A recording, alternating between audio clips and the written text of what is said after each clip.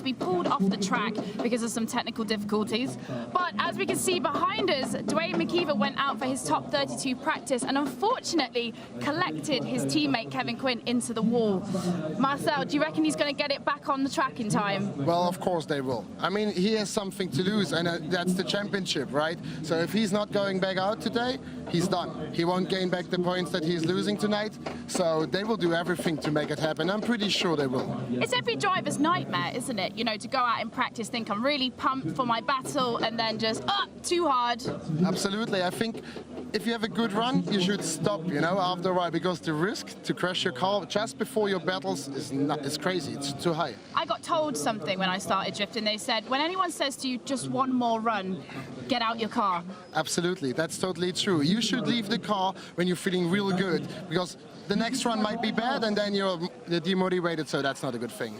The track out there is obviously covered in rubber, and I have heard a couple of drivers say that once the rubber all starts to collect around the edges, it can sometimes be a bit of an ice rink. Yeah, we have seen some drivers going over the edge of the track with the tires, and as soon as they were going on these rubber piles, because of course we have 100 drivers here this weekend, they were going like on ice towards the wall. So, but now the track is clean again, so everything is safe for them to overshoot it a bit at least. Well, we caught up with Brandy Brantner to walk us through the track to show us exactly what our drivers have got to contend with.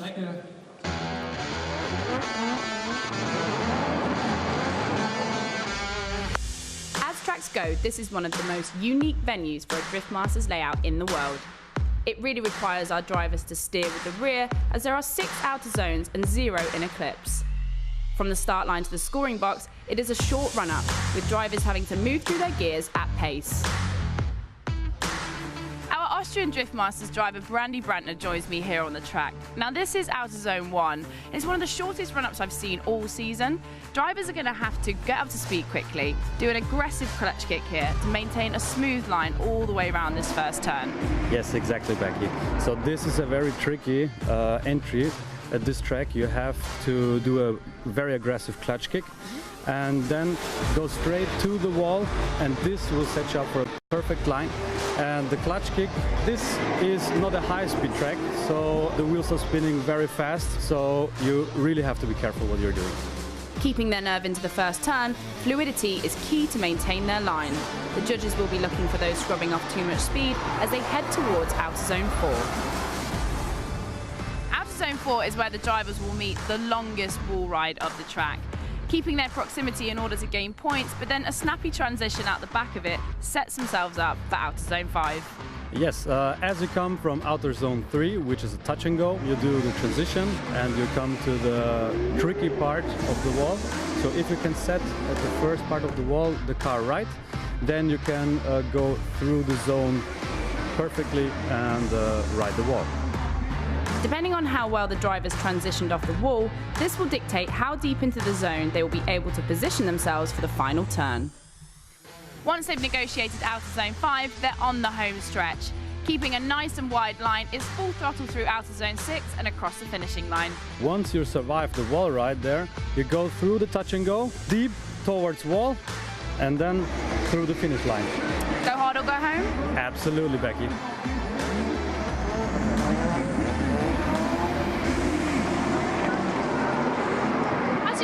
This is a track that really rewards fluidity, commitment, control. When you started to put this track layout into fruition, what was your thoughts? You have a big open space. Why did you think big sweeping turns and walls? I mean, the first thing was that we wanted to make it risky, you know, because people need to see how precise those drivers can be. Those are superheroes, nothing less. And of course, what we also wanted to create is that the feeling for the battles. I mean, the battles is what drifting is all about, right? Qualification is great, but 2 guys 10 centimeters away or less, that's what the sport is all about.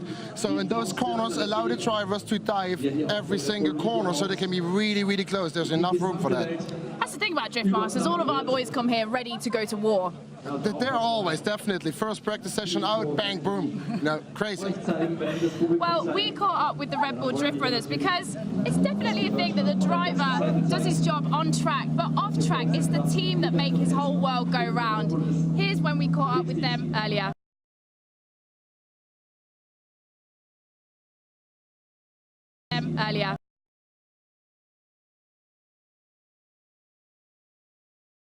earlier.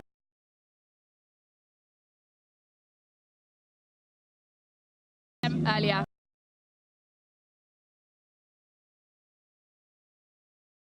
Earlier.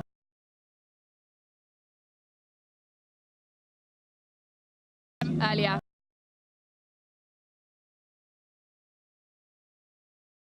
Earlier.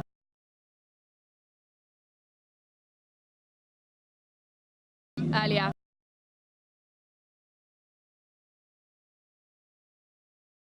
Earlier.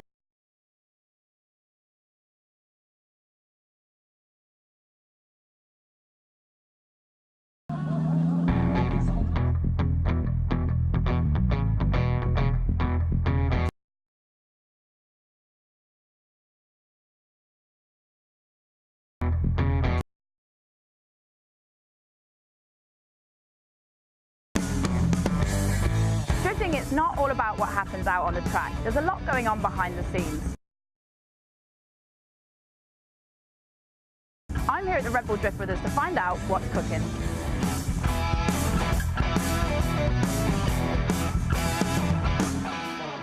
What have we got cooking here? Well, actually, we just got some soup. Gonna put in some more vegetables in there. It's like a little production line, isn't it? Goes from you, Something like mum, that, yeah. girlfriend, everyone gets involved.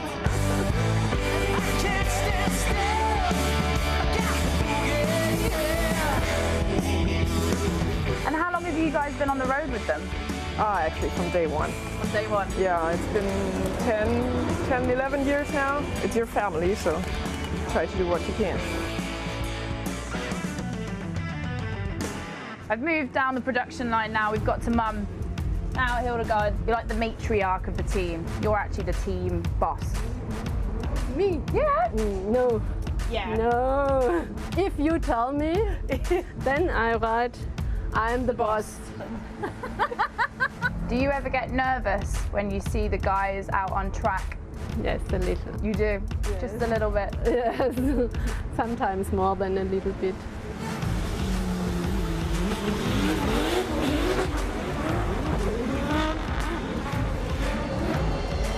Now, I hear that Joe has made the jump from full-time employment now. He had a great job at BMW and now he's giving everything to the drifting.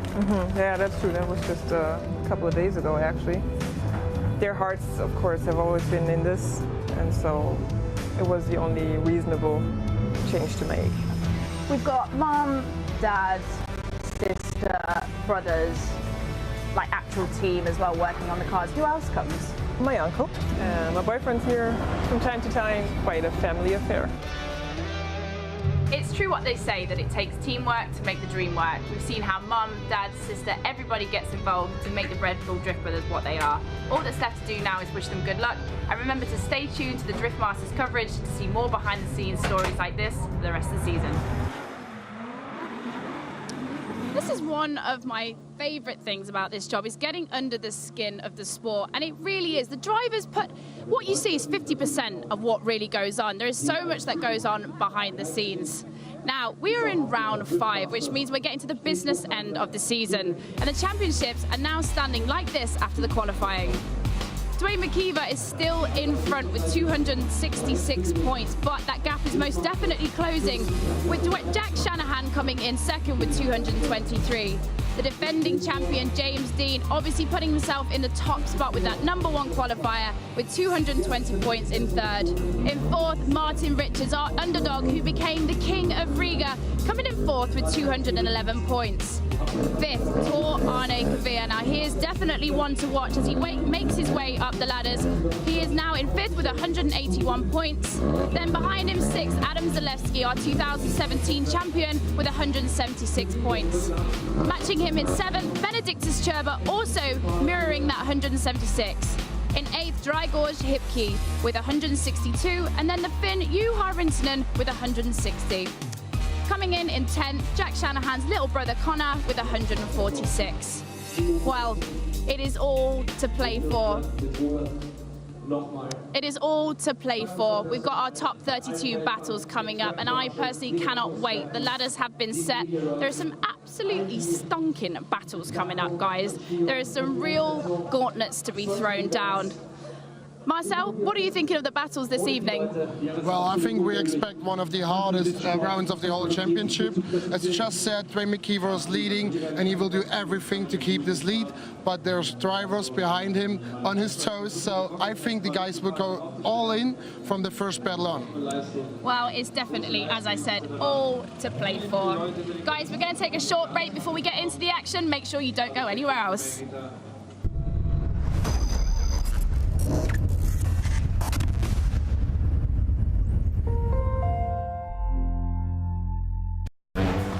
Check out the Motor Channel on Red Bull TV.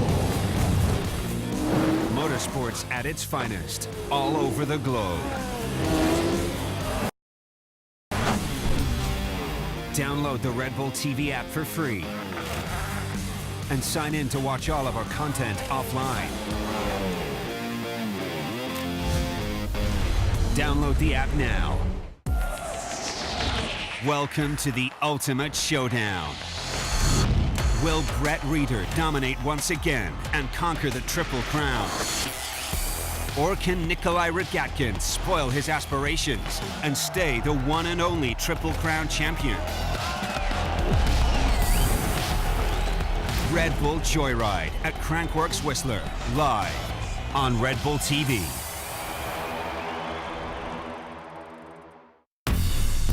They are brothers, and amongst the best drifters in the world.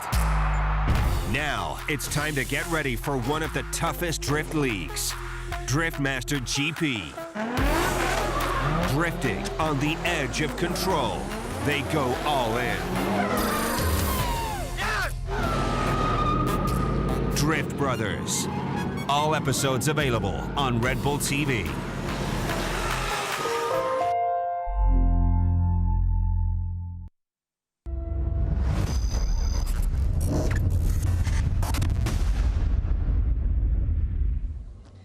Welcome back, everybody, and I hope you've got a comfortable seat, because this evening we are going to see so much action. But that's it from me. I'm going to hand over to my kings of the commentary box, Dave Egan and Ian Waddington. Off to you, lads. Thank you, Becky, and welcome to one of the most unique, crazy, and downright ridiculous drift events you will see anywhere in the world. We are here in Ferropolis for round 5 of the Drift Masters European Championship, and now our attention turns to top 32 head-to-head battles. I'm joined in the commentary box by my good friend Ian Waddington. Ian, this is the stuff dreams are made of, an event for the fans. Certainly is an event for the fans, and not only those fans that are in the grandstands right now, but those watching at home, and me, especially Dave. We watched a little bit of practice in the break, and these guys getting very, very carried away.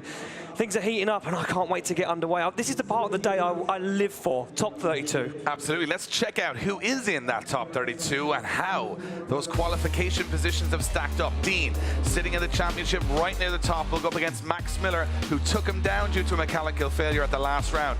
Reihart, we're hearing he's had engine failure. He may hand it over to Juha Poitalaxo, who is your Iron Drift King champion from last night. Elihu Tunji goes up against Max Heidrich in an all-German battle. Northern Cypriot Enver Haskasap goes up against Krzysztof Romanowski. Youngster Connor Shanahan goes up against Slovakian Roman Kolesar. Norbert Zamic looking great on the track, going up against Jordanian Ahmed Daham.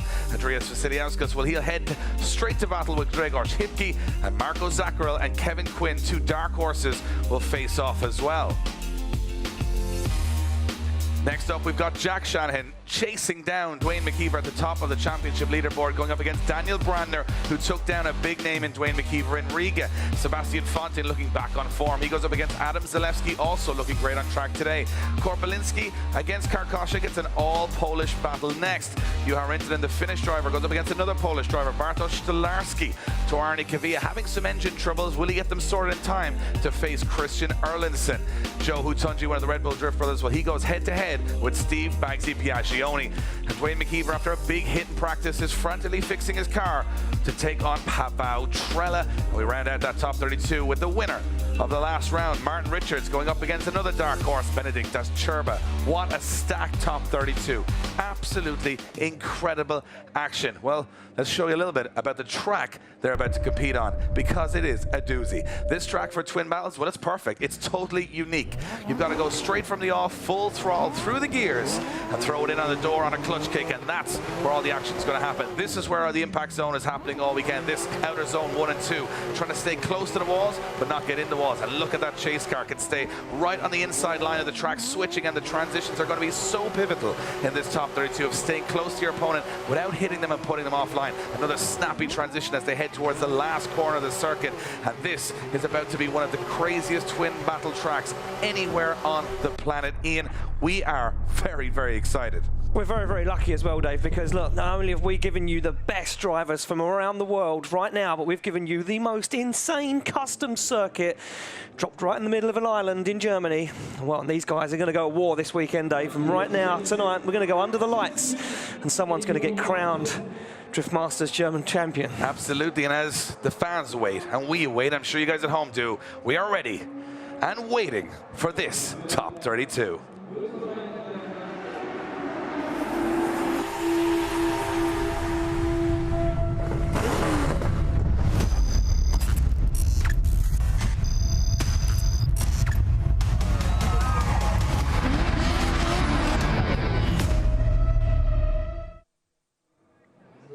Attention now turns to the start line as we started with 45 drivers from 23 countries. Now they've been whittled down to 32, and we start with our highest qualifier, James Dean, scoring a 99, an unbelievable score in qualifying. He goes up against Max Miller, but Max Miller has been his Achilles heel in Riga as they came off the line. James Dean suffering vacuum pipe failure on his car. Just a €10 part allowed Max Miller to move on to the top 16, and Max Miller in that incredible M4. You talk about modern BMW chassis and drifting, with about to see two of the very best. Ian, these guys went to war in Riga. Miller comes out on top. James Dean, well, he's going to try and rewrite the history books here and carry that 99 in qualifying into his lead run straight away. Well, Max Miller right now, he wanted a fair battle in Riga. He didn't want to go, he didn't want to take that like that. James Dean, well, he went down to mechanical failure. He didn't want to go out like that. This is the battle we've been waiting to see. Two of these incredible, incredible, brand new BMW chassis sit on the line ready to go. James Dean to lead, Max Miller to give chase. And look, you can't even count anything in the fight right now, because the way this championship is shaping up as we move into this event, who knows what's going to happen right now. But I tell you what is going to happen right now. We're going to see the first battle of top 32, and things are getting heated. And this track is going to deliver, because we have witnessed some very, very good practice. Absolutely. Well, Miller will know Dean's got the perfect line. He can put it massively aggression on in the first corner, and Miller dives in, loses a little bit of ground here. He's got to make it up through outer zone 1 to 2, and starts to reel in the current defending champion in Dean, but Dean has got pace in that car, and Miller makes a big dive now into outer zone 4, gets up close and personal with the machine as they come through the center section. Miller, though, losing ground again as they come out and just can't seem to put the knife into the back of James Dean as they come across the finish line. Strong performance from both drivers. Miller with flashes of brilliance, but not the proximity throughout the entire run. Well, James Dean gave Max Miller the opportunity to get close and personal. He had that 99-point run. That is the perfect lead run. He gave him the opportunity there. The door was open for Max Miller to take a step inside. But unfortunately for Max Miller, he didn't really take that opportunity. Now James Dean sits in the position that he likes to, chase position. He is dangerous. He will get on the door and he will take you down. Miller now pulls to the line to lead. Can Miller put down a perfect lead line? Well, if he does, James Dean's going to be right there pushing on it. Absolutely, and James Dean, you know, he's sort of been hovering like a shark in the water around the top 3 or 4 for the whole championship, but hasn't won a round of European competition this year to date. Could today be the day? Well, he's got a very, very tough opponent in Max Miller, who can pull exceptional things out of the bag at any moment. He will be in the lead position, and James Dean will have to try and manage his aggression here to stay close to Miller. Two incredibly beautiful drift cars, incredibly prepared, but it's not going to matter when they're banging off some walls like pool balls in the next 50 or 60 seconds as Miller lines up beside Dean, and away they go. Miller in the lead position, slamming through the gears, rolling burnout and a big clutch kick. Look at Dean right there on the initiation, has to manage this aggression into the first corner as Miller takes it to the wall, smashes the back of the car. He is not holding back in this lead run, and Dean backs off a little bit on a snappy transition, now trying to wind in that proximity on Miller. as they look at that. Dean right on the quarter as they transition. Bumper from Miller's car goes under James Dean's car. Fireworks from the off here in the top 32 as Dean pushes Miller across the line. Exceptional stuff. 2 clean runs, and if the rest of this competition matches that kind of intensity, we're in for a long and exciting night. Well, fair play to Max Miller there. You know what? He had to go out there and put it all on the line. He didn't have a fair battle in Riga, as we keep saying, but this time he put down the lead line that he had to do. Very nice initiation. Cut across the circuit ever so slightly, and you can see Miller deep into that wall. Didn't really upset his line, though. Kept on the throttle. James Dean stayed in it, backed out a little bit to avoid that bumper, but then reels in Miller as they come around outside zone 4. And this is where Dean gets the bumper under the front wheels of the car. You can see, oh, just caught it with a front bumper. James Dean dives up onto the door and pushes Miller across the line. Fair play to Max Miller. You know what? The pressure from the current and chasing champion, he held up. Let's see what happens, though, when the scores drop in from the judges. And you know what? I think the proximity a little stronger from Dean throughout, but Miller doing an exceptional job in both lead and chase also. Let's see who's going to the top 16. Judges say it's going to be the machine. James Dean going through. Better lead line and more proximity in the chase, and that's how you get the job done. But Miller with an exceptional job in the lead and chase, showing the potential this guy has for the future. And I'm looking forward to seeing Max Miller grow and grow, because I think he's going to be a real contender in the future. We move it along to our next battle, and on the line, well, there's only one car, and that is because Michael Reichardt from the Czech Republic, he has had some issues with his car, and I think he's blown an engine in that car. It went from 1,000 horsepower to 0 horsepower in practice, Ian, and unfortunately Michael Reichardt looks like he will retire from the competition. You have Poitalaxo will make one pass of the circuit, and you know what, he's having a dream weekend. He took the top step in the Iron Drift King competition yesterday, and now, Ian, well, he's just got to buy through, and as you can see just over the shoulder, Dwayne McKeever still fixing his car. The drama continues as Poitalaxo now goes out on an sort of stressful run just to get a run down, but he's done enough runs this weekend to last a lifetime. Well, this is it. He finished up podium yesterday, like you said, top step in the Iron Drift King competition, took home that prize money, and this is now really just a good weekend for him. He's got a buy run into the top 16, but he does face off against James Dean. We've seen battle before, and Poitalaxo didn't get the decision he wanted, so could this be the redemption Poitalaxo wants, and could he take down Dean in top 16 and move forward? Well, if you win Iron Drift King and you take down James Dean in one weekend, it's incredible. But James Dean is feeling confident. Becky's with him now. James Dean, that is your first top 32 battle, and you've got through perfectly. Now, this is a brand new car, and you started to put some scratches on it. I can see you pushing Max Miller around. Do you prefer it now? It's not so freshly painted? I prefer it now, for sure. It's, you know, that new car feeling when you're like, oh, what's the first mark going to be? And you hope it's not a bad one from a crash. But this weekend we've had some battles cars front and back, from close tandem and rubbing the walls. Really enjoying it and super happy to battle or to get into top 16. Max drove extremely hard, but it all worked out, thank God. Good to see you've got your luck back. Thanks, James. James Dean looking pretty confident there. He's true to the top 16, and well, you have Poitalaxo. Even you can call this one, Ian, as a layman like yourself. He didn't have an opponent, so he wins, and he goes through to the top 16, and he will face James Dean. What a heavyweight battle to kick off our top 16. Finland versus Ireland. We move it along. That's an all-German affair, as Eli Hutunji from the Red Bull Drift Brothers, he goes up against Max Heidrich. You've got the calculated approach of Eli Hutunji up against the wild, fearless nature of Max Heidrich. And on this track, the advantage may swing to Heidrich, who won this event, the Iron Drift King, last year. Will that count for a lot? Well, Eli Hutunji's looked good on his second run of qualifying. He messed up the first. But let's see what happens when these two German heavyweights come off the line. Off the line they do come, and look at that nice initiation from Hutunji, but he's very deep, goes Heidrich, and he's over-rotated. Do you know what? I thought he was into the wall there, Dave. He went very deep and dropped 2 wheels over the edge of the circuit, and I held my breath for a second. Hutunji, though, no problems this time. A 91-point qualifying run in his second run. And all he has to do now is finish the rest of this run to not incomplete, and he does it in style as he brings it across the line. Heidrich now.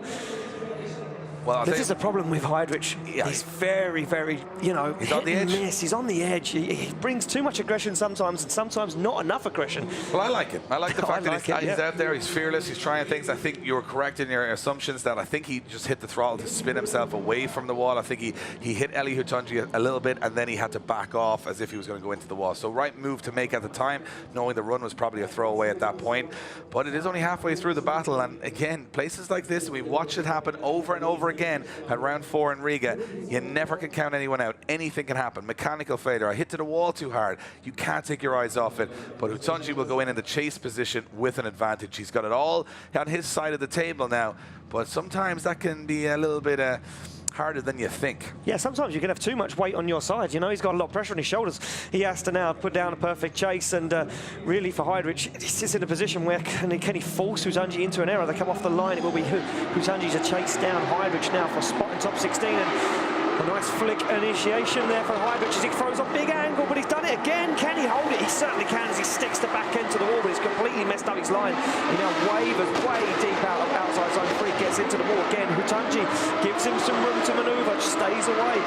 Now starts to rein him in, but he shortcuts the circuit, Hutonji, to jump back onto the door as Heidrich sticks it to the wall and finishes up the run. I think Hutonji knew the job was done there. I think that was a big error again for Max Heidrich to the first outer zone 1 and 2. He went on almost 90 degrees. The only thing stopping him going in the wall was bouncing off the wall. And he sort of pool balled off the cushion there and got himself back into it. But I think that was another error. I think he was going a little too aggressive through those first 2 zones. You can see here he almost loses control coming out of, he's almost on 90 degrees. He sort of has to go way over 2 wheels off the circuit, in fact. Yeah. So I think at that stage, Hutonji has the advantage massively in his court. And I think maybe the clever approach here was to stay mid-track, give him a little bit of space, and just back off a little bit, as Hutonji does, knowing probably enough in the bag there to take the victory. Well, take nothing away from Max Heidrich going absolutely bananas though on just going to say, he went absolutely, hard in that lead position. Here we go. Decision comes in. Slightly left for Hutonji, right for Heidrich, and then we go unanimous. Hutonji gets the win and advances on. Well, no questions asked there. As you can't be crashing into the wall and spinning around. It's not going to get you through to the next stage. And the guy that won last year's competition eliminated in the top 32. I mean, the drama is starting to unfold as we get through this bracket, and it is a very stacked top 32. There are no weak drivers here. So let's see. I mean, do you know what? I want to know how Eli Hutonji feels about it. That was a tough battle, a lot going on in front of him. Let's see what Becky has to find out from the Red Bull Drift brother. You said that you were definitely pushing the line in qualifying, and you've just won your battle.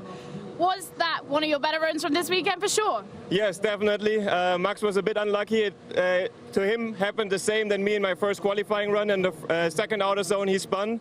But other than that, it would have been a really hard fight battle because I was doing 1 practice lap with him and he was on form today. So I'm quite happy. It was a bit unfortunate for him. I would have liked to have a better show, but I'm happy to compete and go through to top 16. Thank you, Eddie. We'll see you in top 16. Thank you very much. Well, Eli Hutonji very happy about moving to top 16. And next up, Enver Haskasap and Krzysztof Romanowski. Northern Cyprus versus Poland. And you know what? 2 guys looking for a turn of form, Ian. 2 guys that have struggled to get to that top 16 all year. Well, now one of them will and one of them won't.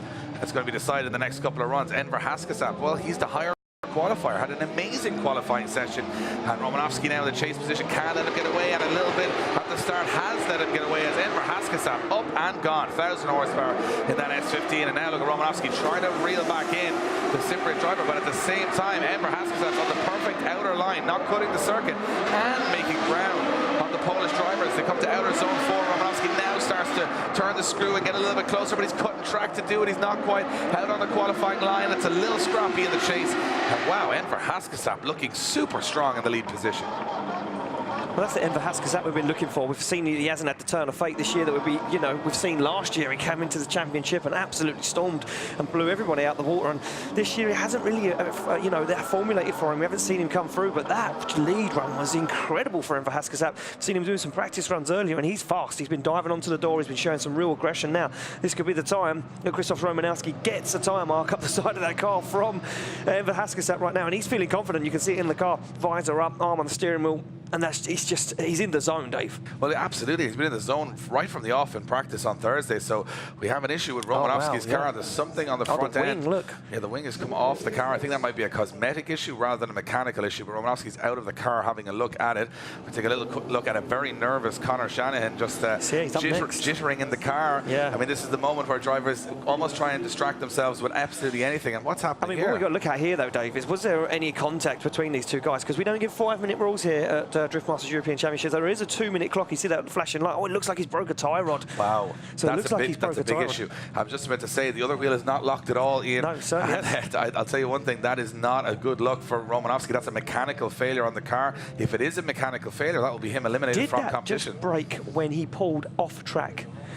That's what we're looking at. When he got to turn around, did the tie rod snap when he turned around to go back to the start line? Because he finished the run, yeah. And Romanovski, we get it from the marshals officially, he is out of competition, and that is heartbreaking. He actually broke that tie rod after the finish line turning around, and that is, you don't even get a fair shot that way, right? Wow. What are the chances of that? Look at that, the wing popped off there, and you can see tie rod snapped. And Romanovski, I mean, this happens after the finish line, not even on a competitive run, and he was so perfect. we can't even, you know, we couldn't even go to the factors. Was there some contact? Was it forced by Enver Haskasap? You know, is there a competition timeout involved? It looks like that happened, Dave, after the finish line as he was trying to turn the car around. I'll tell you one thing, it is a cruel sport. It really is a cruel sport when things like this happen. You can see in the car, Romanovski just not happy. I mean, he had a good run. It wasn't perfect, but he was in the fight. And you know what? He finally starts to gel with the car. We've spoken about this quite a lot this season. You know, Krzysztof Romanowski last year piloting that BMW E30 with the V8 under the bonnet. What a turn of fortune. Heartbreaking, but as we recover Romanovski from the circuit, we're going to take a small break. Don't go anywhere. How could you? With action like this, we're back after these.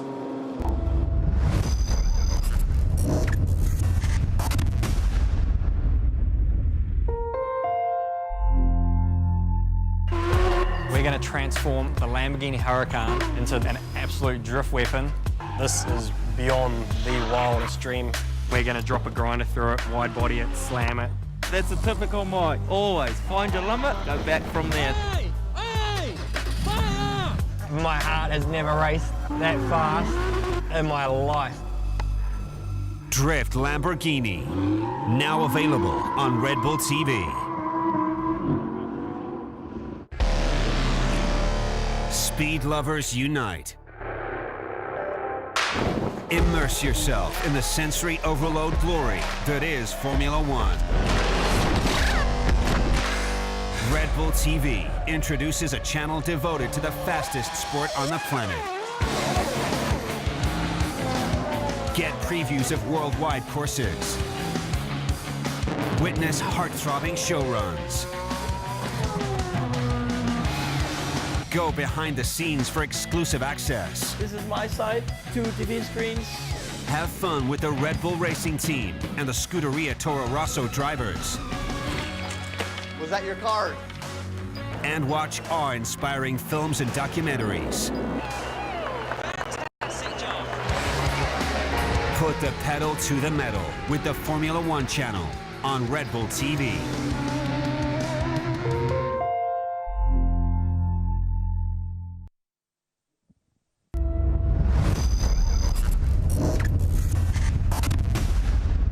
Welcome back to Germany, and welcome back to round 5 of the Drift Masters European Championship as Romanovski will unfortunately bow out against Enver Haskasap. Haskasap going through to the top 16, and you know what, looking on form too. So a strong competitor through, as Romanovski, you can see, trying to recover that car. Heartbreaking stuff for him, but we will move to the start line and continue this incredibly dramatic top 32 already between Conor Shanahan and Roman Kolesar. Ireland versus Slovakia. 2 incredible drivers. Well, only one can go to top 16. Shanahan, good qualifying form, not so good battle form in the last couple of rounds. And Kolesar just looking for a break. And he went well here all the way through practice. He went well through qualifying. Can he continue that form? He's in the chase position. He's going to have to be right at Shanahan's door here from the office. They come through the gears, flick in from Shanahan. Roman Kolesar with a late initiation to try and bring down the gap as they come through to outer zone 2. And the Kolesar on big angle, but on the inside of the track as Shanahan goes to the exterior of the track. Kolesar now transitions back. Can he start to close that gap? Can he start to get that proximity? He's just about there towards the end of outer zone 4. Nice transition from both drivers as Kolesar now throws it in, but stalls up and makes a big error into the last corner as Shanahan takes the advantage across the line. Very good job there from Conor Shanahan, and very technical. Done exactly what he did his qualifying run, stuck on that qualifying line, absolutely nailed it flawlessly as well. And yeah, for me, it's just Shanahan done what he needed to do. Stuck on a qualifying line, proved to the judges where he could be at, and just let Roman Kolesar make all the mistakes, you know. And Kolesar got himself caught up in a few places. And look at this from the young gun, a bird's eye view inside the car. of Shanahan as he fires that car onto the wall. Little dab of the handbrake, sets that car. Look at the clutch kicks. You can see him really working that car. And these cars, it doesn't seem that demanding, this circuit, but you talk to the drivers and say, in these zones where the car grips up and slows down, especially onto the wall, really working the car. You know, clutch kicking a lot and full throttle clutch kicks, and could we see some breakdowns at the end of the day. I mean, there's a lot of stress going on in these cars. We've already seen two guys going out through putting their cars through the paces. A lot of guys say a lot of throttle usage on this track, and it's actually hard on engines because there's not a lot of amount of airflow coming through this arena.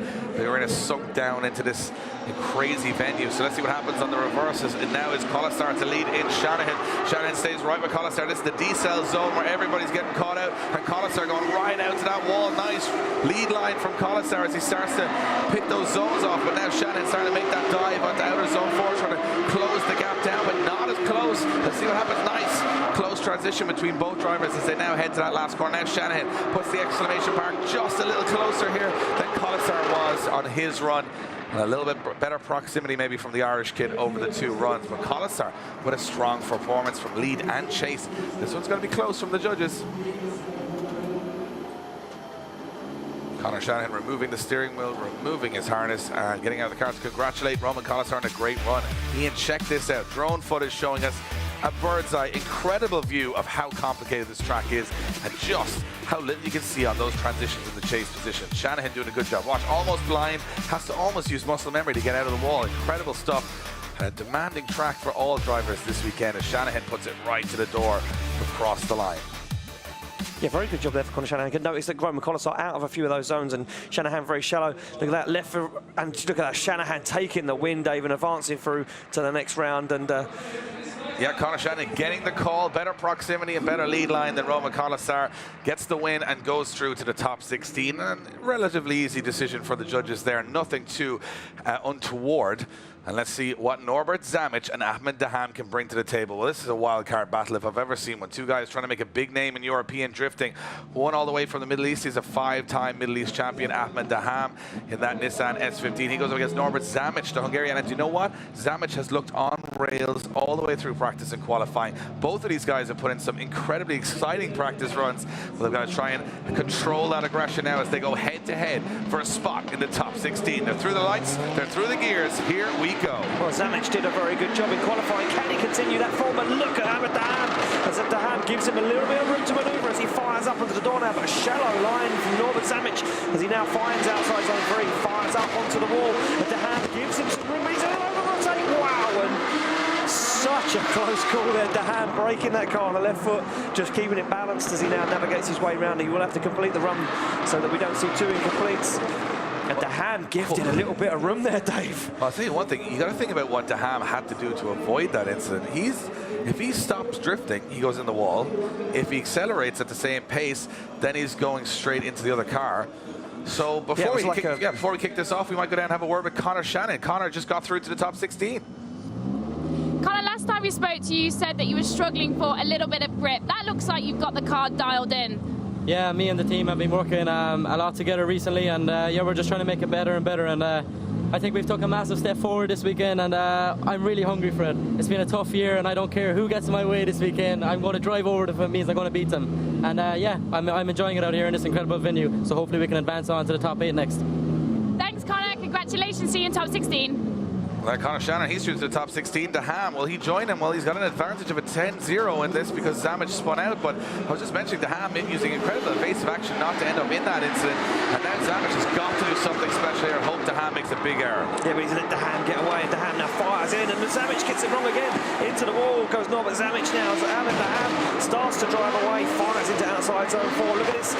Norbert Zamic makes a dive, but has to left foot brake to keep that car off the side of Daham, as Daham now does absolutely perfect, and Zamic again makes a dive, but a huge error as he hits the wall. Daham just looking flawless right now. Yeah, actually too aggressive from Norbert Zamic. He actually hit Daham, it looked to me, coming into that last corner or that last outer zone, and Daham doing a good job of not also joining him in the wall. But I think Zamic got desperate there. I think he knew he'd lost ground from the start. He made a big dive here into outer zone 2, but he had to go on big angle to stay out of the wall and just bounced off it. And now he's in no man's land. He's got to do a big, almost rolling burnout through the center of the course.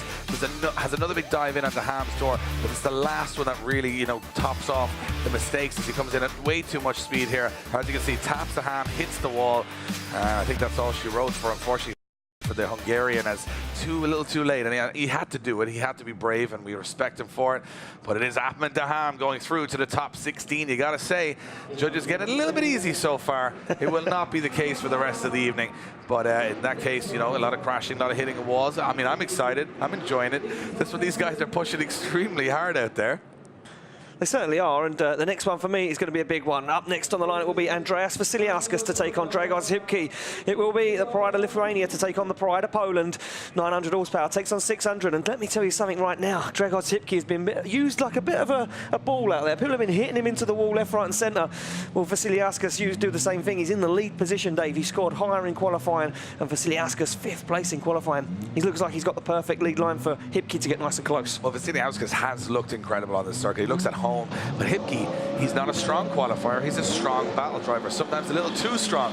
So this weekend, it's going to be very interesting to see who goes through to the top 16. Look at Hipki not letting Vasiliauskas away. Vasiliauskas put that extra bit of pace, and now that V8 going to allow Hipki to modulate the throttle and stay in the fight. And look at this, Hipki right on the corner of Vasiliauskas coming through that smoke screen. Very close transition from Dragos Hipki as Vasiliauskas fulfills that outer zone perfectly. But Hipki, like a dog with a bone here, not letting him go all the way through the circuit, and Hipki just losing ground towards the end. It looks like Vasiliauskas has got that car dialed in and a little bit more pace. Hipki doing a good job, though, of being aggressive. Well, as you can see there inside, Hipki's got absolutely fulfilled with smoke as he chased down Andreas Vasiliauskas, and Vasiliauskas, for me, looking absolutely on form. Look at this, on board, looking back. Now Dragos Hipki as he flies around that circuit, one hand on the wheel, one hand on the handbrake, as he dials that car in and dives onto the door. Look at this, nice and close as they're inside-outside zone 4, and Hipki just taking a breath of smoke there from Vasiliauskas' E92 BMW. And Hipki doing a very tidy job in that chase position. But yeah, as Dave, you said, losing a little bit of ground ever so slightly there. And I think that's going to be the tail of this one. Everyone's saying that Hipki's got the tyres for this. Everyone's saying that Hipki's got the grip. Can he drive away from Vasiliauskas? Or can Vasiliauskas now put it onto the door of the Polish driver? I think if you look at the squat on both of these cars, how they sit down on those rear wheels, it's very difficult to drive a drift car with that much grip dialed in. Grip is a big factor here with such a flowing track, but a consistent speed through 2/3 of it. Speed is a massive factor. If you can't catch your opponent, you're not going to get close to his door. You're going to have to start cutting track and making mistakes. Vasiliauskas, it looked to me like had the pace, but he's got to, you know, go in behind Hipki here now. He's got to actually force the issue. Words being exchanged from Dragos Hipki and our start line marshal, and oh wow, this is. Look, we all know drivers and hand signals and that, you know, that. I think Hipki's having a complaint here about the start of the first run. I think that's what he maybe complained to the start line marshal is Vasiliauskas and how he came off the line. I mean, there's a traffic light system here, you can't jump it. So maybe Hipki felt he could have been a bit closer, or does he have an issue with the car? It's hard to know right now. Our marshals are communicating to see exactly what is going on. His body language, though, Dave. His body language is like very, you know, he's angry. He's upset. Something's upset him. I think you're right. I think maybe Vasiliauskas jumped the start line. I'm not too sure if he jumped the start line. I'm just saying Hipki might have been. He could have even been, you know, napping a little bit on the start line too. So, you know, again, it's all happening in split seconds, and you can't, you know, it's very easy to analyze these things afterwards and say, oh yeah, let's watch 400 replays. But at the end of the day, this stuff happens in milliseconds, and decisions like coming off the line. I mean, this is what Hipki is complaining to the start line marshal, saying. I mean, I think what I'm translating here, and I don't believe me, I don't speak Polish, but I may do a little bit of sign language. I think he's requesting a protest that maybe he runs this run, the first run again, saying there may have been a false start. I'm sure that will go up to the judges. It will go to the head marshals here, and they'll have a good debate over that. There may have been no foul play whatsoever from Vasiliauskas, and this may have just been a Hipki mistake. Again, we're not in the position to judge Ian, but we're just trying to figure out what's going on. Well, I'll tell you something right now, Dave. I am glad I'm not a judge, because I would not want to be in that situation now, sitting in that tower saying, but did he or didn't he? Did he drag race him away from the line? There is a pace cone out there. There's a pace cone out there 6 to 7 meters away from the start line. Those guys need to be side by side at that pace cone. Okay, well, I'll tell you what we're going to do. Let's stop debating it. Let's not assuming it. Kevin O'Connell, can you clear this one up first?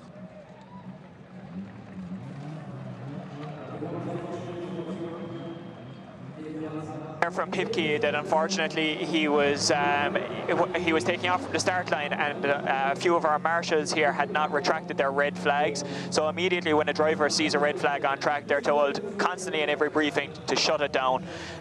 Just as he saw that red flag, and after shutting down, the red flags were pulled back in, and he'd already lost a little bit of an advantage. We got the word back from the start line. We think it's a lot fairer there to just send both drivers back to the pits, get fresh tires on both cars, and see this run properly from the very start. Okay, so I'll tell you what I like about that is the fairness, because there was an issue with the track marshals here, leaving red flags out too long, and Hipke obviously reacted to that, and, you know, I tell you, we'll never know what happened, but at the end of the day, the marshals and the judges making the fair call to rerun this again.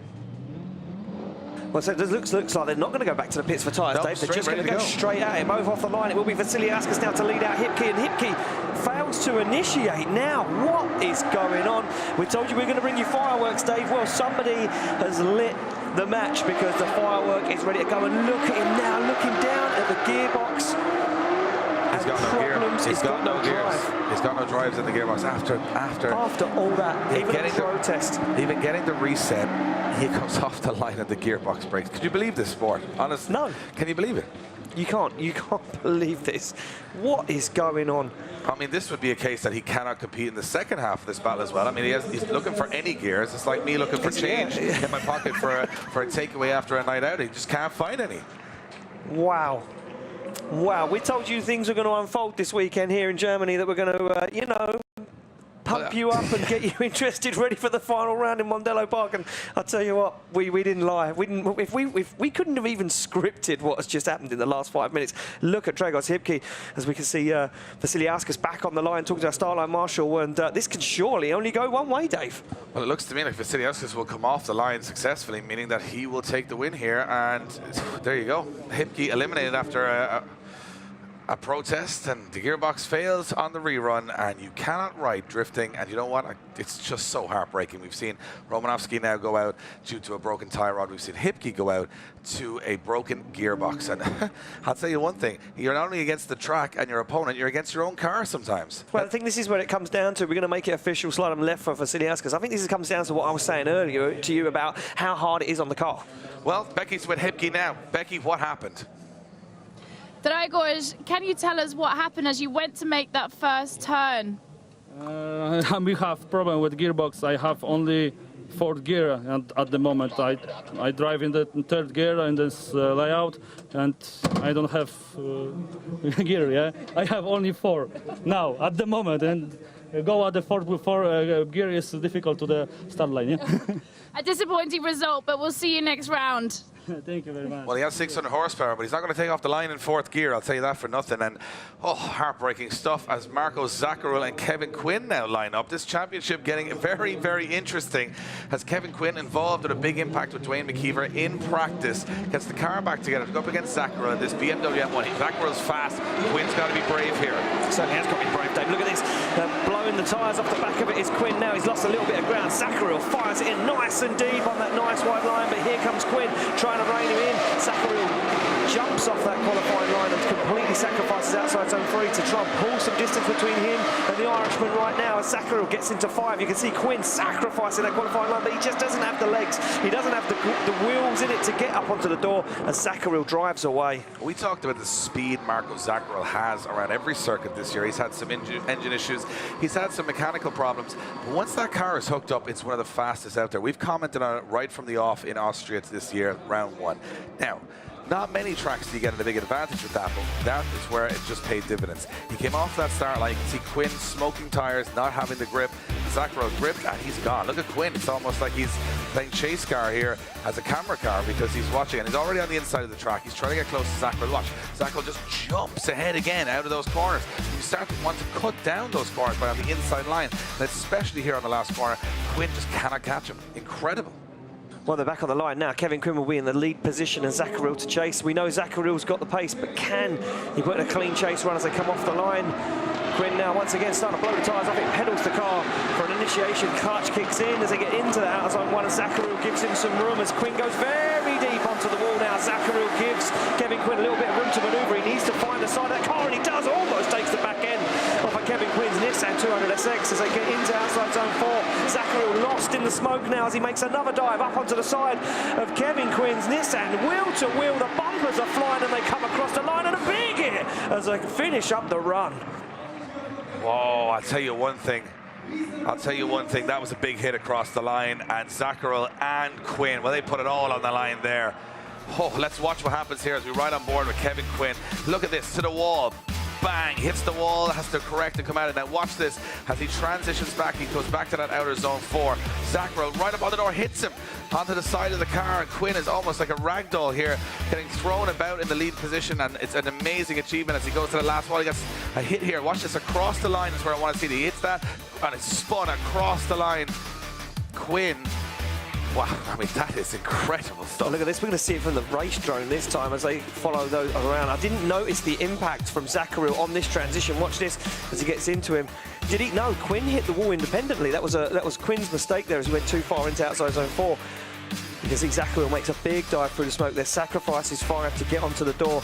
And then this is where it all goes wrong. Is there a nudge, or did Quinn? I think Quinn spun independently of that, and I think it was just a very close. Well, Ian, I'm not making any calls whatsoever, as both drivers now get a result from the judges. Let's see which way it goes. It's going to be a win for Marco Zaccaro, as he goes through incredible performance from him, all the aggression in the chase, and an incredible lead run and a fast lead run gets him the win. Incredible stuff. Marco Zaccaro, well, he could just take everything today. No stopping him in practice or qualifying. Impressive stuff. Now, here's a big one for the championship. Jack Shanahan going up against Daniel Brandner. Well, Brandner took down McKeever in Riga. He is not to be taken lightly. Goes up against Jack Shanahan, who has topped, or come second in qualifying at every round this year. And Shanahan is trying to chase down McKeever at the top of the championship. He's got to go through Brandner here. Very, very tight battle ahead of us. Yeah, Jack Shanahan fires it in that initiation zone, but look at Brandy Brandner right up onto the side of Jack Shanahan. Oh, but a big understeer from Brandy Brandner, and he shuts it down. And Jack Shanahan's just going to finish out this run. I think that's a gear change issue or a gearbox issue. Yeah, it's a downshift. It was like, yeah, exactly that. Looks like he went for the downshift and got it completely wrong, and by the time he mistimed it, it was all over. I think maybe a third down to second, and they're just not going into gear or breaking something on the car. We've watched it happen a few times in practice. A lot of gearbox requests from drivers throughout the weekend, or gearbox parts. That third to second on full angle is not easy on a car, and it looks like Brandner's come to a stop. I think this is going to be a buy run for Jack Shanahan on the second half of this, because Brandner can't make it back to the line. He's got 2 minutes to get there, but at the moment it doesn't look like he's got any drive at all. Oh, look at that door open. So I think that is the end of the weekend there for Brandner. And I was just going to say, look, Brandy Brandner's took down some serious competitors for in this championship so far. He took down McKeever, took down Bagsy in Poland, and I think that's it. I think that's the end of the weekend. And look, you know what I like about Brandy Brandner, Dave? He's always happy. Even if his car breaks or he rips the wheels off it and ends up in the gravel, he's always up there cheering and waving to the crowd. And not sure what's going on with that car, but nevertheless, Brandy Brandner, shades on, still looking cool and still having fun. That's what he told me. Yeah, well, I mean, he's getting talked by the marshals that said that he needs recovery from the circuit. Looks like it is a gearbox issue and drive shaft issue. Look at Shanahan, though. This is a great ability we have now with the incredible onboard cameras from Red Bull. And from my perspective, you get to feel the track. You get to see what these guys are doing. And look how many adjustments Jack Shannon's going to make to that car as he goes around the circuit. His feet are flying, his hands are flying, the wheel is spinning. There's so much going on. Just look how close he is to the wall as well. When he takes a glance out the side glass, the side window, you can see the wall literally inches from the side of the car. And that's because he's in quite a short car, so you've got to go even closer to those walls. But Brandner shuts down. He was brave into that first corner. He was right with Shanahan up to that point.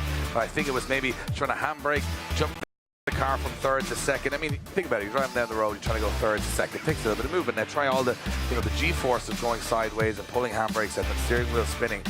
You can often mistake that shift.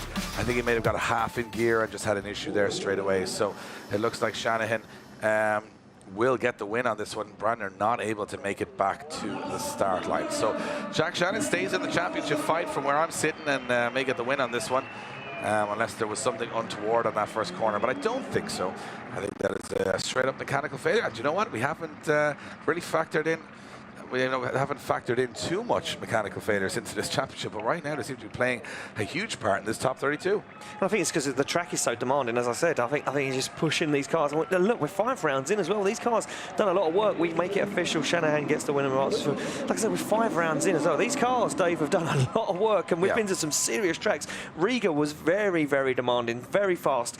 Now we put them in this little circuit. It's making it even harder. On the line, Sebastian Fontaine now will take on Adam Zalewski. I've been looking forward to this one. Whoa. 2 guys on it this weekend. It's Fontaine and Zalewski. Holland versus Poland. BMW versus GT86, but they both got the same engine under the bonnet, and Fontaine has been desperately trying to get a result. And he is flying. His line through outer zone 1 and 2 has been exceptional, but Zalewski, well, he's in the chase position.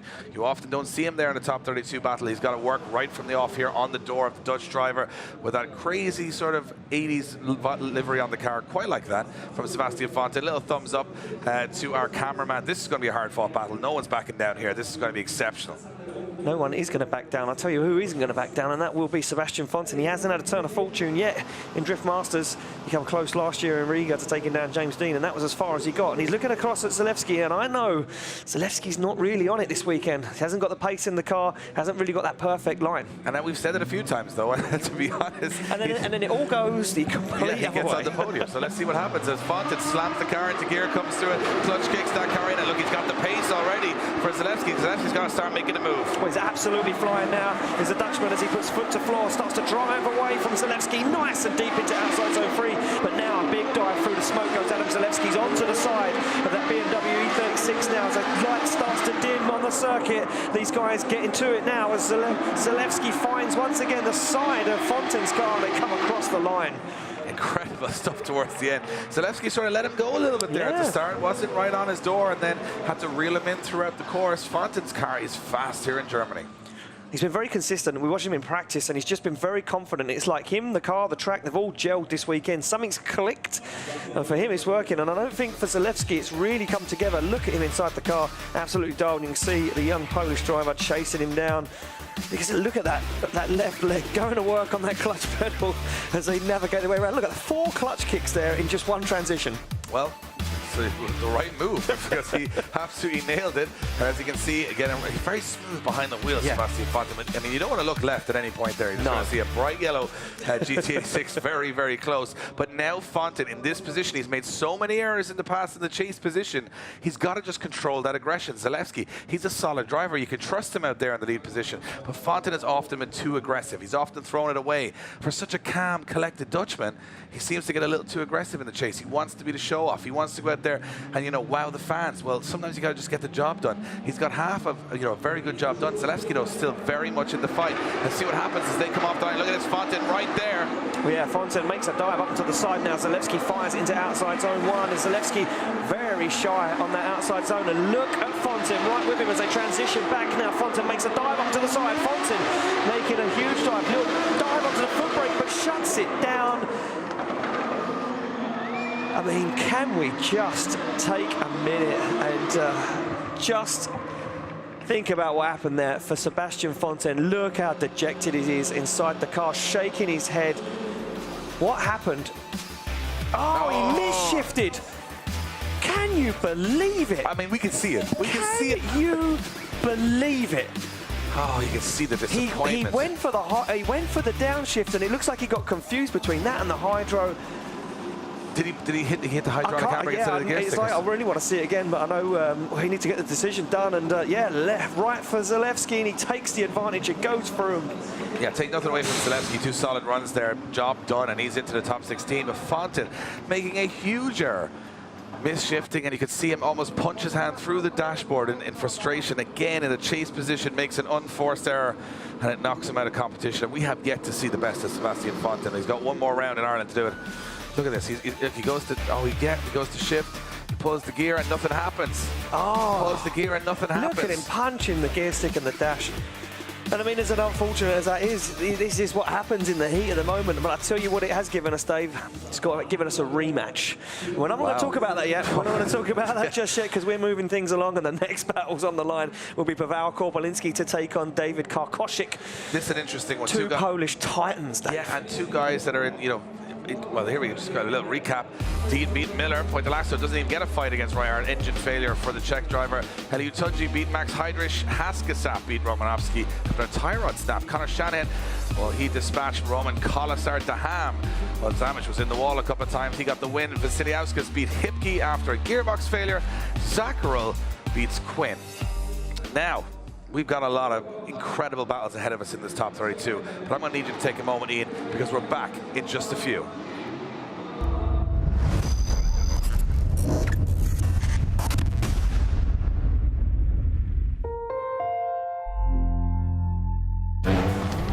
check out the Motor Channel on Red Bull TV. Motorsports at its finest, all over the globe. Download the Red Bull TV app for free and sign in to watch all of our content offline. Download the app now. The Bull is back. Get ready for a legendary jam session in Marseille, France.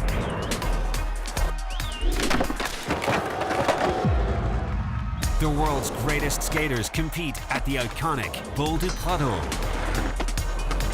Red Bull Bull Rippers, live August 18th, 4:30 p.m. on Red Bull TV. They are brothers and amongst the best drifters in the world. Now it's time to get ready for one of the toughest drift leagues, Drift Masters GP. Drifting on the edge of control, they go all in. Drift Brothers. All episodes available on Red Bull TV.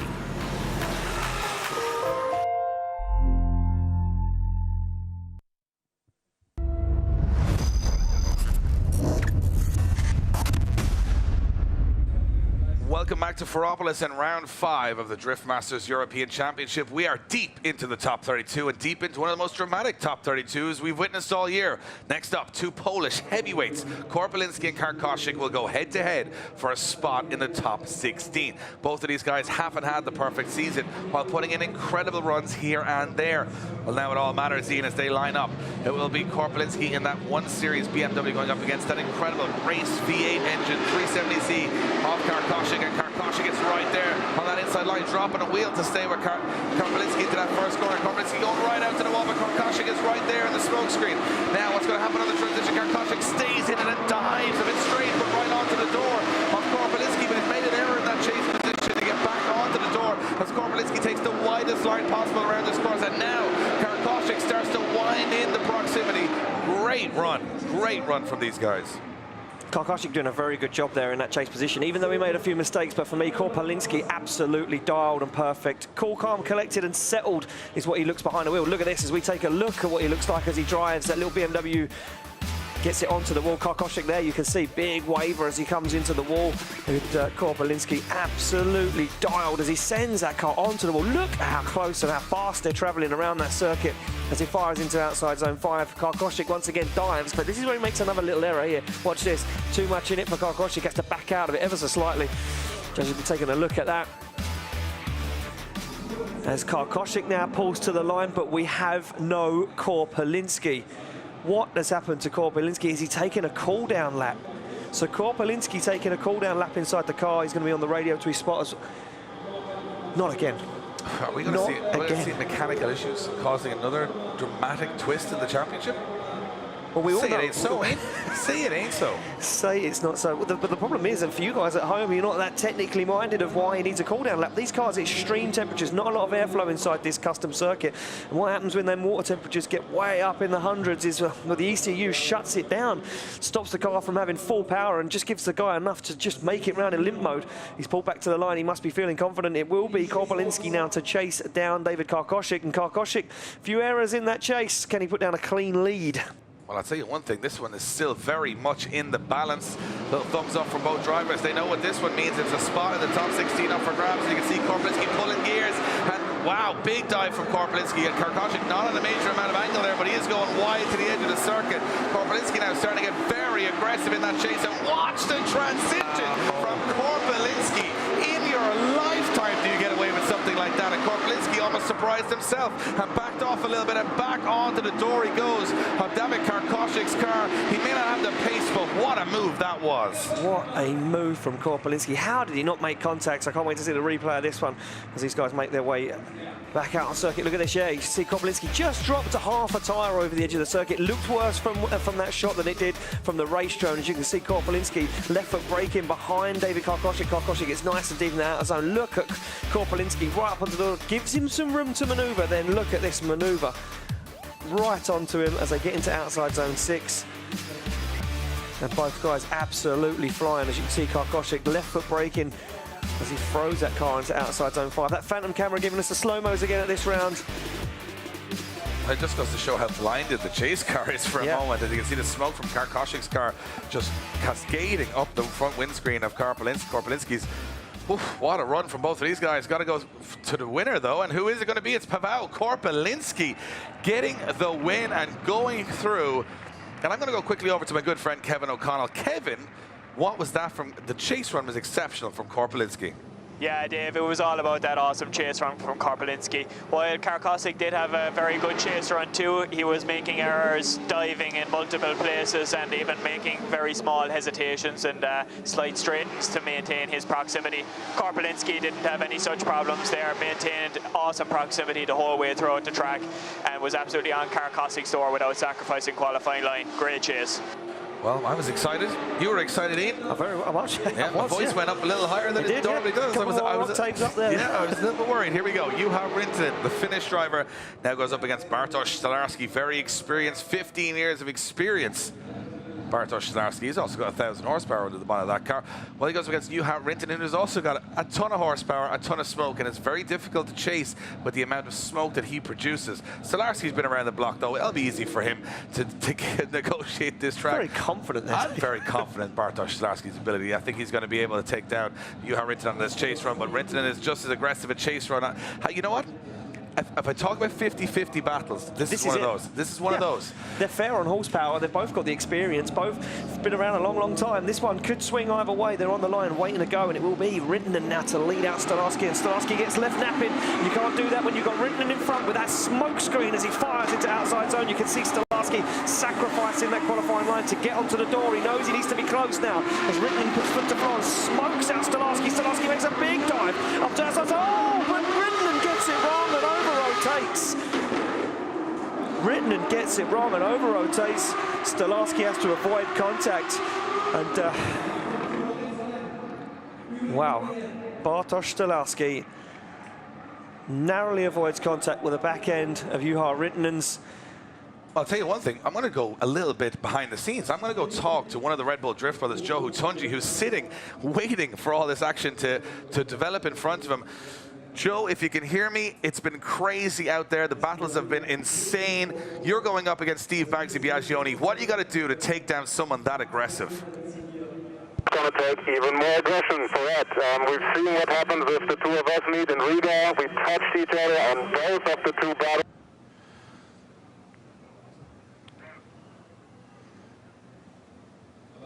Oh, so we seem to have a little bit of trouble with Joe Hutunji's microphone. Great to hear from him, though. He said he's going to be more aggressive than Steve Baggsy Biagioni, and that's a hard task because Baggsy's one of the most aggressive drivers out there. What's going on in the meantime with Stolarski? Well, Stolarski's out of the car. Now, was there a little bit of contact between him and Juha Rintanen? Rintanen stuck the back end of the car to the wall. Now, like I mentioned it earlier, I'm going to just put it back in your minds again so it's fresh. There's no 5-minute rules here. The Drift Masters European Championship, just a 2-minute clock that starts once the first guy gets back to the start line. You can see it ticking down in the background.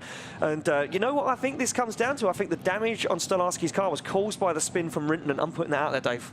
Really? Okay, well, the good thing is, Ian, you're not deciding anything. No, it's going to be the judges and the marshals that do. And I mean, I can't keep up with the pace of this event. Everything that could happen does happen. Oh, this is a great view here. Let's see what happens. Rintanen's in the lead position. Stolarski's in the chase position. Everything looks great. Everyone's having a good time. Rintanen transitions back to outer zone 4, takes the spoiler clean almost off the back of the car. And they transition, yeah, very straight there. From Juha Rintanen as they come into that last corner. Let's have another look from the outside. Just trying to see where the damage was caused. It's this view here where you're going to see it. You're going to see where Rintanen made a massive error. If we get that drone positioned correctly, here we go. Rintanen fires it up into the door. Stolarski makes a big dive. Watch Rintanen. Oh yeah, there's the contact. Front wheel to front bumper. Front wheel to front bumper, yeah. Now the question is now going to be who the judges deem at fault for that. We're going to see how severe it is.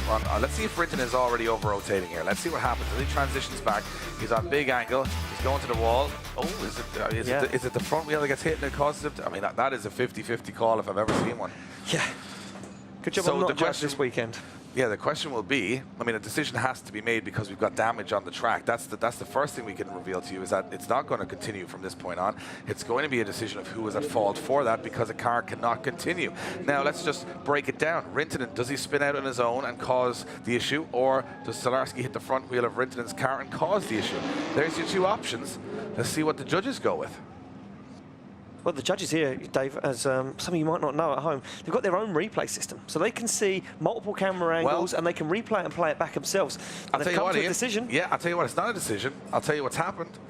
I'll tell you what's happened here is that it's going to be Stolarski getting a 10-minute competition timeout for the damage caused, which was the fault of his competitor. So he's going to get 10 minutes to fix the car and come back out and do the second half of the battle. We move it along to Tor Arne Kvia against Christian Erlandsen. Erlandsen, I'm trying to keep up with this scene. It's just coming frantic here. Frantic now, yeah. Christian. Can we slow this down a small bit? It's just too much No, let's going keep on. it going. I like this pace. This is very, very good for me. My excitement levels. Kvia on the line. The sledgehammer said he needs a result this time. He needs a trophy.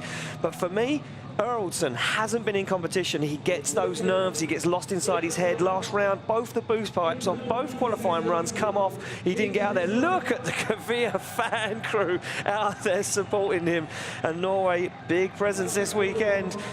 Kvia, though, he's desperate, but the car not playing ball. Yeah, he shut down on his second qualifying run after scoring very highly on his first. Is the car going to hold together for 2 runs?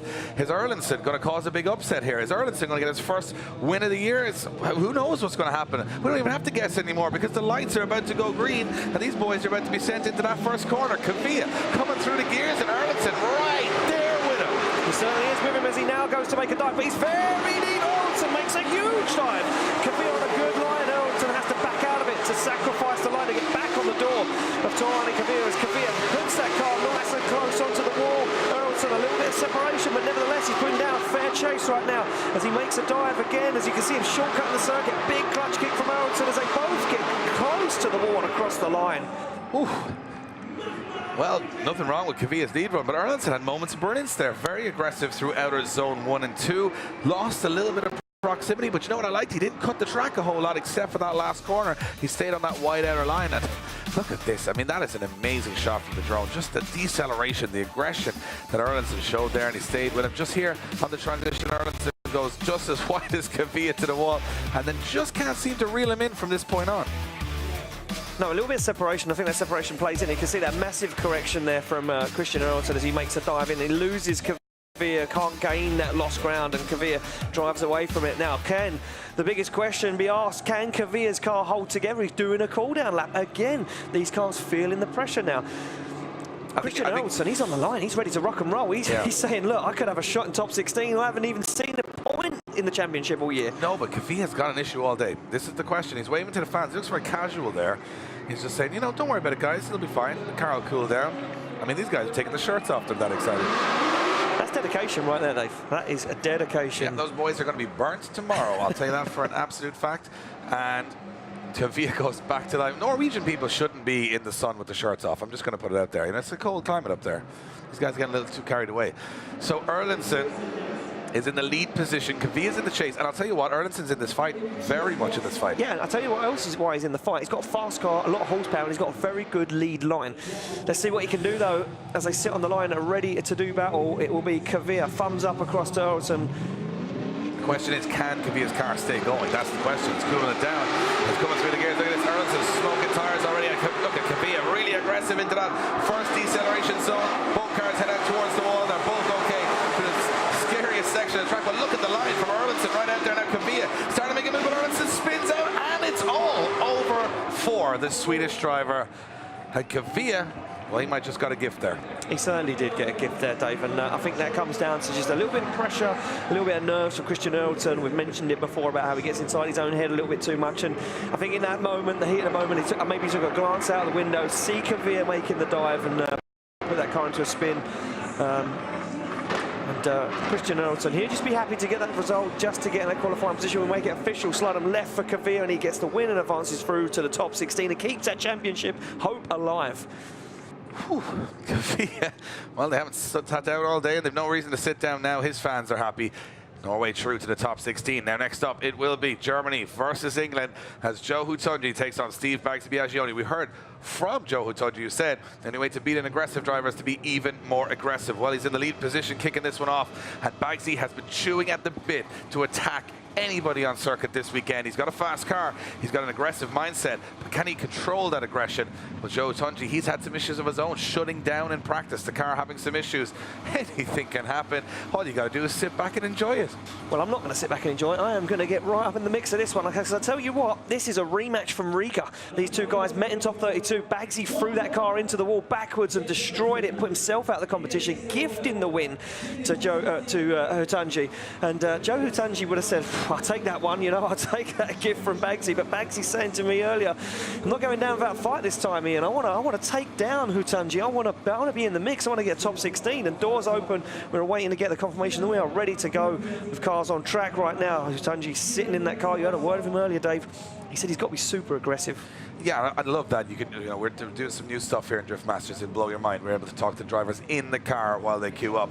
And Joe's saying he's got to be very, very aggressive. Now, before we kick this one off, we're going to go back to Tor Arne Kavia. Heat Becky's with him now. That's a big smile on your face, Tor. Now, as a drifter, I know that you would have rather have completed the battle. Can you tell us what happened? Because it just went into the smoke and no one saw. Well, I think he spun in front of me. He had too much angle. I tried to be on him. Well, I didn't see much either, but I tried my best to avoid contact. So. Well, the car managed to survive. There doesn't look to be too many bumps and bruises on her. Hopefully now we're into top 16, and yeah, tonight is the night we're going to the podium, so hopefully the car will be with us. Confident. We know that you had those problems. Did you manage to find the bug in the system? Yeah. My crew, the guy from Link ECU was over and helped us, and we found problems, and yeah, everything's working quite good now. Awesome. Good luck in your next battle. Thank you. Car working, confident, very, very confident. Tonight is the night. Confidence, not the word, Dave. Well, I tell you what, you can't move for confidence on that start line either, as Joe Hutunji and Steve Biaggi ready to go to battle here.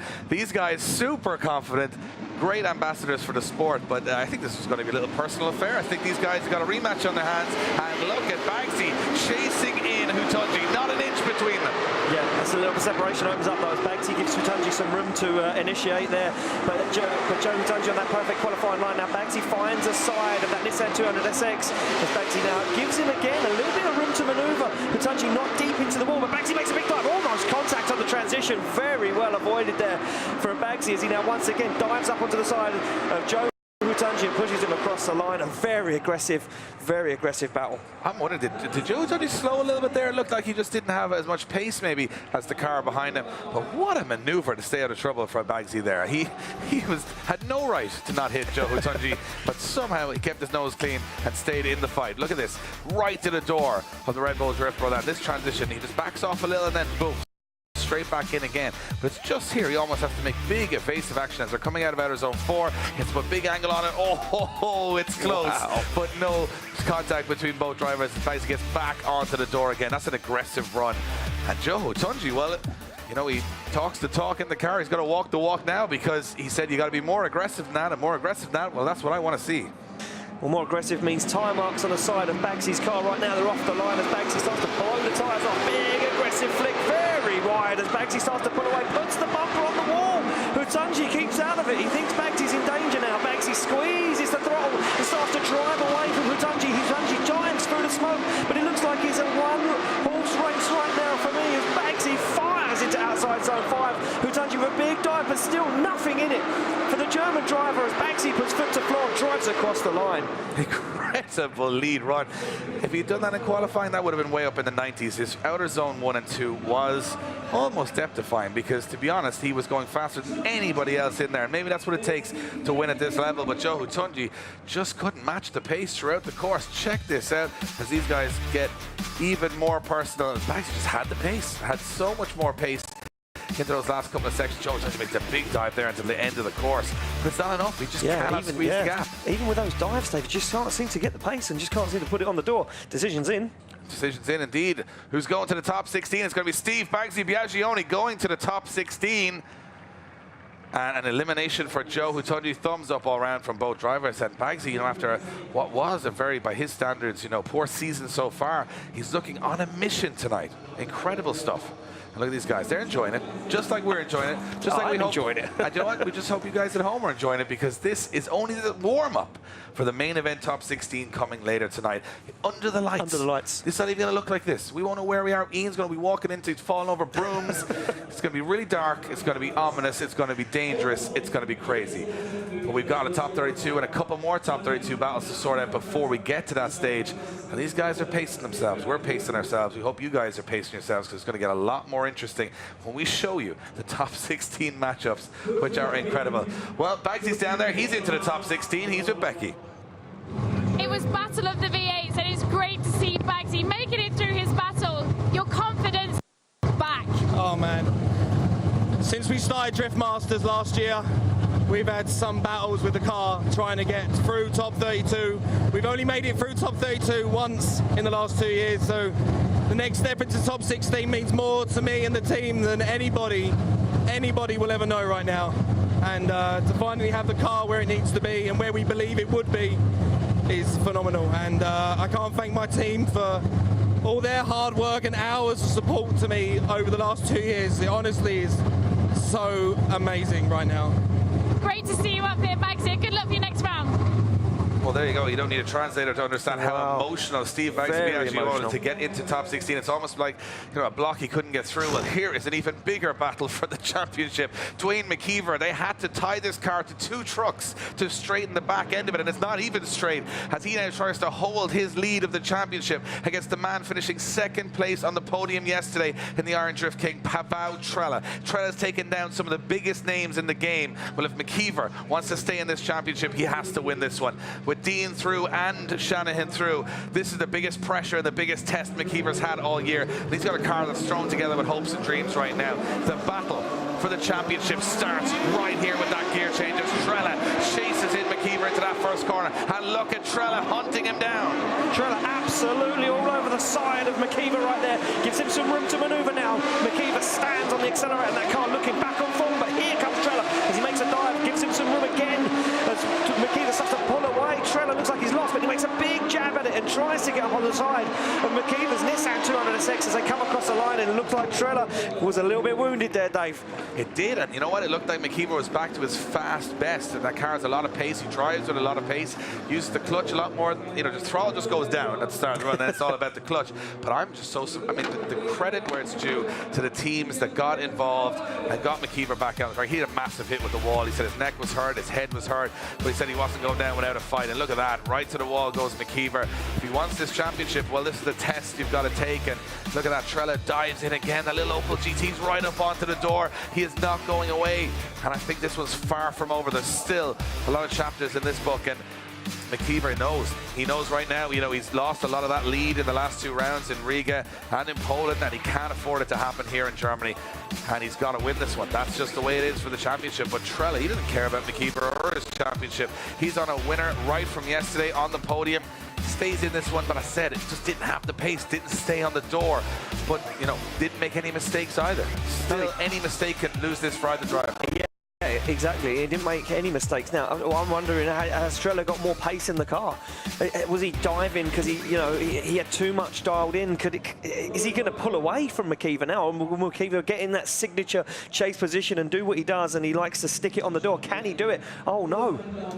Oh, we've got an issue here. He's showing some. I think he's got temperatures. Oh, oh no, he's having there's a big panic in the car. He's panicking massively. Look at the team. The team are in the car. He's saying no. He's saying no, Dave. There's something wrong with the engine in that car. There's some issue he's having. It's an overheating issue, I think. There's 29 seconds on the clock. He's got to either run it with the engine the way it is, or it's overheating. They said he's got issues with the engine.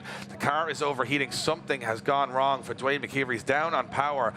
Wow, I mean, this is the drama that this championship brings. You can see his team desperately trying to look. He's looking over at the clock. He's got to run it, or the championship will be gone. You can see the panic in Dwayne McKeever. He doesn't know what to do at this point. This is the championship on the line. You can see the pressure. He says it's for tires. It's not. This is real pressure. Down. The bonnet's down. The door is shut. Is he going to run it? Is McKeever going to run it? He's going to have to risk it. He's going to risk it. He's going to risk the engine. He's going to have to. He says the car is overheating, but he can't throw it away here. He's got to risk the engine. He's got to do it. I mean, the championship is on the line for Dwayne McKeever. How can he back down at this point? Trella's sitting there going, you know, he's like a wounded animal, McKeever here. Look at the lights, and McKeever says, go, go, go, let me get some air through the car here as they come off the line. McKeever's got to chase him in.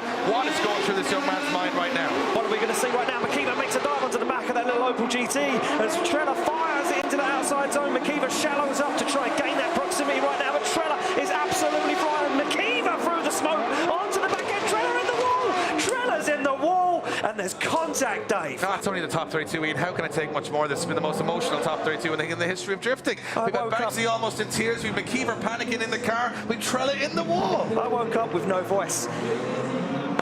And I've got no voice nearly left now. We're not even finished top 32. We've got 2 more battles to go. What is going on? Maybe that was the moment Dwayne McKeever needed. Maybe it was the moment he needed. You could see the panic. He didn't know what to do with his arms or his limbs in the car. And as he came in, he went for it. Trella went for it, but Trella went in the wall. And I mean, that was an unforced error to me in the lead position. Let's see what happens as they transition. Trella transitions back. McKeever makes the dive. Trella goes into the wall and backs off. Trella, look. I don't want to make a call, and this is just my personal opinion. That's Trella. That's McKeever can't believe it. He cannot believe it. The car is in ribbons. The back end is gone. Is he still in the fight? Is he still in the championship? You can bet your bottom dollar he is. He's into the top 16. Overheating engine, crashes the car, beats the man on the podium yesterday and gets to the top 16. Championship still alive. He cannot believe. He can see what it means to him. Wow, incredible scenes here in the top 32. This is why I love this sport, Ian. This is why you can never take your eyes off it. To talk about boring sports in the world, this is not one of them. Emotions, we've had tears, we've had panic, we've had it all, and it's only top 32. We haven't even turned the lights down and got into the main event.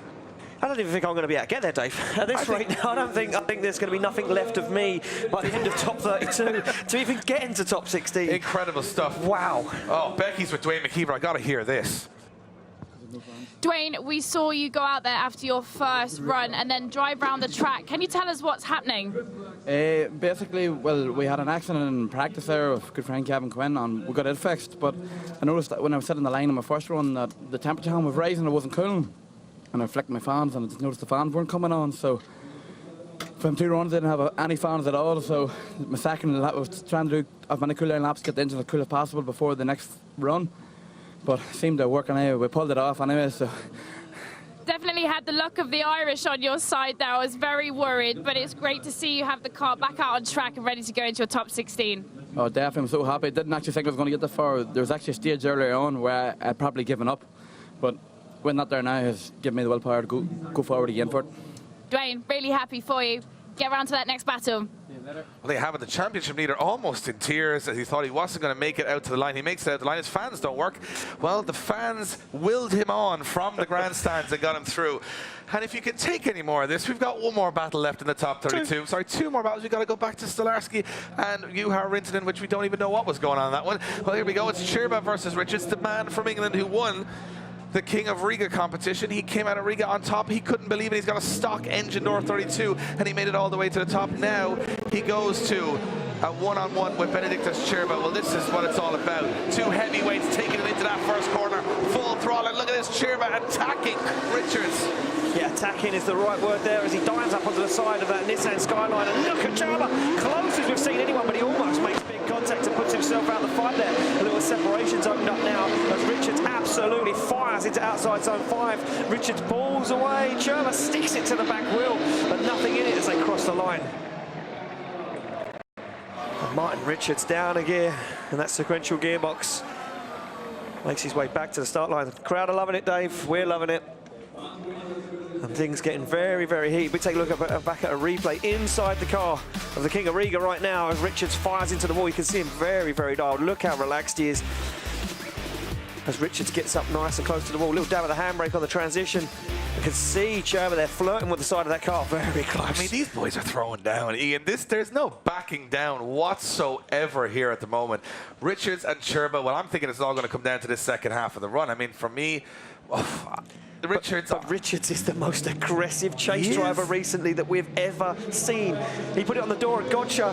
Here we go. Here we go. Richards in the chase. Chirba, they look at Richards. He's losing a little bit of ground here, but he's going to have to try and catch him in down zone 2. Look at Chirba's line, taking it right out to the extremities of the course, but Richards now starting to reel him in. Chirba doing a great job of that lead drive. And look at Richards. He thumps Chirba into the wall. Contact. Both cars hit it. To me, it looked like Richards made the move and hit the back end of Cherba's car. To me, Ian, I don't know anything, but it looked to me like there was a bump on the back end of Cherba's car. You finally admitted it, Dave. You know what? You know what? I don't know if it was enough. To be fair, I mean, I watched it very quickly like everyone else did, but it looked like the bootlet just jumped on Cherba's car. But I don't know if it was enough. Was it enough to upset him? We're going to see it right now. No. Oh, I don't know. It wasn't. I don't think it was, Dave. Oh. I don't think it was. I think that was an unforced error. I think Cherba mistimed that transition, just trying to push too hard. And that's how easy it is. And Cherba's car absolutely in ribbons. And look at the body language. He is not impressed. The wheel gone. I mean, if he does get the win, he can't advance through to the competition. That means he will get the win into top 16. And that looking at my piece of paperwork, I mean, that really does set up some stuff. We won't even go into it yet. We'll hold that back. But I'll tell you one thing. It's all going to come down to who was at fault there. Did Richards put him in the wall, or did he put himself in the wall? I mean, from where I'm looking on, I initially thought Richards hit him. From that angle, it looked like Richards hit him and put him in the wall. But now I look behind it. You kind of think it's an unforced error. Yeah. You know? Hey, listen, let's just get our race drone footage. Yeah, as you do. As you do. And we'll just show you what happened. And then it didn't look like much of a hit at all. So no, it was. I think more than anything, I think the contact damaged Richard's car. I think it took the front bumper and the wing off the car. And I think it literally just popped the back bumper off of Cherba's car. I think Cherba unforced. It looks like Cherba's ready for a second-hand sale here. It looks like a little bit of that Swedish flat back furniture he's got going on there on the back end of that car, as you can see. And there is pieces of both cars all over the circuit. I would not like to be a judge, even if they are in a very fancy 4-story crane. I would not like to be them right now, because that is a tough call to make. There definitely was contact, but is that going to be enough? I can see it going either way here. I really can, Ian. I know there's people at home screaming at their TVs and they'll be screaming, Dave. They'll be screaming. Saying, you know what? It was this, it was that. But at the moment, I see it as a 50-50 call. Yes, there was contact. Was it enough to put Cherba in the wall? Well, that's what the judges are going to have to ascertain faults here.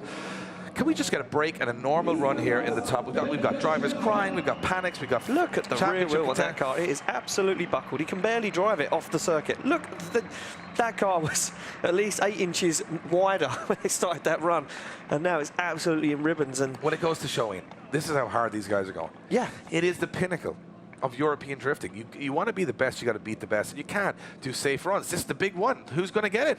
Well, it's going to be Benedictus Cherba. There you go, Ian.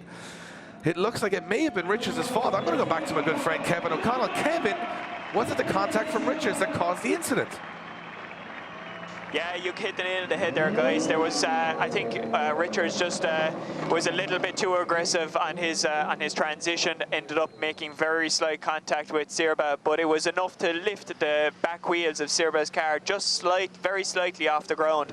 And when you're being that inch perfect with a transition, that's enough to send you straight into the wall. So we had to look at a few alternative angles there just to make sure that there was contact between the two of them. But we deemed it was definitely Richards that caused the contact and sent Zerbe into the wall. Well, thanks, Kev. Well, let's hear from the man himself. He's got one Riga, and now he's knocked out in the top 32. Becky's with Martin Richards. We've just caught up with a disappointed Martin Richards as he's pulled off the track. Now, that wall is catching people out. Can you tell us what happened there? Yeah, I mean, there's, what, 7 wall runs here. You're expected to be on them straight from the off. I do believe probably that was my fault. I don't really know until I look at it, but I made contact with him on the transition, and straight after that he hit the wall and then went into it. So whether I caused it or not, I don't know. Sorry, Cherba, if it was my fault. But yeah, out in the top 32, unlucky. Martin, they do say, though, go hard or go home. If you're not pushing, then you're not trying. That is the whole motto of this thing. No balls, no walls and all that. Yeah, you've got to come out fighting. Every, top 32 battle is something special, so you've got to be on your A game. Well, you're still up there in the top 10 of the championship, and no doubt we'll see you at Mondello. 100%. Well, Martin Richards, I mean, he's almost ascertaining fault towards himself. He admitted there was contact. But the problem now for Cherba is how much time has he got to get that car ready? Because it is in ribbons, there's wheels bent, broken, and the car is just, and I'm sure there's going to be so many teams around him now trying to get that back out for top 16. But there's one wheel facing the same direction as another right now. No, and that's what I said. I mean, we're not giving anything away because, you know what, at this point in the competition, I would like to keep some secrets on a bit of paperwork that I've got right in front of me. And if Benedictus Cherba cannot get that that car fixed and repaired, it does give a bye run to that other battle in top 16. And Cherba, I mean, he has got a lot of work on his hands. We've not got that much time, Dave, to get this car ready for top 16. I'll tell you one thing I was just thinking about there, Ian, while I was listening to you harp on about how wrecked Benedictus Cherba's car was. Have we ever watched a top 32 with this much action? And not just action, because action happens at every event. Emotion. The emotion on track. We've had drivers almost in tears, 2 or 3 of them, just trying to get out of this war zone and into the top 16. And that's when it gets dark and the lights come on, and that's the show everybody wants to be a part of, including all the fans here in the arena. But I don't think it's just on a knife edge for me. I'm starting to get away from being a professional presenter. I'm becoming a bigger fan as every run comes on because it's emotional when you watch it. Yeah, I mean, we put our emotions through these microphones at every event, and we give that to the fans. And when we get excited, everyone at home gets excited, and the fans get excited about drifting. And I think this, out of anything, we both stood here on Wednesday afternoon and said this is going to create something special this weekend. And I think it has. This is the most special top 32 we've ever seen. And for me, Płotsk, round 1, 2018 was a historical moment for me, my first ever European event, and it was a hair-raising event. But for me now, I don't know. I think Ferropolis has just raised the bar again. Well, you can't call it predictable. I'll tell you that for a fact, because every battle, you're not sure which way it's going to go. You have Cherba, who hasn't put a foot wrong all weekend. Now his car is completely broken. He's got to try and get that fixed for the top 16. McKeever's fans cutting out after an accident, and he's almost, you can see the relief in his eyes, in his face. He can't believe he's still in the fight. You know, you have Shanahan, who went out there, and Daniel Branner, you know, he got an easy run this time, but Shanahan's been knocked out in the top 32 a couple of rounds this year. And then you look at, say, Dean sailing through on his side and not so many issues. And then we saw Bagsy. I mean, he was very emotional about finally getting out of the top 32 for the first time in 2 years with so many mechanical failures. And then Hipke breaks the gearbox, Brandner breaks the gearbox.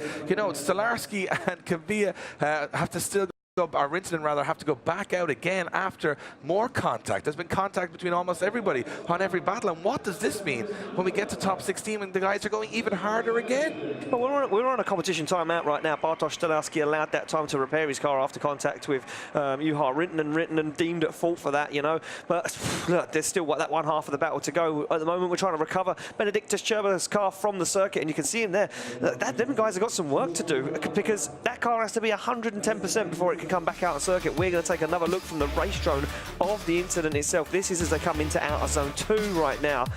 And you can see Richards on that shallow angle, sacrificing that line, trying to gain that proximity. But he knew he had to do it. He knew he had to, you know, get in there and get the kill done because Cherba was the one to take down. And he's a dark horse. We've mentioned this before, but this is where it all went wrong. I think he's on very little angle and picking up a lot of speed, Richards, middle of the circuit. Look at this. You can see he does bump into the back of Cherba's car.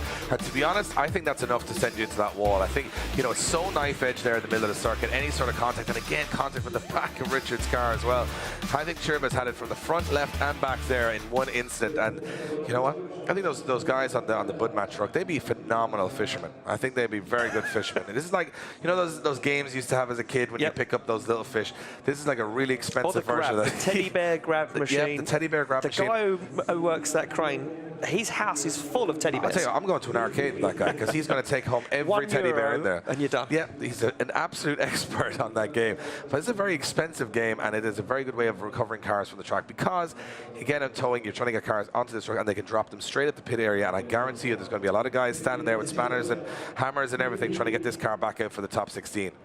Well, there's quite a big Lithuanian attendance here this weekend, and those guys are all going to be together, like you say, rallying around trying to get that car back together, the right parts and the right people to know exactly what they're doing. That car, like I said, has to be A1 before it can come back out on the tracks. And our safety scrutineer will be down there monitoring that progress and seeing how those guys are getting on. It looks like he's safely on the lorry now.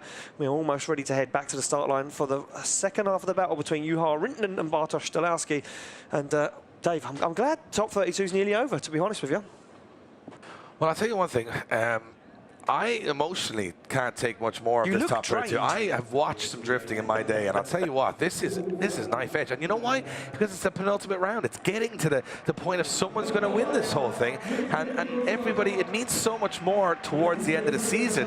And because of the backdrop and the walls and this incredible venue and how unique it is, it multiplies everything. And that's what makes it so exciting. You know, the sun is starting to set here. You know, we got a beach and a man-made lake in the background, and you're surrounded by all these, you know, transformed former-looking machines looking down on the track. It's something just out of a Mad Max movie. And I think, you know, the drivers are almost taking that look and saying, well, there's plenty of carnage in those films. Let's bring some to the action.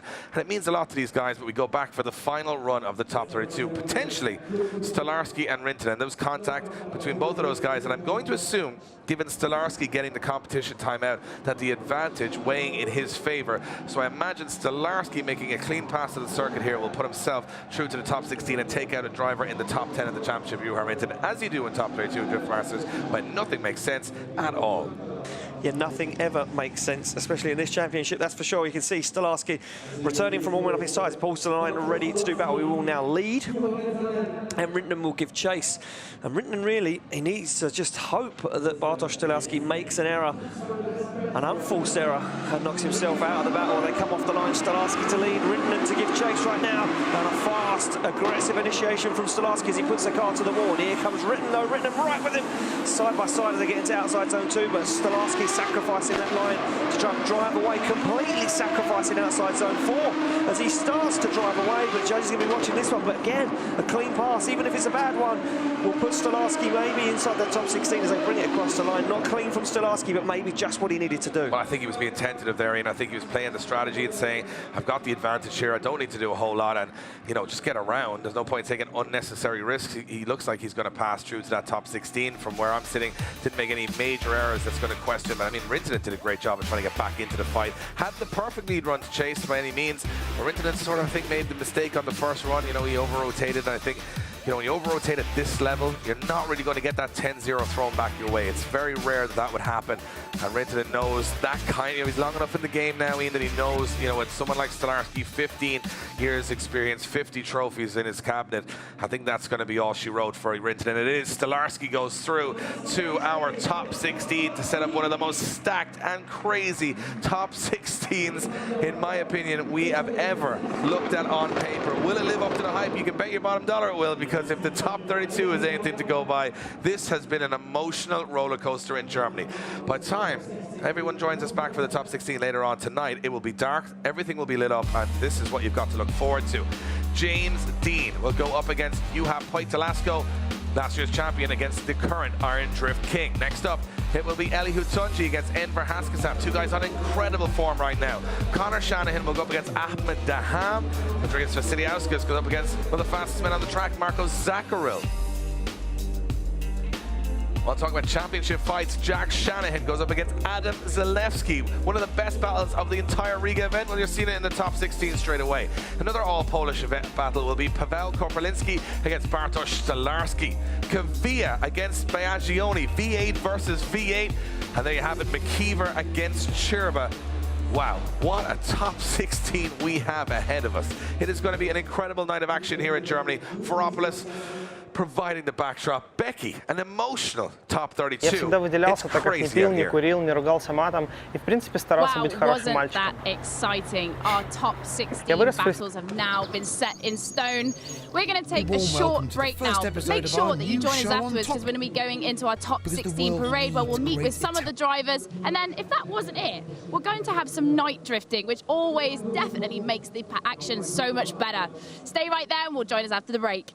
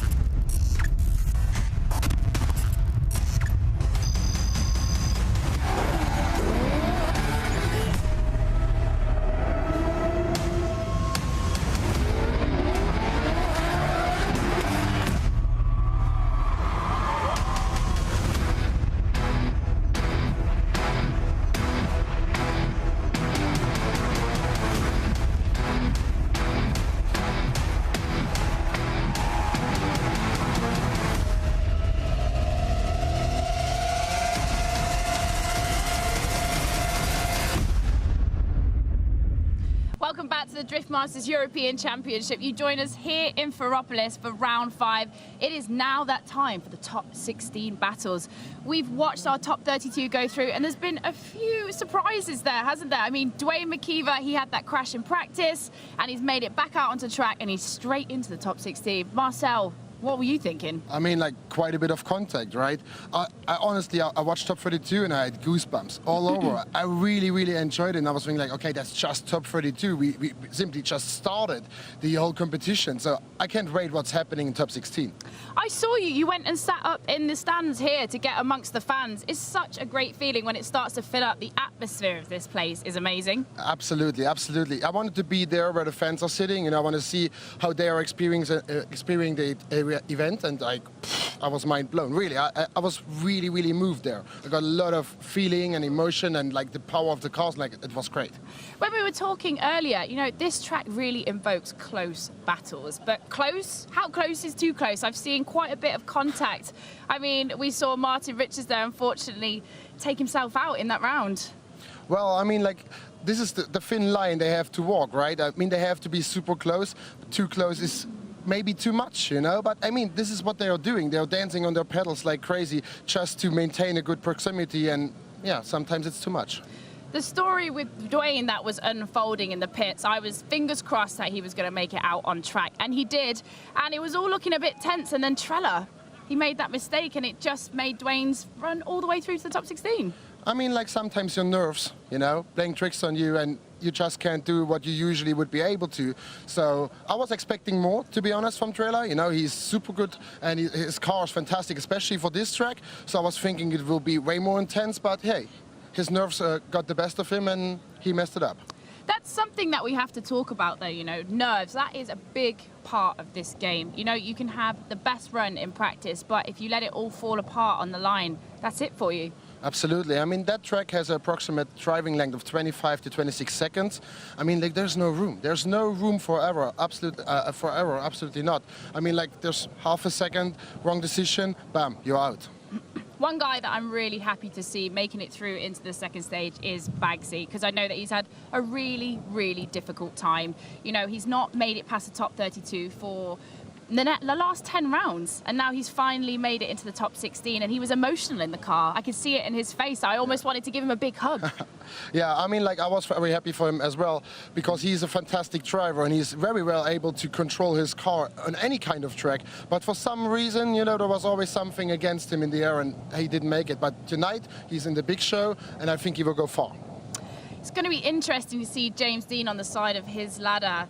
I mean, he's really throwing it down this time. He's getting the hang of his car big time. You know, it's a new car this season. I've seen a couple of the onboards where he was struggling with the steering. It was really shaking, but he seems to be just powering through it. Absolutely. This is inch perfect. You're precise. I mean, like, it's crazy how he's driving. You know, he's never touching the wall. This car isn't zero scratch, but he's like so close. Like, you cannot even see the gap between the wall and his bumper. He is a fantastic driver. Well, Marcel, it's about that time to get into the top 16. Yes. So I'm going to throw it over to our guys in the commentary box. Ian and Dave, take it away. Thank you, Becky, and welcome everybody once again to round 5 of the Drift Masters European Championship here in an incredible venue, Ferropolis in Germany. And as you can see in the background, the sun has decided to depart for the evening as the lights come on and these incredible iron machines around this very technical circuit. We had one of the most emotional top 32s that almost took our breath away, and we move now to the top 16. As you can see, we are here on the 17th of August in Ferropolis in Germany. It's round 5, the penultimate round of the championship before we head to round 6 in Mondello Park on the 21st and 22nd of September. That's where the champion will be crowned. They will not be crowned tonight, as the championship is just that tight at the moment. And it may get even tighter as we go through this top 16, as a lot of our contenders are still in the mix. We've had some shock exits, including Martin Richards, our winner from the last round, but this is how it's stacking up for the top 16. The current defending champion, sitting 3rd in the championship at the moment, James Dean, goes up against Juha Poitalaxo, who won the Iron Drift King competition last night. Heli Hutunji, the Red Bull Drift brother, he'll go up against a very on-form Enver Haskasaf from Northern Cyprus. Connor Shanahan says he's going to drive over everybody to win it tonight, but he's going to have to drive over the 5-time Middle East champion, Ahmed Daham. Andreas Vasiliauskas, he's been one of the fastest men around this circuit. He meets a worthy opponent in Marco Zaccaril. Jack Shanahan sits second position in the championship right now. He goes up against his old nemesis, Adam Zalewski, who brought the house down in Riga just 2 weeks ago. Paweł Korpelinski in an all-Polish battle against one of the most experienced Polish drivers on the grid, Bartosz Stolarski. To Arne Kavia, well, he seems to have sorted out those gremlins in his V8, and it's V8 versus V8 as Steve Biaggioni goes head-to-head with him in the top 16. And your current championship leader, well, he hasn't had it all his own way today. Big accident in practice. They got their car back on the line. His fans may have gone, but he still managed to get into the top 16. He goes up against Benedikt Ostrava, who's also had a massive impact in the top 32. The drivers are lining up for the top 16 parade, Ian, and the nerves, the tension, and the anticipation starting to build. Well, I'll tell you what, that is starting to build a championship, Dave, and that's because there's only 55 points separating those top 4 runners. Unfortunately, Martin Richards from the UK is now out of that race, and the championship starts to evolve and move around that now, and we see these guys gridding up, and things are starting getting heated. James Dean still in the fight, and very much in the fight, our first-place qualifier here this weekend. McKeever, though, keeping to it, keeping his cool. Even as much as he looked panicked, he said to me earlier on, pressures for tyres, and he's not really feeling the heat, but he needs to do it this weekend. Absolutely, and these guys are going to come out in front of the crowd here in Germany to display their machines in front of this incredible crowd. They have been on edge from the start. They've been cheering, they've been hooping, they've been hollering. They've been even painting the name of their favorite drivers on their own bodies to show them support here in the top 16. We have a long way to go before midnight tonight, and a winner is crowned. But what way will the championship finish up after the penultimate round, heading towards the final round in Mondello? This is where it's won and lost. This is where championship hopes start to, rise or die. And as the Drift Masters S15 leads out this incredible grid, we reflect on what has been an amazing season. We talk about the Champions League of European drifting. Well, right now, it has proven to be exactly that. And tonight, in the next 2 hours, these guys will prove why they are arguably some of the best in the world. The best of Europe right now are taken to the circuit. As you can see, Lithuania's very own Andreas Vasiliauskas pulls out. Also get led out, Dave, by none other than our Drift Masters S15. That car up for grabs on the Android app. You can win that car. You can win that very car by getting on an Android app and downloading the Drift Masters app. Incredible prize, I think you'll agree. But it's the only car that's going to end up in one piece at the end of this top 16, as it will go back into the paddock and the rest will go to war for the top step on the podium. And as you can see, there it is. Dwayne McKeever comes out as the last man on that top 16. All the pressure on him right now. And these 16 drivers, well, you can't really pick a winner. I mean, everybody's looked so on form. All these guys have come through their top 32 battles. Some easily, some with huge difficulty. Anything can happen from this point on in the competition. And every one of these guys, Ian, is going to believe they can win it here tonight. They sure are. And one thing to note that we're just witnessing now is that we aren't seeing Benedikt Ostrava out in this top 16 parade. That means that car is still in the paddock undergoing some mechanical work, and we all know that car took a big hit into the wall with contact with Martin Richards in one of the final battles in top 32. That means that team are working frantically. They've got quite a long time before we get to that battle yet, but the first battle of the evening will be Dean versus Wojtalaxko. Well, and what I want to talk about here, Ian, is the change that's just happened in the last hour. It's light. Light makes a big difference here. We've gone from the daytime to the nighttime. And how does that affect the drivers? Well, it affects them a lot, because the smoke now starts to get lit up. It can become very difficult to see where you're going, and it's already a track that proves itself very difficult to be in the chase position with so much smoke being thrown up on your windscreen. And as those 16 drivers line up for the fans to give their ovations, they'll be thinking about that. The temperature's starting to cool here. The track will not be as grippy as when the sun was out. And you know what? I want to talk to a man that's dominated this track. I want to talk to James Dean. Becky's with him now. Well, we're down here with our top 16 parade leader, James Dean. Now, the settings are, dusk is coming in. Does that make a change to your driving style at all? Or does it make it harder? Yeah, it's definitely going to make it more challenging. Hopefully it won't affect our driving style, because we need to push extremely hard. Visual references kind of change, going from daytime to nighttime. Hopefully the track is still the same, but we're going to have to go all out. We're battling last night's winner at Iron Drift King, so it's going to be a crazy fight, I think. I was about to say, it's going to be battle of the BMWs, It's like, what's that, E92 and an E92? Yeah, two E92s. It's going to be a fight. But yeah, I've battled Juha many times before. He's a great driver. It's always crazy, and it's the first time we actually battle each other in the same car. So it's going to be interesting. I definitely think it's going to be an exciting evening. Thank you, James. Thank you very much. Well, there you have it. I mean, to be honest, both of those guys have done incredible things in the past. Finnish champion, Irish champion. Both of those guys are both European champions in the past. One won last night, and the other is the current defending champion. That's the first battle of the top 16. You can't start anymore. You're sort of high level than that. And again, James Dean will be looking at going, you know, he's exited a little earlier than he wanted to all the way through this year. From my perspective, I think there's going to be a couple of other guys, though, on the grid that are feeling the vibe right now. One of those is Eli Hutunji. Becky's with him now. Well, Eli, you've got Enver Haskasat next. Yes. How are you feeling about that? Actually, I never met him in competition, so I'm really looking forward. He's driving really strong this weekend, so he qualified 9th, I qualified 8th, so there's not much in a difference. So I think it will be one hell of a battle. Yeah, I can see you pushing it right to the outer edges here. Are you enjoying the fact that it's gone tonight now? Oh yes, I mean, it's so spectacular with the flames out of the exhaust and everything, so it just adds something more to this spectacular here. Well, good luck, Eli. I'm looking forward to seeing your battle. Thank you very much. Yeah, but he's such a nice guy, Eli Hutunji. But believe me, when he gets behind the wheel of that car, the smiles will start to drop. But he's up against Enver Haskasat, who, as Eli alluded to, has been on form incredibly in this entire competition. He hasn't had the perfect season, but hey, it doesn't matter. You can come out here as your champion from your national championship, come out, grab a trophy, bring it home on the plane, and you got the whole country behind you at the end of this weekend. Heroes are made in venues very like this. And from my perspective, Ian, he's done a great job of getting himself back into the limelight. He has. He qualified in 9th place, and you know that's a strong contender. You know he's going to be probably in the lead position as well against Eli Hutunji. Well, I'll tell you what. Let's talk to Enver Haskasat. He must be in good form, driving very well. Becky's down with him now. Enver, I have just been looking around your car, and there seems to be quite a fair few battle scars here. Have you been using the wall as a guide? Yeah, I'm happy to racing in Germany. I am with the Alice driving the Red Bull guy. First time I am driving with him. I'll push to him. We will see in 5 minutes later.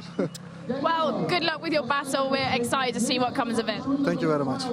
He's quietly confident, Ian. He's looking pretty confident out there. He said he's never met Eli Hutunji before. I love this when you get a brand new battle. You know what I mean? There's only one. They qualified in 9th and 8th, Dave. So for me, that says that this battle is going to be very consistent. We're going to see two guys that are on a very similar line and scoring very similar in qualifying. So that means that we're going to see a fair battle. I mean, unless there's contact or any kind of dirty play, should we say, there's not going to be a lot splitting them. So that's going to be a door-on-door battle. Absolutely. And again, it's another big battle for a top 16. You look at some of these matchups and you can say, well, that could be a top 8 or a top 4 or a final. We're getting them right from the off. If top 32 is anything to go by, unpredictability comes in spades in this championship. So I don't think there's any favourites out there right now, even though sometimes on paper you can lean one way or the other. I think this is a night for a hero to emerge. And a hero emerged last year in Poland. Let's see if he can do it again, because Becky is with Conor Shanahan. Conor, you've had a big smile on your face all afternoon, and now the night is starting to set in. Are you ready for your battle? Yes, I definitely am. Tough battle against the Ham. I've battled him now. This is our 3rd time, so we've had a lot of fun. I've won one, he's won one, so yeah, it's going to be a close one for sure, but I'm really looking forward to it, and yeah, this venue is epic. The fans are crazy. I can't wait to send it hard here tonight. You said to us earlier you were going to drive over anyone in your way, but I know that you like Daham, so that's all good. Yeah, it's all right once he doesn't slow down. Right, we're going to go straight down to the lovely Ahmed Daham. Hello. It's Battle of the Red Bull drivers. Yeah, this is the 3rd time we battled, actually, and this is not the first time, but yeah, it's going to be a good one. He says that it's one each, so you're going to be going all out for this one. Yes, exactly. I won in Poland, he won in France, so this is going to be the tiebreaker. So yeah, hopefully it's going to be a good one. How are you finding the track? I see you've lost the wing on your car. Yeah, actually it was a bad idea to keep the wing on because the walls are a little bit high, so we actually snapped it in the middle. So yeah, it's all the rear end is gone, so. I kind of like it like that anyway. It looks better, yeah. Thank you. Well, guys, straight back to our boys in the commentary box, Dave and Ian. Well, Ahmed Daham says the back end is completely gone and then chuckles. That's the sort of level of mentality these guys are at the moment. Not afraid to take the back end off the car. It's like he's got nothing to lose, you know. They're 1 for 1 at the moment, and this is the 3rd time that Conor and Daham have met in battle. And I think Daham's he's confident, he's looking strong. Well, I'll tell you what, one apiece, and Daham, you know, he's got a brand new car coming going for next year. He says he might even not have to ship this one back home if he keeps damaging it like this. It may be left in pieces all over Europe. So if you want to catch yourself a little bit of memorabilia, stand close to the walls when Ahmed Daham's coming around. You might get a couple of pieces of fiberglass to get signed later on tonight. Fans loving the display of cars out on the track. In Germany, you know, one of those places where drifting is growing all the time. The fans are super enthusiastic. The autograph queue was incredible. And one of those guys queuing, or a lot of queue behind him for autographs, was Adam Zalewski, the Polish superstar. Let's see what he's got to say. Adam Zalewski, now one of my standout battles from Riga was you and Jack, and we find ourselves in the same position again. Two young drivers, two GT86s, two really hungry boys for that win. Yeah, well, I'm super excited to be again with Jack Shanahan top 16. Well, I thought that maybe some further in maybe top 4 I could drive with him. But it is how it is. We are in top 16. I'm waiting for the good fight. So, is there anything that you've made change to the car for this round? Some major changes like setting of the car, because we were struggling to get the grip here. At the start, it's not so grippy, but yeah, now it's pretty okay, and we'll see. Well, we're really excited to see that. I can't wait. Thank you. Thank you. They have it, Adam Zalewski, and I'll tell you what, Jack Shanahan and Adam Zalewski just punched each other to death in Riga, and then they come straight back out again and have to go at it again. That is going to be a standout battle in this top 16. Those boys are very evenly matched in terms of credentials, in terms of car, in terms of experience, and in terms of excitement. I'm really looking forward to that one. Yeah, I mean, look, if you could choose a perfect battle and say, let's make this really fair, you know, no handicaps, no differences between the two guys, let's just put driver talent on the grid, that's the battle for you, because Shanahan and Zalewski have literally got identical cars. There's not a lot separating them, and I think it's all going to come down to driver skill, and we all know Shanahan took the win last time, so it's 1-0 to Shanahan right now. Well, Zalewski's going to take that line down. I mean, he wants to be back up into that, you know, business end. So I think Jack Shanahan is in for a big fight tonight. Let's see how he's feeling ahead of this one. This is one battle that I am excited for, Jack. I was just saying to Adam, one of my favourites from Riga was you two, and now you meet each other again. Yeah, but you beat him last time, so what's your feelings now? I don't know, I'm kind of scared, to be honest, because like he's definitely going to be pushing for revenge, you know, and to be fair, he was unbelievable in Riga, and he's quite good in the technical tracks as well, so he's going to be pushing 110%, but I don't know, the car fairly dialed now after the last battle, and I'm ready to push hard, so we'll see what happens. Your confidence really shows in your driving, like you are just pushing the limits everywhere. Yeah, we're just pushing hard, just trying to nail that qualifying line every time and get in the door, and hopefully we can do it in this battle and get the win. Well, Jack, I'm rooting for you. Good luck. Thank you very much. Well, I mean, he's looking at Adam Zalewski, well, but let's see what else he's got. Last but not least, Bagsy. Good to see you up here. Look at the big smile on your face. I know, this is exciting. It's a big smile on your face, and that's the best thing. I am so glad to see you with a big smile on your face. We are absolutely buzzing. You know, making top 16 right now to us feels like we've won the event. You know, there's a lot on my shoulders right now. I'm the only UK driver left, and it's an honour to still be in the championship, fighting for a podium. And we're going to give it everything we've got.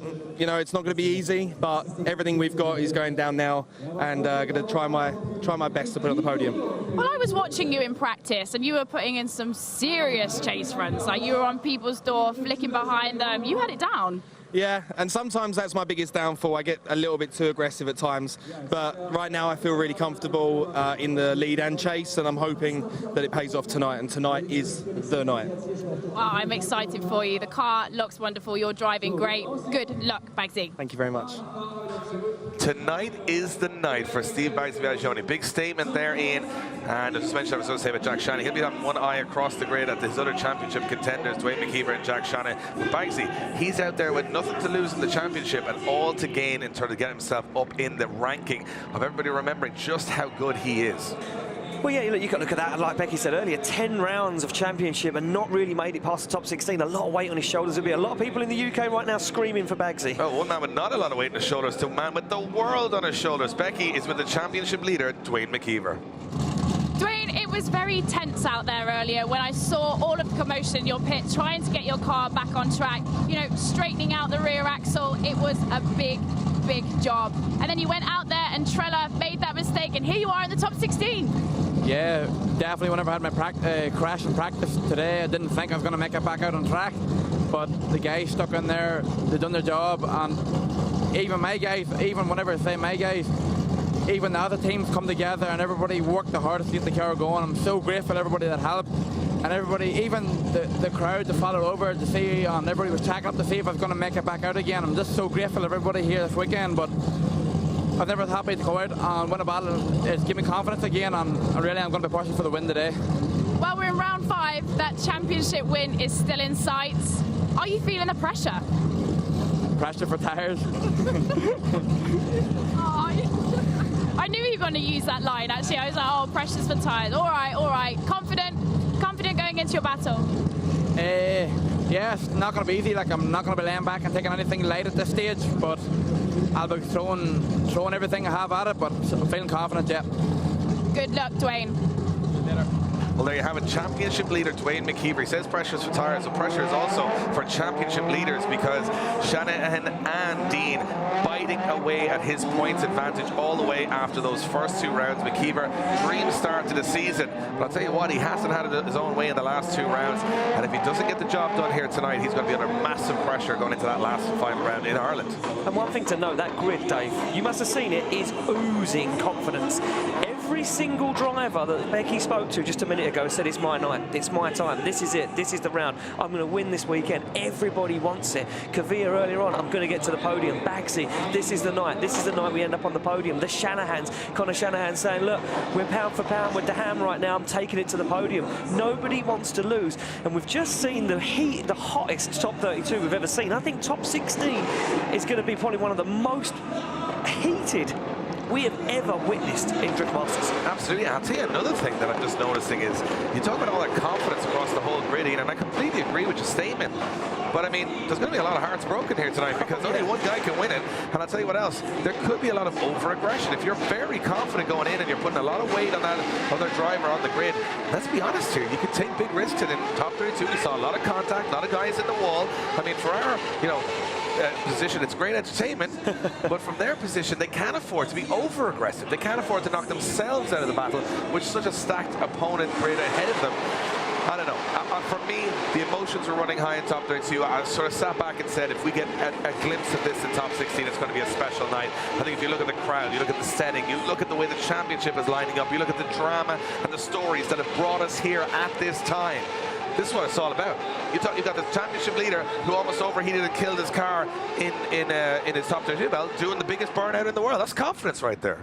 Well, he has to be confident. He's leading the championship at the moment, and if he comes out here and shows any form of weakness to any of these drivers, they're like hungry wolves, Dave. That's like a wounded deer walking through the forest with no regard to his life, and McKeever knows that. McKeever knows that, and that's why he came out and he said that statement. He said, the car's working now, the team have worked well, it's on form, I'm on form, and I'm coming for it this round. I've had 2 bad rounds, but this round I'm coming back. I'm going to take the championship back in my hands. I'm still leading it, it's not going anywhere. Absolutely. I'll tell you what I want to do is I want to have a quick look again at the virtual representation of this track. If you're just joining us, this is the insane layout that these almost crazy judges have put in front of the drivers tonight, and it is one of the most technical layouts we've ever witnessed in world drifting. Check this out.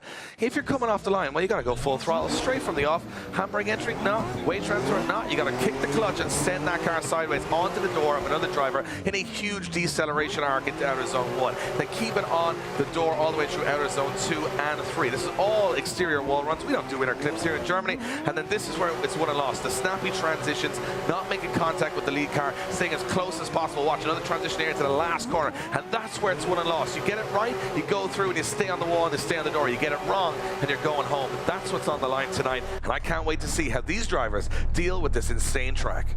Well, there's seconds in it. One mistimed transition could throw this whole event away for a driver, and right about now those seconds are counting, and every driver has to sit on that line right now and stare down that very dark run up into that initiation zone and say, have I got the credentials? Can I do it tonight? Can I get on that podium and take a trophy home? But you got to do it under the lights, and I mentioned that's going to be a big difference maker here. These guys are going to throw on some huge lights, and the judges are going to have to try and negotiate that too. I'm having a quick look at Kevin O'Connell. Kevin, you're somewhere up in a massive crane looking down on this. I don't think I've ever seen anything quite like it in my life. Talk me through a little bit about what the chase car is going to have to do here to win the battle, and what are the pitfalls they've got to avoid? Yeah, Dave, this track was specifically designed for chasing. We really want to see the chase driver nailing it to the lead driver's door, straight from the initiation point all the way throughout, making sure to mimic the lead driver's qualifying line and their angle while also mimicking their transitions. We really don't want to see any errors from the chase driver. We want them nailed to the lead driver's line all the way throughout.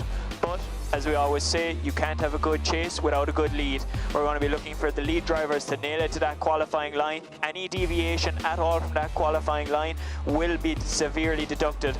And of course, we also have to have a chaseable lead line, making sure that the lead driver gives the chase driver every opportunity to have a successful chase run all the way throughout the track. Well, thank you, Kevin. I'll tell you what, Ian, it's not easy out there. It's a lot of technicality. We're going to see, I feel like we're going to be checking in with Kevin O'Connell quite a bit tonight, because there's going to be some interesting calls that those guys are going to have to make. And it comes down to those pieces of contact, you know. We have a look at the start list again. What's the standout battles for you, Ian? We went through them. Ian, come on, can we call it? I think for me, one of the big standout ones is the Shanahan-to-hand battle. That is going to go down. But Dean Poitolasko could really steal the thunder this weekend. He's already stood on the top step of the podium once this weekend here on this circuit. Can he do it again? Can he take down James Dean and upset the championship? A championship again, Zalewski versus Shanahan. Those two went pound for pound in Riga, door on door, nothing in it. And Jack Shanahan took the win. Well, Zalewski, as you said earlier, Dave, he's not going to take that laying down. He's going to want to get a little bit of redemption in that battle and try and overturn that and get one in the bag for himself. And for me, the standout battle again, Dwayne McKeever, Benedictus Cherba. Cherba, the dark horse. We've seen him on the podium before in Germany. Can he take down current points leader? Well, I mean, both those guys have been in the wall. I mean, already today. Have they anything left to fear here? And probably not. Not minding cars. Anyway, here we go. We are ready to start sending cars. It is going to be James Dean, the current and defending 6-time European champion, going up against the 1-time European champion, Juha Poitolaakso. James Dean can, he can intimidate a lot of guys on this grid. He will not be intimidating Juha Poitolaakso right now, because Juha's been there. He's been there, he's done that. And now, we've talked to the drivers, we've checked in with the fans, we've given you our opinions. The time for talk, however, Ian, is now coming to an end, because right now, here, under the lights in Germany, it's your top 16.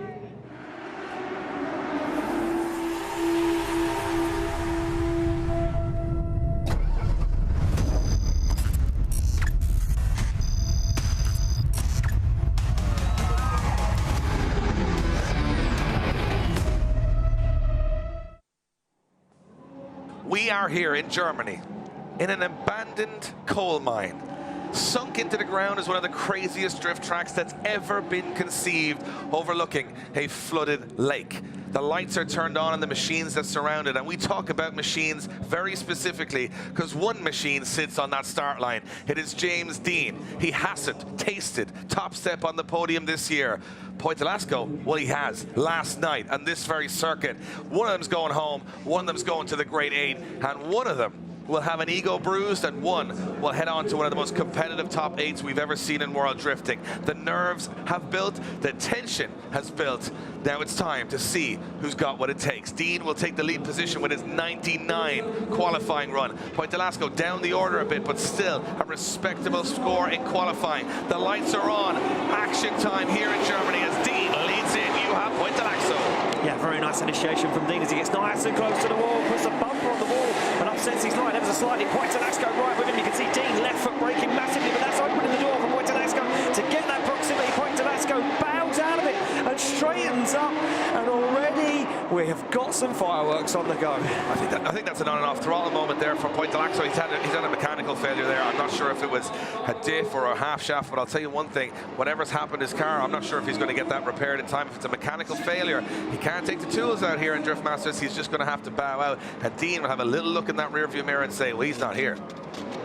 Well, he looked across the track as he come round. Look at this. We could take a look at replay. You can see Poitolaakso firing that car, and Dean absolutely dialed onto the wall as he has been all weekend.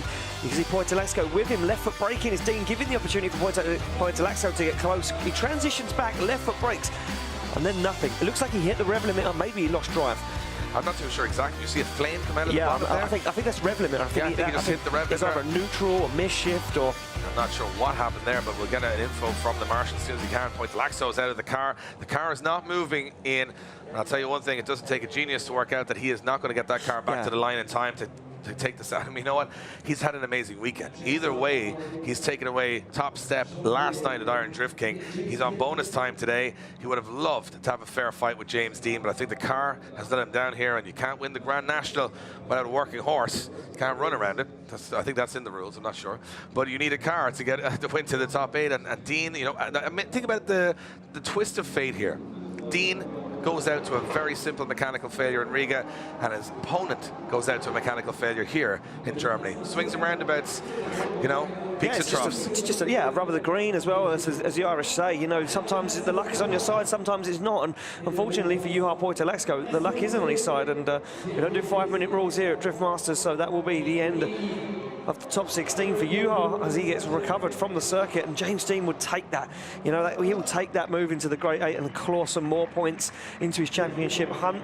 Yeah, Podlisko retires. He starts this run with a 900 horsepower BMW, ends with a 1.9 diesel, leaving him out of the track. And that means James Dean will go through to the top 8. Now that's put the pressure on Jack Shanahan and Dwayne McKeever at this point. Dean's clawed the points. He's already gaining on them. They have to do the same now. We move on to a huge battle. We talked about it at the start of the show. Enver Haskasap back on form. Super aggression right throughout practice and qualifying. He heads it up against Eliud Tunji. And you know what, before we come off the line, I'm wondering, could I use technology to have a quick word with Eliud Tunji before he comes off the line? Eli, what's the feeling right now before the start of this battle? I'm like super pumped, my pulse is up, but I'm so just happy and enjoy it. Eli, good luck out there. I mean, talk about technology, I just talked to the guy in the start line, Ian. Yeah, you can put your jaw back up again. We're ready to send the battle. Eliud Tunji in the lead position, higher qualifier. Enver Haskasap in the chase position. 1,000 horsepower, he's going to need every bit of it to catch the Red Bull Drift brother around here. But Enver Haskasap, he does not back down from a fight in any shape or form. Tunji's got the calculated approach. He's been very, very consistent on this track. Enver Haskasap, well, he's the wild card. What's he going to do? I'll tell you what he's going to do is not let that Red Bull Drift brother get away from him here from the start. Starters orders are given. The light goes green. Here we go. And they're off the line. You can see Hutanji smashing through the gears. A nice early initiation for Hutanji. But look at Enver Haskasap wheel to wheel as they fire in. But too much aggression from the North Cypriot as he completely throws it away and over-rotates now. Hutanji just needs to keep this one cool and get himself around the circuit without making any mistakes. So that we get one incomplete from Enver Haskasap, and Haskasap will be kicking himself now and a lot of pressure on his shoulders. We talked about it. I mean, he definitely didn't back down. He threw everything he had, but the problem was he was going to make contact. He was going to put both of those guys in the wall very quickly on outer zone 2. He bailed out, tried to put a little bit more angle, hit the front brake, and sent him round, and in an instant it can be all over just like that.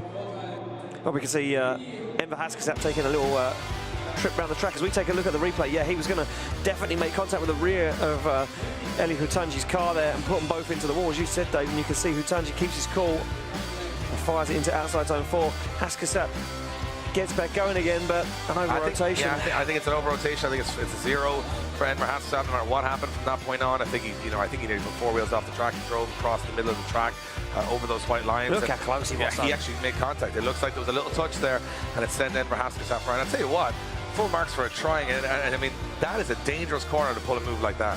I think the light has come down to it as well. I think he misjudged, how far maybe they were down that certain part of the track. They're back on the start line, and Eli Hutanji now sits in that chase position. It's pretty dark here, Ian. There's a lot of light in the venue, but it messes with your eyes. You got all these artificial lights, you got all these, crazy colors going on. You've got to really adjust, and these guys haven't had much time to adjust to it. They just got to go out there and do it. Well, they're back on the line, and as I say, Haskasap will lead Eli Hutanji to give chase, and Haskasap now will be praying that the German driver makes himself. There you have it, green light. Enver Haskasap in the lead position. Eli Hutanji then chasing him in. Eli Hutanji can afford to back away a little bit here, puts a wheel over that white line on initiation. You can see the flames firing out of the back of that E30 BMW, and Haskasap's on a flyer here in the lead position, but I think Hutanji knows he's done a bit of work on the first run. He'll know from his team that they can put in a 10-0. Again, another tactical maneuver from Eli Hutanji. Clever driving, and it's working right now. I think he's going to just keep this nice in the pocket and take an easy easy victory to the top 8 here. That's clever driving in. I like that strategy. I mean, it's so many variables, but if you can control some of them, it gives you a big advantage. And Elliot Tunji not taking a big risk needlessly there on his chase run. Yeah, very, very clever from the German driver. Stay close enough, you know, for it to be a chase. Otherwise, it would have been, you know, and no chase given there from the judges. And Elliot Tunji just did enough. Stayed away from it, stayed away from the walls, put in a run, and let Enver Haskasap there throw down. But look, we all know an over-rotation can't get you a win. Yeah, I mean, this one we can even judge, Ian. People like us. There you have it. Elliot Tunji goes through to the top 8. Clever driving on both his top 32 and top 16 battle, waiting for the other driver to make a mistake. It won't work for him all night, but it's worked so far. He's into the top 8, and we'll move along to our next battle. It's one I'm looking forward to. I mean, we're in the... Oh, we might have a little word with Elihu Tunji, with Becky's with him now. I wonder, is he as happy as he looks? A very tactical performance, Becky. Ellie, a great run from you there, and you got the win. When you were going into your chase run, I was worried you weren't going to catch him for a second. Did he have some pace on you to begin with? Oh yes, Enver was definitely on a really high pace. That was awesome. I actually lost a bit on him, but I cut the track to close up. But once I was actually afraid that he hit the wall, that's why I backed off. But yeah, you can't back off, but I knew he had a spun in the first lap, so that's why I just backed it up before I crashed my car. Congratulations, well done. Thank you very much. No problem. Yeah, well, just proving again, Ian, that I'm inside their minds. I'm telling you, the strategy there, he Something knew weird going on there. So weird. I'm telling you what. I'm in the car, I'm talking to them, I'm feeling it out. Here we go, Conor Shanahan, Ahmed Daham. A 16-year-old from Ireland goes up against a guy from Jordan in the Middle East. What sort of a sport is this? It's called drifting. These things really happen, it is real life. Well, one's got 1,000 horsepower, the other has about 600 horsepower. I don't think it's going to make a massive difference here in terms of grip and speed. Two guys are one apiece in 2 different rounds. Let's see what happens here as we come into the first corner. Look at this, Daham right with Shanahan on an inside line. He's going to leave himself a little bit caught here. Yeah, he's got himself very much caught there, and he's making huge mistakes down that chase position. As you can see, Shanahan very deep into that outside zone. He makes a dive onto the door, but Shanahan not really giving him the opportunity to chase. You can see Shanahan left for braking now, starts to create a lot of smoke at the back of the car, and Daham makes a big dive on there, but he's very shallow, and he's very on a mid-line here. This is not looking good for Daham at the moment. I think the idea was right, stay close, stay strong throughout the whole run, but he is straightening up a little bit and going on very little angle to stay there. I think it unraveled a little bit between outer zone 1 and 2. If you look at it, he comes in on a very shallow line, and he can't get on much angle, and here he's almost on a straight line. Now he's in no man's land because he's stuck on the inside of the track. He's got to wait for Shanahan to complete the corner, and that puts him on sort of a stop-start run. He's definitely got the aggression, he's staying close, we expect that from him. Look at the flames spitting from the back of these two cars. Crazy to watch. And just here he makes a big dive, and then this is another mistake here as he goes on a bit too much angle, has to kind of dial off it again. Look, he's got the proximity, he's not got the angle. It could count for a lot of scoring in the judges' eyes, but those little areas will balance it off. I think this one's still in the balance. Will Shanahan, though, have the pace to stay with the 5-time Middle East champion? That's the question that's going to be answered very soon. Well, it's going to be answered right now because they are back on the line. It will be Daham to lead and Conor Shanahan to give chase. And Shanahan would have known that Daham was all over the side of him.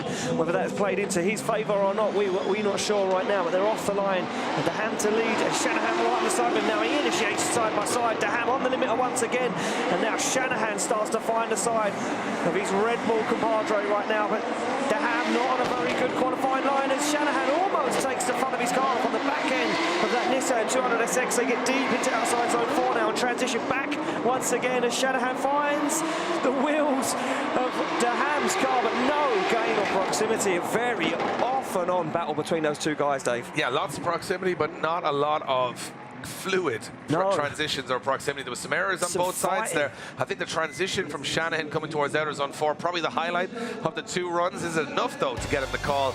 I really like the aggression here from the off. Daham on that really wide line. Look at Shanahan starting to creep up. It's this transition right here. That's the brave one. Right in on the door. Timed it perfectly. But he backs off a little bit at that point, Shanahan, and straightens up a little bit. It's almost like he had some hard work done. But he made it hard for himself here again, losing some proximity and wavering in the chase position. Similar runs. It's very similar. I was just going to say, very similar to what Daham did in that chase position. You know, very much on the inside of the track, jabbing away, trying to fight, trying to get himself into it. I'm not sure. You know, I wouldn't be surprised if this could go one more time. Yeah, it's going to be close anyway, whatever way the judges call it. Both drivers are out of their cars, helmets off, all smiles, good friends behind the scene, these two guys. And they're having a look up at the screens going, I'm not sure which way this one's going to go. And we're also in the same position. I'm sure you guys at home are the same. The judges, you know, they've got the pencils out, they've got the abacus out, they're slotting and writing and trying to figure this one out, looking at their own replay system separate to us. We don't know what they're looking at, but they will be analyzing that one very, very carefully. Well, as we wait in anticipation, you can see both those guys there, the crowd getting hyped. And some bananas there, Dave, just for James Dean. Yeah, 2 bananas for James Dean. He's a big fan of bananas, and 2 of them are here. Not the ones he's eaten in the past or any relations to the bananas he's eaten in the past. But that, I mean, that is a show of the craziness and the wackiness that the fans here in Germany, that they embrace this sport like no other. We've had some amazing events this year, and these guys tonight don't want to be outdone by any other nation, and they're putting in a great show. But let's see who's going to go to the top 8. Will it be Conor Shanahan? Will it be Ahmed Daham? And they slide him left for Conor Shanahan. He's getting the win. I'm going to go back up to the tower, talk to my good friend Kevin O'Connell. Kevin, talk us through it, a close one there. Yeah, relatively close battle there. Both drivers putting in relatively solid lead runs. It all really came down to the chase runs. While Daham did have proximity, he was massively sacrificing his line and his angle to maintain that proximity, something that Conor didn't have to do at all in his chase run. He was able to stay pretty close to that qualifying line while maintaining proximity to the Daham's door, something that I elaborated at the start of the battles that we will be watching for that. We don't want to see the chase drivers deviating from that qualifying line to maintain that proximity. So Conor got the win overall. Well, there you have it. Well, Becky's down with Conor Shanahan right now. He must be over the moon going to the top 8. Conor, that was a close battle. When I was watching you come into outer zone 3, I almost thought you were going to contact him. Did you have to back off? Yeah, so I flicked in hard. I knew he had a decent enough chase run on me, so I knew I was going to have to push hard. Told I tried it in too hard, and I actually ended up making a mistake. I had to back out of it, and he kind of got away for a second. Yeah, some mistakes started to creep in there. I can't let them happen again. Now I'm in the top 8, but yeah, I'm happy. This is probably one of my best results this season. So yeah, just a big push on now. I need to tidy up little things, but yeah, I'm really, really happy. I'm so glad that you're happy too. Polish that up, and we'll see you in the top. Oh, in the Great 8. Well, there you have it. Conor Shanahan, he's happy. He's in the top 8. I think that's the highest result he's had all year. Did he get higher than that this year? I don't think so. He's had a bit of a stop-start year, Conor Shanahan. We move along to Andreas Vasiliauskas and Marco Zaccarel, 2 of the fastest men on earth tonight. These guys have their cars dialed up to the absolute max on grip, and I think they're finally finding a match to each other's pace here, because both of these guys have been incredible. Zaccarel will go into the chase position. Vasiliauskas will go into lead. Can Vasiliauskas get a result here? Well, Zaccarel, the wild card, sort of unknown dark horse, and I mean that figuratively and physically, as he goes in that black BMW to the door of Vasiliauskas' car. And look at this, right with him, Ian, as they come through it. Transitions very close to the back of that E92 BMW. Vasiliauskas on a very nice line. He deviates now off that qualifying line, throws some big angle at it. That opens the door for Zaccarel to get nice and close, and Zaccarel takes the opportunity, dives right up on the side of Vasiliauskas, leaves a little tyre mark and pushes him across the line. Wow. So definitely contact towards the finish line there. Zaccarel just reminding him he was right there. That sometimes can play into a driver's psyche, that if you're coming across the line, there's a little nudge, you're going, wow, was he there the whole time? Do I have to go even better than that? I think he was trying to intimidate Vasiliauskas there. Well, what I was going to say before the start line, before these guys got the jump off the start line, was Vasiliauskas to take a quick look across at the start line and look at Zaccarel and say, I don't know this guy. You know, we haven't seen him in competition a lot in Drift Masters, so he's kind of an unknown entity. All we know is watching from the outside, he's very quick and he's a good chase driver, and he's got that car dialed, and he's got himself now found his form inside Drift Masters. And yeah, look at this little back off there. Very good job from Zaccarel. I've been commenting right from the start of practice how quick Zaccarel is around this track. Could he leave Vasiliauskas for dead? And I mean, Vasiliauskas has a lot of power and a lot of speed, but this will be very important for Zaccarel. Can he get that jump? He's a very fast driver, and they come into the first corner. Look at Zaccarel, very quick, but he's got no angle whatsoever. Really weird and late initiation for Zaccarel. He may have an issue here, but he stays in it. Vasiliauskas, the cameras flash in the background, the lights everywhere. It's very difficult for the drivers to see. Zaccarel hits the wall, poor line. Vasiliauskas also on a poor line in the chase position. It's unraveling a little bit here as they almost make contact on transition again. And Zaccarel stays in it, Vasiliauskas stays in a messy battle from the start there. Not sure exactly what was going on. That one going to be a very difficult one for our judges to break that down. Let's see the replay of that. It almost seemed like Zaccarel did not initiate at all. Yeah, look at this. I can't see it. We missed the initiation there from Zaccarel. As you can see, it on the wall. Vasiliauskas with him. Yeah, very strange there from Zaccarel, as you said, Dave. Comes into that, you know, initiation zone and throws very little angle at it. And judges will be looking at that, and maybe that late initiation would have put Andreas Vasiliauskas off, giving him the room and then losing out a little bit of proximity. And judges, a tough weekend for these guys. Yeah, how could Vasiliauskas even see in that final corner? It was completely in the smoke cloud, but you know, muscle memory can get you through a lot of it, and maybe blind faith in Vasiliauskas' case there of staying on the... just pure craziness. Yeah, pure mental instability kept him in it there on the throttle, and he got across the line. But I think there was some big errors made on both sides there. I don't know which way the judges are going to go on this one. And Vasiliauskas waves to the fans. He's happy. Zacharil's happy, but I think that's because they have no idea if they've won or lost. They're still in the fight here, very much so. Well, as they patiently wait the decision, you can see Zacharil still suited and booted, ready to go, and maybe hoping for one more time, maybe hoping that mistake he made was enough, and maybe Vasiliauskas, the proximity he had in the first half would balance out the mistake he made. Was it enough for one more time? Is that what he's kind of hoping for? Vasiliauskas seems confident checking the tyres. He thinks maybe this could go one more time as well. It's been a long delay from the decision from the judges, and as we said, they've got their own replay system, so we're looking at this at different angles. Did Vasiliauskas block the initiation of Zacharil? You know, he didn't give him the opportunity to maybe give that big clutch kick on the opposite side of the track. Well, I have no idea what they're discussing, but I'll tell you what, it is plenty to discuss, because there was a bit of a weird initiation from Zacharil. Vasiliauskas had a bit of an error here and there. Let's see which way they go. Side him left or side him right. Oh, it's going to be a one more time. Oh, a split decision from the judges. And a one more time is the call. Kev, what happened? Couldn't separate them. Yeah, kind of a battle of mistakes there, unfortunately. Both drivers making errors on their lead run. Vasiliauskas just having very over-angling on his transitions quite a lot and missing a couple of clips. Then you have Marco on his lead run, and he having that contact with the wall and having very, very shallow on initiation. And then for the chase runs, Marco had a decent chase run, but again, he was sacrificing line a little bit. Vasiliauskas was definitely sacrificing line an awful lot, especially on his transitions, to try and make up a little bit of ground. Vasiliauskas having the slightly better lead run, Marco having the slightly better chase run. It just, we have to see him go one more time. It's far too close. Thanks, Kev. I'm not complaining. I want to see them go one more time. You and I was right again, Dave. Yeah, right again. You know, you get one every year. Here we go. I've had 3 today. Really? Yeah. No, I don't believe it. Adam Zalewski versus Jack Shanahan now sit on the line. We talked about these guys going hammer and tongs in Riga just 2 weeks ago. Well, they're now doing it in the dark. As we said, these guys have almost identical cars. They're almost identical in experience and age. Well, let's see what happens here. I'll tell you what, Adam Zalewski will really want some revenge here, as Jack Shanahan will be in the lead position as second place qualifier. Can Zalewski take him down? Sparks from the back of Zalewski's car as they come into that first corner very aggressively.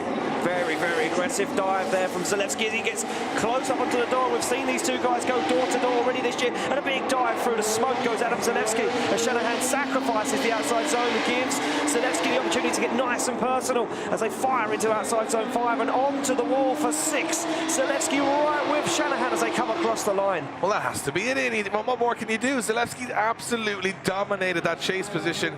He was right there with Shanahan from the first moment they went sideways right until the end of the run. Zalewski knows it. He's confident. He's done all he needs to do there. That's a very big run for the young man. And I think Zalewski knows that Shanahan was on a poor line as well. Shanahan had a very poor line, as you can see here. Look at the dive. Shanahan way off the outside zone on 4. He manages to fulfill it right at the end where the cone is. And you can see again, look at the transition from Adam Zalewski as he gets back up onto the door through outside zone 6.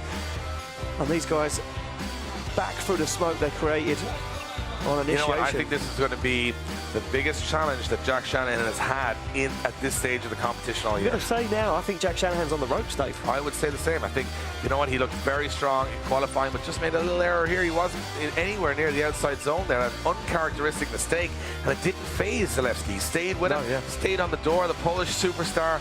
I mean, he's forcing the issue here. This could be revenge in the next 50 seconds to a minute. Well, and that's what he won. He won that revenge, and he'll know that they said that he wanted to meet him in the top 4, top 16 it is, and well, Zalewski's going to say, well, let's get this done now and let's upset the championship a little bit more.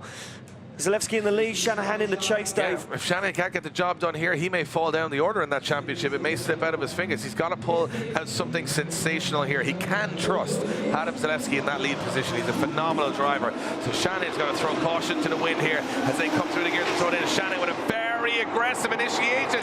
Tags Adam Zalewski and has to stay in it, and now it's messed up Shanahan in the chase position.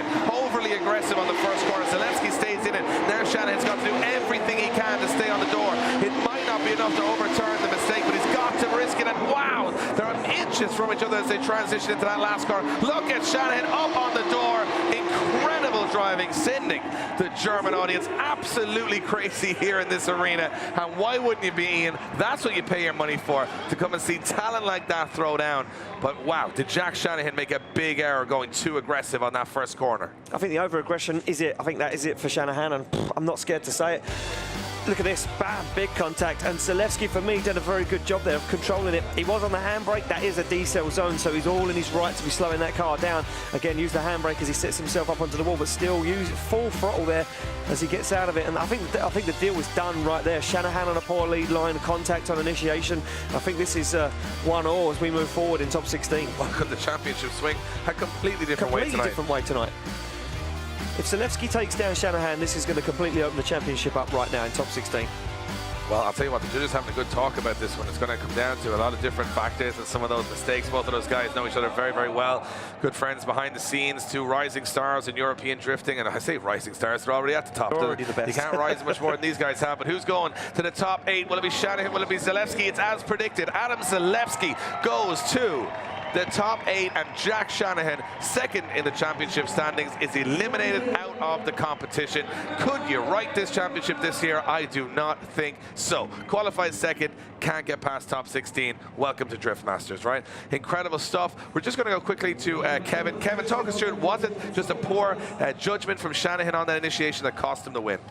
Yeah, I think you hit the nail on the head there, Dave. It all really comes down to the chase runs, and especially, more specifically, that contact by Shanahan on initiation behind Zalewski. He hit him a significant hit, and even slightly affected Zalewski's line, but more so it affected Shanahan's line and put him into the inside line of the track. Had a great chase after that, but that contact and initiation was enough to give him a deficit for the rest of the run. Well, there you have it. Becky is down with Adam Zalewski. He must be on cloud 9 right now. Adam, I can see by your face that was an intense battle. What was going through your mind there? To be honest, I expected a big battle with Jack. He's an amazing driver. I can trust him 100% and be sure that he's driving a really good line. I'm really happy.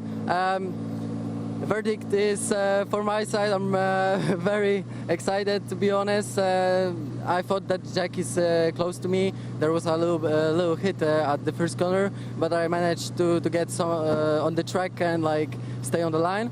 And I think it's pretty okay. We are pushing forward and see what's waiting for us in top 8. Congratulations, Adam. We'll see you in the top 8. Thank you very much. Well, he's a very happy Polish man, Ian. He's into the top 8. He's just beaten the man second in the championship. That's one way to build your confidence early on. And let me tell you something right now. He said, I'm going to wait and see who's ahead of me in competition. Well, it'll be one of his fellow Polishmen, because right now on the line, it'll be Paweł Korpolinski to take on Bartosz Stelowski. So it'll be an all-Polish battle coming up. Do we get any breaks here? Because why are we getting just... I mean, usually if it's a boxing match, you get a filler and then the big fight. No, all just we keep have going. is big fight heavy after... hitters. Heavy hitters after heavy hitters. You can't have 20 main events in one day. You know, this is getting ridiculous. These boys are going to throw down just the same. Stolarski, all the experience in the world, 1,000 horsepower in the bottom, chasing in. Korpolinski, who's got the pull on him here. Korpolinski goes in very hot to that first corner. Stolarski's going to have to get back into this soon. Korpolinski pushing wide to that outer zone, and he's looked on rails all weekend, Korpolinski. Hasn't been on the podium for quite some time. I think today could be the day. Stolarski, though, starts to bring the fight towards halfway point of the track. Stolarski pushes through the smoke, stays in it, but a little bit offline, pushes to the middle of the track, and stays back on the corner, Korpolinski. Another phenomenal battle on track here in Germany. Well, Bartosz Stelowski definitely brought the fight to that one, but for me, Paweł Korpolinski was driving away. And even though there's 1,000 horsepower underneath the bonnet of that Nissan 200SX of Stelowski's, Paweł Korpolinski put to use every single inch of power he's got. Look at this as we follow these guys in. Stelowski makes a huge dive. Korpolinski, though, on an absolute fly, gets nice and deep into the second and third outside zones, fires that car up onto the wall. Stolarski makes a dive, sits on the foot brake, but has to come into the inside of the circuit and shallow up the angle to try and keep that proximity as Paweł Korpolinski fires on to the two final outside zones and brings it across the line. And for me, they say it'll be swinging Paweł Korpolinski's way in my eyes.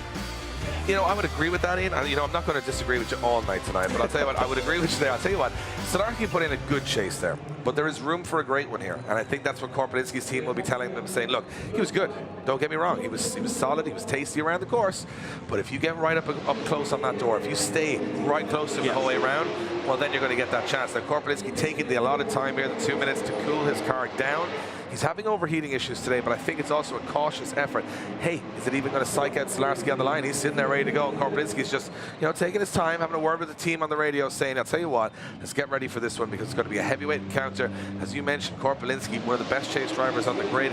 Stolarski, a good lead line driver. So I think from my perspective, Korpelinski has been given an opportunity here to say, well, what are you made of? Are you good enough? Can you go to a top 8 here? You haven't been there all year. Well, you got to go through one of the most experienced guys he's looked up to for years in Poland to do it. And what a way to test your ability as a rising star is to go up against an existing legend. Yeah, but Stolarski, for me, way down the order in qualifying, 23rd place. You've got to look at Korpelinski inside that top 10, 7th place. That means he's in the 90s on that lead line, which he just threw down. He's going to be looking to chase now as the run-in man. We've named him this weekend because this guy's done a serious amount of legwork on the track. He has. He was just showing the boys the line there, the correct line around the track. He's probably quicker than both of these cars combined around the track, to be fair to him. Let's see how this one goes. Very little light there on the start line. You can see just how ominous it is. You're in that car, all your gauges are lighting up in your face. So much stuff you've got to sort of account for that we can't really tell in the car how difficult it is. And Korpelinski sits into that chase position. I expect a big dive from the start here. His team will say, if you're 2 or 3 car lengths back, you're not going to win this one, Pavel. You're going to have to get onto the door. And he can trust this man. He's been 50 times on the podium. He's been one of the biggest legends in Polish drifting. He can trust him. He can go there. And Stolarski's just going to have to hope that Korpelinski gets over-aggressive and knocks himself out. We saw it happen to Shannon. We saw it happen to so many drivers this weekend. That thin line, that edge, it's all between outer zone 1 and 2. Well, it's a knife edge, and they're on that knife edge right now as they slam through the gears. And Korpelinski, nice and close, looks to make a dive onto the door. Stolarski's S14 right now as he gets way up on it. Stolarski off that qualifying line as the light fades even more. Almost contact as Pavel Korpelinski pushes that 10% more, but you can see Stolarski shallows up, doesn't stick on the qualifying line, and Korpelinski gets left in the tyre smoke because now Korpelinski struggles to find the side of that car. That's a weak qualifying line from Stolarski. Well, that's the thing, if you're watching the sport for the first time, you might say, hey, he didn't catch him, but you got to be on the perfect qualifying line, the lead position, or else you are going to be quite fast around the course because you're cutting the course. Let's have a look at the replay here. You can see Korpelinski not a whole lot of angle trying to stay with Stolarski, but he doesn't go out to that wall whatsoever. He stays sort of on a midline on the track. Then the transition is exceptional from Korpelinski. No right to get away with that, but again, Stolarski not out to that outer wall, not giving Korpelinski the chance, and as they transition back again, he's just kind of playing a safe line in that lead position, but Korpelinski needs him to be right out to the edge of the course just to be able to force the issue. Will it count against him or whatever happens? I mean, it's a close encounter over those 2 runs, but let's see which way the judges call it. For me, I think Korpelinski was trying to do it, just didn't get the opportunity to do it. Let's see if the judges see it the same way. Still some deliberation. I think there's a little conversation going on here, Ian, between the judges. Might be not as obvious as I think. And generally, I like things to be obvious. I like them to be straightforward. I like them just to be like, it's a win and that's the end of it. But you know what? But this is drifting. This is Drift Masters. And the thing is, if the stakes are this high, you got to take your time on these decisions. You got to make sure they're right. Now, they've got a system, of course. You guys are watching at home. You see all these replays. They're not watching those replays. No. They're watching their own system. They can switch all the cameras. They can use slow-mo. They can use everything. They have more at their disposal than any judging team on the entire planet. And that's why they can have a good decision based on those pieces of information. So sometimes we get that knee-jerk reaction like you at home, but those guys are breaking down that criteria that they told them in briefing and going to make a decision based on that. So let's see what happens. When we slide him left or slide him right, Stolarski and Korpelinski, well, they're both left. Hold away. I mean, does this mean we've got a one-more-time situation? Yeah, it could be a one-more-time situation. Let's see which way the judges go. Korpelinski and Stolarski, well, there you have it. It is a one more time. Both of those boys go back to get some fuel and tires and go back at it again. Kevin, no separating them. No, Dave, no separating those 2 drivers. Again, it's a little bit of a battle of mistakes. Korpelinski having a good lead line, but Stolarski not having a good lead line. But then Stolarski had better proximity than Korpelinski throughout the entirety of the track. So one winning the lead, the other winning the chase. We had to see him go one more time. Well, there you go. So we'll see those boys at it again. And back to the line where it's all V8s. V8s for days, Ian. As you got Tor Arne Kavia and Steve Baggs-Biagio, 2 of the most aggressive drivers on the grid. It will be Norway to lead it, England into that first car. And look at Baggsy, look at the proximity right from the off. Yeah, he wants this, Dave. He's hungry for a win right now. And so is Kavia. Kavia said he wants a trophy. He goes way wide onto that qualifying line. Down with the foot brake. Baggsy with him, though, as they make a dive up onto outside 4. Baggsy shallow, not all the way to the wall. You can see him frantically trying to keep with Tor Arne Kavia right now as Kavia fires into outside zone 6. Baggsy again shallows up. He hasn't got the pace to keep with the Norwegian sledgehammer. Yeah, it looked like Bagsy was sacrificing quite a bit of line there to stay in it, but did have the proximity, did stay aggressive throughout. Some very scary transitions in that one, Ian. I was holding my breath a couple of times. It's very difficult to see through the smoke, I'd imagine, for these drivers. That's look, we're riding on board of Bagsy. That is some speed coming in on the door there into that first corner as they go towards that wall. Such an unusual corner. And Kavia pulls out of the corner. Bagsy hesitates a little bit, and as he transitions back here, Kavia right back to the outside line. Now, this is the transition I want to see. Just the next one. How close is Bagsy here? Very, very close. Wow. As they transition there. And Bagsy laid it all on the line, but on that inside line, using the proximity, but not a lot of angle. Yeah. So, you know, you never know which way the judges are going to go. No, and I wouldn't, you know what, tonight they've had some serious calls to make, Dave. And, you know, we've estimated, oh, wow, but Kavia out of the car, Kavia out of the car, and the bonnet up. Now, could Bagsy now be gifted, or has Kavia got a fixable issue? He's got 2 minutes to fix it. Oh, no, the bonnet is slammed down, and the hands are on the head. No. Can we not see this? Kavia's inside the top 10 of the championship. I think he's thrown a belt off there. I think the car has maybe thrown a belt off the front of the engine, and he's had a look in and it's gone. And well, that's just heartbreaking. He said tonight was his night, and the car didn't play ball right from the start of the whole competition. That's devastating for Torani Kavia. It's probably a gift for Bagsy. He's kicking the car. I mean, there is some serious aggression. He waves to the crowd, but it's a long way to come from Norway to Germany to have the car break down at that moment, especially when I think, you know, he had a perfect lead run in that battle. Bagsy did all he could do, but yeah, he's not happy right now. Torani Kavia not happy one bit. Wow, drama again in the championship. As by default, Steve Bagsy Biaggioni moves on to the top 8. He said tonight was his night. Well, it may very well be. He's getting the look that he hasn't had for the last 10 rounds, and he's moving through. And he'll feel very, very confident right now. Well, if there's a man that deserves any luck, it will be Bagsy. And look at that, you can see Kavia's crew ripping off those letters stuck to their bodies, and unfortunately Kavia's weekend over. Maybe putting some more letters. They'll be putting the Bagsy on there. Well, I want to go down to Becky. I want to hear from Torani Kavia. What's going on down there, Becky? Emotions running high. Tor, the frustration is real. Can you tell us what happened there?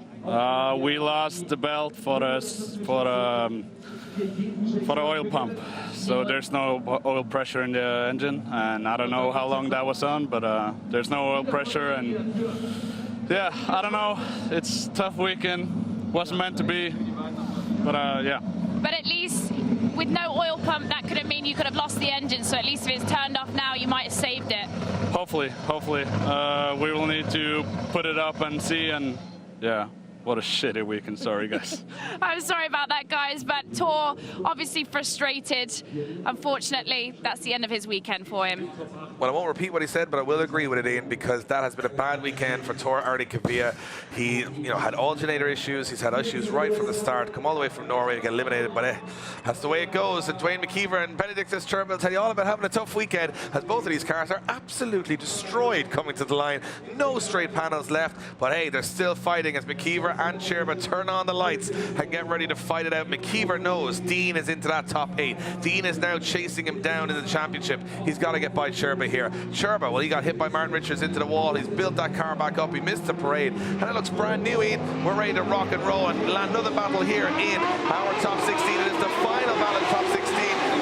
Here we go. McKeever firing. Look at Cherba right there. He wants it. Cherba wants to take down the championship leader, and he's right there. He certainly is, but McKeever's smoking the tyre straight from the start line as Cherba waits to dive through the smoke now. McKeever on a very nice lead line as he dials a little bit more angle at it, and that just encourages Cherba to put even more into it from himself as they both dive onto outside zone 6. McKeever starts to pull away, and Cherba makes a frantic dive up onto the door as they cross the line. Oh, the championship leader could be in trouble here, Ian. He could be in big trouble. He's had a very solid chase run put in from Benedictus Cherba. McKeever obviously fixing those issues with the car. You can see straight down to the floor, to the back of his car. There's nothing left in it. Cherba has issues as well, but you know what? They're out there fighting hard for a spot in the top 8, and Cherba brought the aggression. Yeah, he was very, very aggressive. Look at that, a nice dive up onto the door, and you can see McKeever nice and close to the wall on a very good lead line from McKeever. But look at Cherba, that just encourages Cherba to get very, very close, and Cherba took that opportunity, gets up onto the door and pushes him across the line. And I don't know what way this is going to swing. You know, you said Benedictus Cherba looks brand new, but that's a loose statement from you, David. That car has been better. That's for sure. But at this point, McKeever's up against the ropes. He doesn't go through here, then Dean starts to claw back those points, and the championship starts to get wide open. Well, if McKeever wants to be a champion in his rookie year, these are the moments you got to shine. You got to put it on the door of Benedictus Cherba's car here. You can trust Cherba. He's been on form all weekend. I don't know. This is risk-reward now for Dwayne McKeever. What does he do? He's got to throw it on the line. He can't leave anything out there. If he wants to claim this championship in his rookie year and take down James Dean, he has to put everything into this one. They're off the line. It will be Benedictus Cherba to lead as McKeever gives chase, and McKeever's on the back bumper, Dave. Wow, into the first corner they go. Has McKeever a little wobble from the front of McKeever's car as Cherba goes to that outside line. McKeever has to make it work on this transition and does. Oh, but it makes maybe a little bit of contact. Backs off again and back onto the door again. But he hasn't got major proximity here, McKeever, as he's got to start reeling in the Lithuanian drivers. They go right to the corner. McKeever, a little touch in the back of the car. That one is almost too close to call. Well, McKeever threw it at it. He threw it at it for sure. But you know what, for me, Dave, one little thing you missed. Benedictus Cherba was way off that qualifying line at some parts of that track. I was a little distracted by the chase driver. It's the most Yeah, he was exciting thing to watch. focusing on that. Look at this nice initiation. McKeever right with him, but look at Benedictus Cherba stalls up there, gives McKeever that little wobble that you see. Then they get into this outside zone, not clean from Benedictus Cherba. The transition now into these final outside zones. Ooh. Benedictus Cherba was on the middle of the track. He wasn't a clean lead from Cherba. Could there be issues with that car still raising their head? Could McKeever move forward in competition? The championship at the moment is shaken up ever so slightly, and Dean, the only person still in it. Yeah, well, I mean, Cherba's car has had more hits than the Beatles at this point, and at this, in my opinion, not a confident face on either driver right now. Not sure which way it's going. You can see McKeever, look, crossing his fingers. He needs the win. So does Cherba to get his championship hopes back on track. Oh, it's a nervous wait for these guys right now. You can feel the tension between the two. They're being polite to each other, but they're in their minds. They're like, you know what? I really need this. This is going to come down to splitting hairs, and there's going to be literally nothing in this for me. Look, McKeever had a very, very good lead. A couple of mistakes in the chase, but I think that may come down to the poor lead line from Cherba. Decisions in, Dave. Here we go. Big one for the championship. And you know what? We don't even know who's going to go through to the top 8 because it's a one more time. And I think the smile from both drivers tells the story there. Not the cleanest of runs. They even crashed their doors off each other getting into the car. And they'll go back to the pits for some fuel and tyres. And we'll go over to our good pal, who's about 72 stories up in a crane somewhere, Kevin O'Connell. No separating the guys there. No separating. Unfortunately, I would have liked to have seen this another mirror image of the first run there. But Dwayne had a fantastic lead line. In fact, Serba had an absolutely awesome chase line. But then when you swapped them around, Serba just didn't have a clean lead line at all, didn't get deep into any clip at all for the entirety of the track, and Dwayne had an okay chase. So again, Dwayne won the lead, Serba won the chase. It was too close to call. We had to see him go one more time. Well, we whistle them one more time. We're back to another one more time. We can't get out of the top 16 because these guys are back at it again. It's Andreas Vasiliauskas against Marco Zaccaril. And the first time around, a tale of errors. Judges saying too many errors. Well, let's clean them up, boys. Let's have a fair fight, and let's see who's going through to the top 8. I think this one comes down to two guys not knowing each other, not a lot of seat time between them in competition. Vasiliauskas not really had a clean year this year. He's off the line. He will lead out Marco Zaccaril. But look at this, an early initiation for Vasiliauskas. He's going to try and drive away from Marco Zaccaril. He knows he's got the pace, but Zaccaril straight back into it again as he makes a big dive. Vasiliauskas transitioning through now into outer zone 4, and look at Zaccaril right with him. They throw both. Big angle at the wall. Now the transition again and a big dive up onto the door goes Marco Zaccaril. Left foot braking. Oh, Vasiliauskas gets into the wall and shuts it down. Well, I'll tell you what, he went in there and the pressure just was relentless from Marco Zaccaril. He pushed Vasiliauskas around the track and pushed him into a big mistake. Do you think there was contact? I didn't catch it. I was too busy looking at the dive from Zaccaril. And we take a look back at the replay, Dave. This was incredible from Zaccaril. I mean, you go one more time, you got to go a little harder. Just don't go that hard. That was crazy from Marco Zaccaril. You could barely see him in all this smoke with the black car and the black lights, and he just sort of bursts out through the smoke like Batman onto the door, and looks like, Vasiliauskas just went straight into the wall. Misjudged it. And I think that comes down to what you said earlier, Dave, about the light. You know, losing the light is making it very difficult for these guys to judge that line and judge the timing and get back on the start line. Should have turned on the parking sensors, Ian. That's what I would have done. I would have parked. No, he took him out of that BMW. Oh, did took him out, put him in the bin. He said, don't need these. Well, don't need these. You need them tonight. It certainly does.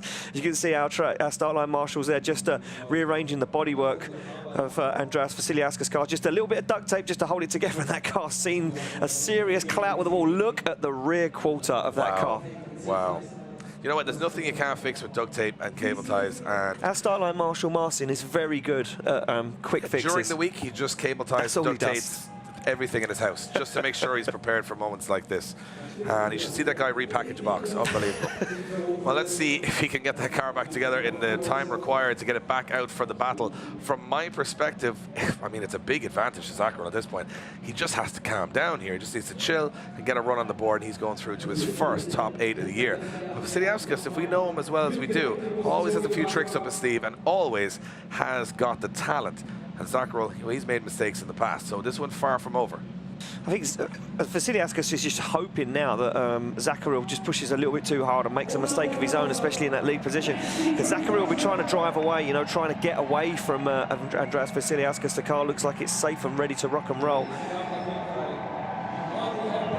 And yeah, our guy just out there cleaning the circuit, making sure there is no debris left of Vasiliauskas' E92 BMW. He gets the thumbs up, ready to go, and the start line clock clicks down to 0. Zakaril now has the whole fate of his great 8 in his hands. Can he make this one work? Will he make a silly mistake?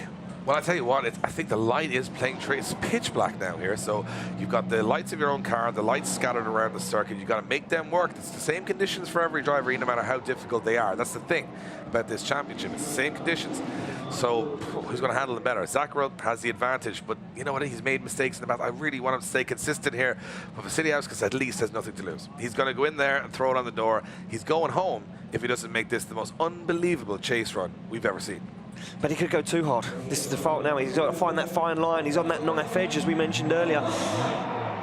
One slip one way and it could be out. One slip the other way and he could take it through, as we can see. Just making sure the track is ready to go.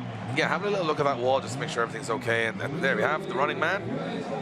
He is the hero of the hour. Couldn't see the bumper. Couldn't see the parts of Andreas Vasiliauskas' car remaining on the circuit. I mean, look at that for commitment. He is one of the fastest humans on the earth. You know what? He actually had a golf buggy and a Jeep, but they got rid of it. It was too slow. Just couldn't get out there and fly. Just said, just run it. So here we go. On the start line we are. You can see Zakaril on your left and Vasiliauskas on your right. Vasiliauskas has to put it on the door, has to get up close and personal, has to force the issue. Zakaril cannot afford to make a mistake. He has got the advantage. If he wants to take this to the top 8, he has to be as slick as his car looks and stay smooth in that lead position. Here we go, through the gears, and Vasiliauskas coming from the off here. He certainly is, but look at this from Zakaril, nice and deep into outside zone 1. He slows that car ever so slightly, gets into 2, but Vasiliauskas is right with him. Sacrificing line right now is Marco Zakaril, as Vasiliauskas gives him some room to get deep onto the wall, but he doesn't take the opportunity now. They fire into outside zone 5 and 6, and Zakaril puts it on the line, but it's the wrong line as Andreas Vasiliauskas gets on the door. Zakaril's car just explodes from all over. There's flames around the bonnet, the roof, the boot, underneath it. I think this could come down to lead, chase to chase, Dave, because that was a very, very poor lead from Marco Zakaril. Well, you know what? We talked about it with Vasiliauskas. He did have the biggest error over the 2 runs, though. He did smash into the wall. And Zakaril, he's still very close to the outside of that track. Vasiliauskas starts to tuck into the pocket and a good chase run to take nothing away. Aggressive transition into outside zone 4. Zakaril does take the rear end of the car out to outside zone 4, but just as we come to this last section, Zakaril says, don't do anything stupid here. Takes a little shallower line towards the finish line. Let's see which way it goes. Vasiliauskas or Zakaril. Well, there you have it. It's going to be Zakaril going through to the top 8. And Kev, quickly, can we confirm the big mistake from Vasiliauskas enough to knock him out there? Yeah, it all comes down to that incomplete that Vasiliauskas had on his lead run. Contact with the wall meant that he had everything to do on the second run, and unfortunately for him, Marco was just able to play it safe and have a nice safe lead run and take the win overall. There you go. We're deciding some battles, Ian, finally. Zakaril will go through to the top 8, and we move it on to another one more time battle. Paweł Korpelinski against Bartosz Sztalarski. These guys couldn't be separated the last time around, Ian. Goes to show how close the talent level is here, because we can't separate them. No, and it came down to, again, lead to lead, chase to chase, and scrappy leads and scrappy chases couldn't be split. So our judges decided to go one more time and make this one fair. Now, a clean lead and a clean chase from both these guys.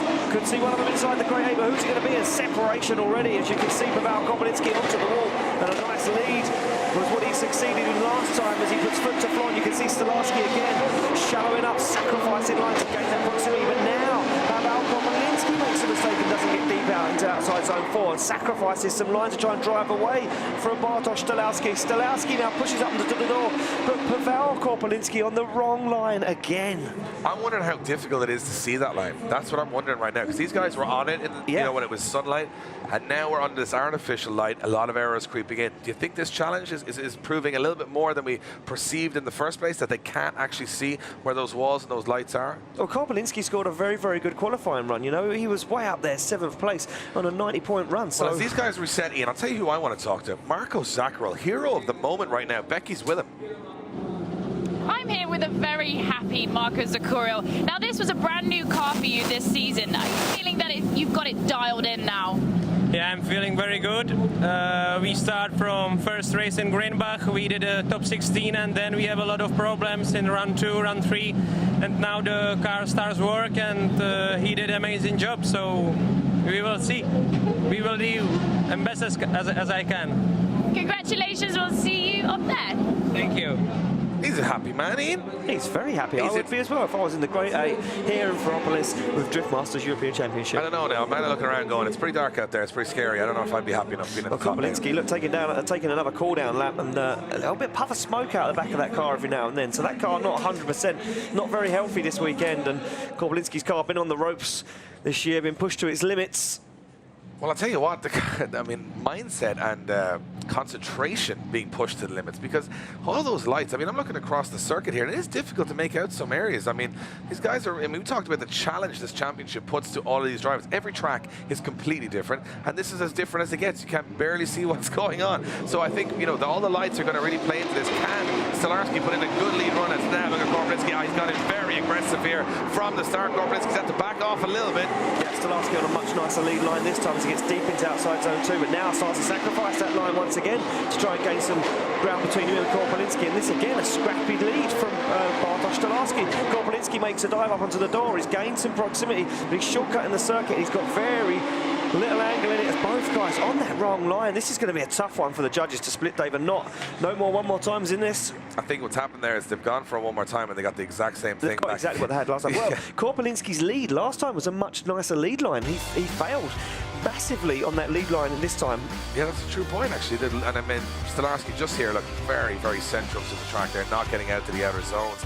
I mean, can you chase, you know, a run that's not perfect in the lead? It's hard to. It's going to be very, very hard on this track as well. And talking to Jack Shanahan earlier on, he said that if you're drifting on the edge of the white line of the circuit, the outer white line, it's very, very slippery. 2 foot in, the track is very grippy. So these guys, maybe they know that. They're using the inside of the circuit to try and gain some lost ground and try and pull away. But that, for the judges, is not what they want to see. No, it's not what they want to see, and it's also going to make a very difficult decision again. But let's see which way they go. Slide him left for Korpolinski, right for Stolarski, and Korpolinski gets the win and goes through to the top 8. We have a winner, Kevin. Why has he won? That was so close. If we could have seen that go one more time, we would have again, but unfortunately we had to make a decision. Both lead lines not the cleanest, and both chase lines really didn't have much proximity, but it really only comes down to Korpolinski having a slightly better lead line over the entirety of the run, just getting deeper into most of the clips, and Stolarski just not having quite as much proximity. Just that Korpolinski dove in and was able to have proximity on the final corner, that really sealed the deal, but it was so close overall.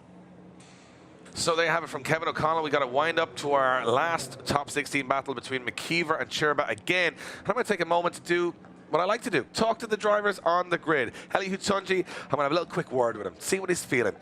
Eli, you're going up against the current European champion, James Dean. What do you got to do to beat James Dean here tonight? I will pull out my best runs I've ever done in my career, because this is actually the first time I meet him in competition, and I'm so looking forward to this. A lot of people get very intimidated by James Dean. Are you intimidated going into this battle? Not at all. I'm so looking forward, because I know he drives the perfect line, so I will be just on him all the way through. Well, we can't wait to see what happens, Eli. Good luck out there later on. Very much. Well, they have Eli Hutsonji. He's not intimidated by James Dean. I mean, I would be. Especially under this light of a 99-point run. James Dean looks like a strong contender. We go back to the line to two contenders, though, who not. One of them hasn't made it into the Great Eight yet, and that will always be Dwayne McKeever to take on Benedictus Cherba. Judges not being able to split them. Scrappy leads, scrappy chases. The championship is massively on the line here. Dwayne McKeever has got to go into that top 8 to continue to lead over James Dean. Dean's into the top 8. He has to get it done here. But Cherba's creeping up that championship order too, and he's brave here, Cherba, as he goes right to the door of the Northern Irish driver. From the off, Cherba's on a phenomenal chase here. McKeever on a great lead. Look at that dive from Cherba as they take it to the outside of outer zone 4. This is what we came to see. Cherba taking a big risk on transition as he takes it back to McKeever's door again. Phenomenal chase driving here from Benedictus Cherba as McKeever tags the wall at the end of the run. That's what it's all about, Ian. Phenomenal driving. You know what, Dave? 10 out of 10 for that one, because that was phenomenal. McKeever, absolutely perfect lead line. Benedictus Cherba is in that chase position, and as you said, what a chase from Benedictus Cherba. But as our head judge Kevin O'Connell says, you can't have a good lead, a good chase, sorry, without a good lead. And an absolutely phenomenal lead line there from Dwayne McKeever. Looks like he's back on form. Well, you see, they both made massive errors in the first battle. Now we're seeing the true potential of this matchup. And I tell you what, I would not like to be in Dwayne McKeever's shoes right now. I mean, the last time out, he had the most comfortable of chase runs. Cherba's done a phenomenal job there. He's on the ropes again. Well, he's got the pace. Benedictus Cherba clearly has the pace. If he can put any separation between him and McKeever, this is it. McKeever out. He's on the ropes right now, as Shanahan was against Zalewski. This is it. The Northern Irish driver now sits on the line. His championship hopes in the balance. Well, he's got to do it here and now. He's got to go to the door of that bright yellow BMW. Good thing he can see it in these lights as they come off the line. McKeever, he's left a little bit here. Cherba's got the jump on him, but a very shallow line from Cherba. He's on the wrong qualifying line. Both of these drivers a little messy into that first corner. McKeever's got absolutely no proximity right now as he tries to find some sort of grip in the back end of that car, but he's getting left even more by Cherba right now. Does McKeever have a problem? 7, maybe 6, 7 car lengths between these two guys. It's very hard. Big mistake on entry, but I don't know if that's going to balance it out, Ian. Could the championship be blown wide open again? Well, I want to take a look at the replay of this one for sure, because that was a huge separation. Look at this on initiation. McKeever not in it. You can see him handbraking there. But this is where Benedictus Cherba makes a big mistake, because he fails to get out to outside zone 1 and 2. He then shortcuts the circuit to get into outside zone 4, which he fails to get into. McKeever sticks to that qualifying line, but he isn't gaining any proximity whatsoever of doing that. Benedictus Cherba nevertheless gets back onto that qualifying line as they finish up the run, and McKeever not even in the fight. They both get out of the car and congratulate each other. This one, could it be as clear to the judges, or is it going to be a tough one for them to split? I'm not sure, Dave. When you think about it, if McKeever goes out here and Dean goes onto the podium, well, that's going to leave it wide open, and I'm just not seeing it any other way from where I'm sitting. And there you have it, Benedictus Cherba. We call him the dark horse for this reason, and look at the face of Benedictus Cherba. He cannot believe he's beaten Dwayne McKeever here in front of this massive audience in Germany. What a hero. And McKeever, he's had a rough day, and it got even rougher there. He certainly did. Do you know what I want to hear from? Our man in the Iron Tower, Kevin O'Connell. Kevin, that one just came down to the proximity, I guess. Well, Kevin's fallen out of the tower, He's fallen out of the tower with surprise, yeah. Yep, James Dean now. Can he claw back this European Championship? Well, he's got all the things falling in his favour. He goes up against Eli Hutunji. He says he's not intimidated by the current champion. It will be Conor Shanahan to go up against Marco Zaccarel, the fastest man around the track so far. It will be Adam Zalewski to go against Paweł Korpelinski, who's just got all Polish drivers tonight. Korpelinski, that's all. It's like a national championship for him. And then it will be Bagsy to go up against Cherba. Well, there's another heavyweight encounter. But I'll tell you what, I've got to hear from the man who's had one of the toughest days in his entire competitive career. Becky is with Dwayne McKeever. Dwayne, obviously frustrated. From where I was standing, it looked like once he got a bit of pace on you, you got lost in the smoke. Is that what happened? Yeah, well, I felt on the way into the first corner that I got to clip my zone 1, no problem. And then from there on in, I didn't think he was as deep. But I just got blind in the smoke and I couldn't follow him then. But yeah, it is what it is. That's what drifting's all about. Yeah. Sorry about that, Dwayne. We'll see you next time. See you later. Yeah, he's not happy with that one, and he wouldn't be. He's got to watch those points be clawed back by James Dean, and it is going to be an incredible top 8. Dean Hutunji, Shanahan, Zaccarel, Korpelinski, Zalewski, and Bagsy Biagioni against Cherba. You know what? I'm ready. We're all ready. The fans are ready. You at home are ready. Let's roll with the top 8.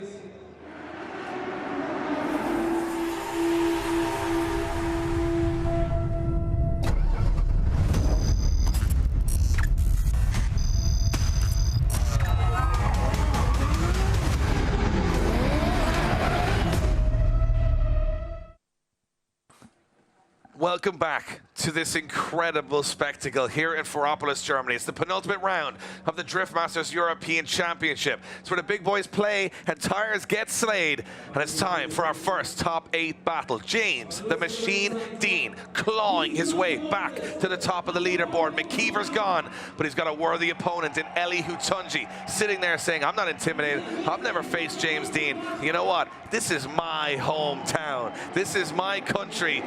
He wants to send James Dean home with no trophies this weekend. Look at this, Eli Hutunji diving in behind James Dean. Yeah, he's right with him, Dave, and James Dean's giving Eli Hutunji the perfect lead line. Look at the shallow angle, though, from Hutunji, just to gain that proximity as they transition into our zone 4. Eli Hutunji right with James Dean, bringing the fight to the former and current champion as they put back into outside zone 5 and onto the wall again. Eli Hutunji really bringing it right now to James Dean. Incredible stuff. Eli Hutunji gave it a go. He went right there to the quarter panel, as you mentioned, sacrificed a little bit of angle throughout the course. But Dean, so consistent in that lead position, showing exactly why he got a 99-point run. I mean, the only 99 I've ever got has been in an ice cream van, Ian, I'll tell you that. And James Dean gets them for fun. Highest scoring qualifying run in Drift Masters history, but he's got to take it all the way to the podium if he wants to get back into the fight before that final round in his home nation of Ireland. And Eli Hutunji, I think, is very much still in the fight here. James Dean is going to have to up the ante. Well, he's going to have to bring the fight the same as what Eli Hutunji did. Eli Hutunji sits in the lead position. James Dean to give chase. And the car door open on Eli Hutunji's car. Hopefully that is not a problem. That's just letting some smoke out. It sure is. So Dean sits cool, calm and collected. He'll be on the radio to his spotters.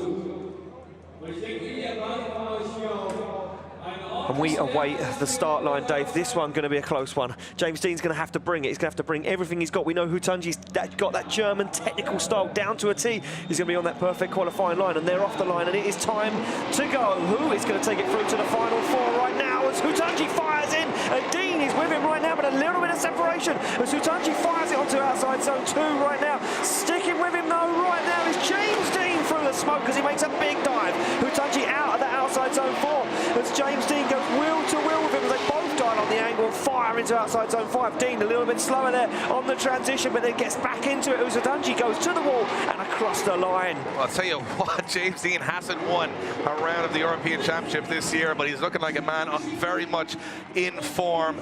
Incredible chase driving from start to finish there. James Dean locking front brakes, rear brakes. He went aggressive there, and Hutunji gave him everything to work with. Phenomenal lead run from the Red Bull Drift brother. But again, look at that, knock close to the wall there. Threw Dean into a very sharp angle, and as he transitions back, Dean's got to play a little bit of catch up into that last corner, but somehow he gets back in the fight. He looks hungry, Dean. He looks like he's back on old form here. And look at this, Eli Hutunji waving to his home nation, bowing to his fellow countrymen. I'm not sure if all the cheering, bowing, and celebrating the world will change what might be an inevitable decision. Both of these guys, incredible ambassadors for the sport. And both of these guys, look, Eli Hutunji is just happy that the battle was amazing. And that's all he wanted, yeah. We talk about decisions. He's over the moon. He's just over the moon. Do you know what, for him, Eli James Hutunji... Dean's trying to catch him. James Dean is trying to catch Eli Hutunji here. Hutunji, for him, that's a dream come true. Probably a childhood hero, you know, watching James Dean dominate all around the world. And Eli Hutunji getting that opportunity to battle James Dean in the Great Eight, in his home country, in this spectacular circuit, Dave. Well, you know, whoever wins it, they went out swinging. Well, incredible lead and chase from both of these guys, showing the caliber of talent on this grid and how deep that talent pool is. Eli Hutunji has smiles on his face. He doesn't care if he wins or loses. He's smiling all around. Those boys have had a phenomenal night. And I mean, they're looking around this incredible arena saying, can you imagine how far drifting can go if it can get here in such a short amount of time? These guys are ambassadors for their home nations. They represent them beautifully everywhere they go. You know, you can just see the amount of kids and fans around both of these guys during the breaks today. But one of them is going to go to the final 4. Who will it be, Dean or Hutunji? It's going to be James Dean. James Dean gets the win and goes through to the final 4 and chases down the lead on that championship. As Eli Hutunji, I mean, you can tell him anything right now, whether he won or lost. He's still celebrating. He's still waving on the crowd. They love him here in Germany. What an ambassador. But it is the proximity of Dean weighing out across both runs. And you can't argue that. It was right with him the whole way. Exactly that, and I think for me as well, that lead line, Dave, falling off that qualifying line did big damage to Eddie Hutunji's run there. We keep the action fast and flowing though, and we move it along to the next one. Shanahan, Zakaril. Zakaril, an unknown entity to Conor Shanahan right now. Absolutely. Both of these guys are going to look across going, I have no idea. No clue. What's going to happen next? Where's the track even? Exactly. Conor Shanahan, 16 years of age, goes up against Marco Zakaril. Zakaril's looked on form. He's dispatched with Andreas Vasiliauskas, one of the heavyweights here. He's feeling hungry tonight. He's got a very fast car. Conor Shanahan in that lead position. He said it in his interview. He can't afford to be making the mistakes he's been making. He's been lucky to get here so far. Now he's got to start turning up the dial. He's got to go to 11 here. Well, Zakaril's already took down one Irishman. Kevin Quinn fell to that one. He's going to be looking to take down another one right now. They're on the line, almost ready to rock and roll. And Zakaril will be saying, Conor Shanahan, you might have been a household name. But look at the darkness in the car. It's darkness. You can't even see. Into the light. I love it. It's like a gladiator's arena right now. We talk about going to battle. Well, I think it's very, very apt as a description right now. Look at it, sitting in the dark, ready to throw it into a stadium lit up. This is what it's all about. You get the goosebumps here in Germany as Shanahan and Zakaril ready to throw down. Here we go. Off the line, Shanahan leading them in, and Zakaril right there with him on initiation. Big dive in from Shanahan, but he's got the pace. Shanahan's going right to that outer wall. He breaks a little bit. Zakaril get back into it again. Look at the proximity from Marco Zakaril. Yeah, Zakaril then hunts down the back end of that S15 of Conor Shanahan's right now, and he has the proximity. Look at this from Marco Zakaril. A little bit scrappy on the outside zone one, but he's back into it now as he almost trades paint with Conor Shanahan across the line. Zakaril bringing the fight. Oh, no playing around now, Ian. No messing around, No Dave. playing around. The fun and games are over out there this evening. These boys want some trophies, and that's what Marco Zakaril said to Conor Shanahan. He almost just gave him a little rap on the window and said, still here, buddy. I'm right with you. Yeah, I don't care who you are. I'm right with you. Only error for me for Zakaril was he let Shanahan get away in the outside zone one, but Shanahan made a little mistake, stalled up coming into outside zone two. Zakaril gained that proximity. Shanahan put on a very good lead line from that point, but Zakaril was like a dog with a bone, like a cat with a mouse, Dave. Couldn't let him get away. Absolutely. I think, look at this. Do they trade paint? Almost trading paint. Precision driving from Marco Zakaril. I'll tell you what, he's been named the Wonder Kid, Conor Shanahan. He's got to prove that now. He certainly really has to prove it, because that is a hell of a chase run.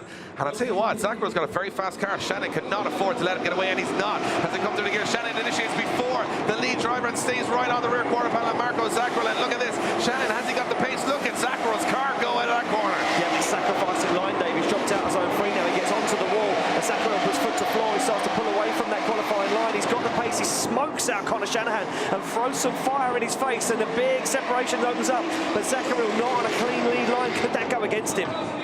Just can't get over the flames out of Zakaril's car when he comes off throttle at the end. It's just, I think he's exploded, and then I'm like, oh, maybe it's meant to do that. Look at this in-car. Look at Conor Shanahan. Early initiation, as you pointed out, way on angle before Marco Zakaril, and Shanahan putting the work in inside that Nissan 200SX as he fires that car back. Look at this from Shanahan.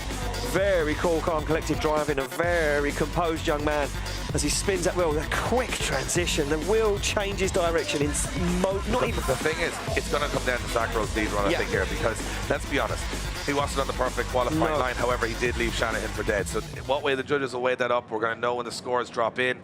Oh, it's going to be an interesting affair here between Shanahan and Zakaril.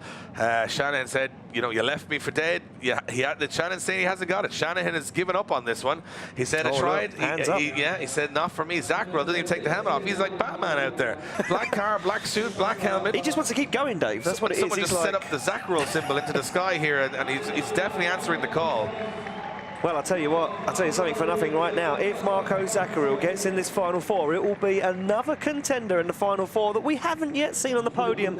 And Dave, we talk about shaking up the championship. Well, ladies and gentlemen, every get round ready for it. Sends a new hero out there, and I think Marco Zakaril has announced himself onto European drifting tonight as a contender for the future. Shanahan says, I lost him. I couldn't catch him. Wasn't the perfect lead run, but he lost him a lot. Let's see which way the scores drop in. Who is going to face James Dean in the Final Four here at the penultimate round of the Drift Masters European Championship? It's a strange venue. It's a strange night, and strange things are happening. But one thing that is predictable is that one of these men will give James Dean a hell of a run in that top four battle. They certainly will, but who will it be? Will it be the guy that lives literally just up the road from him, or will it be the man from a completely different country. Decisions in, left for Shanahan, right for Zakaril. Who's going to take it? It's Marco Zakaril getting the win. Marco Zakaril gets the win and goes through. And look at that, Conor Shanahan points to his opponent and says, you know what, fair play, buddy. You left me for dead. Zakaril, we talked about his speed. It's paying off in dividends tonight. And Zakaril's going through to the top 4 from nowhere. Zakaril goes up against James Dean. I'll tell you what, James Dean better get a little worried. Well, we move it along. Up next, it will be Adam Zalewski to take on Paweł Korpolinski. Korpolinski in the lead.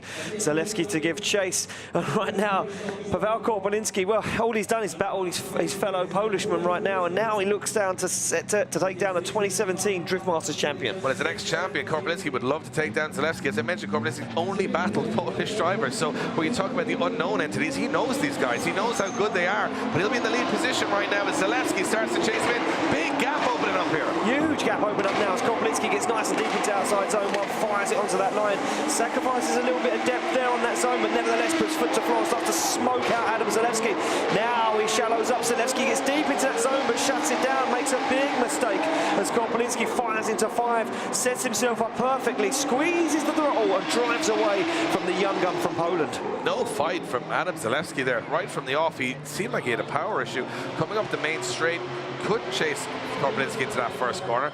Completely left for dead. And you know, when he does get back into the fight, he's not too far away here. And watch the transition. Does he make a big error here, Zalewski? Does he go? Yeah, he locks up the front a little bit and he puts himself almost into the wall. And I think that's all she wrote there, Ian. He never got back into the fight. Well, you can't really say that because we've seen some upsets so far in these battles. I retract that. a little bit. Retract just statement. In case Korpolinski decides that he's going to park it in the middle of the circuit. Yeah, God knows what's going to happen from here on in. We see Korpolinski again predict it. Cooling the engine. He has got issues. He's got issues with that car. That car not 100%.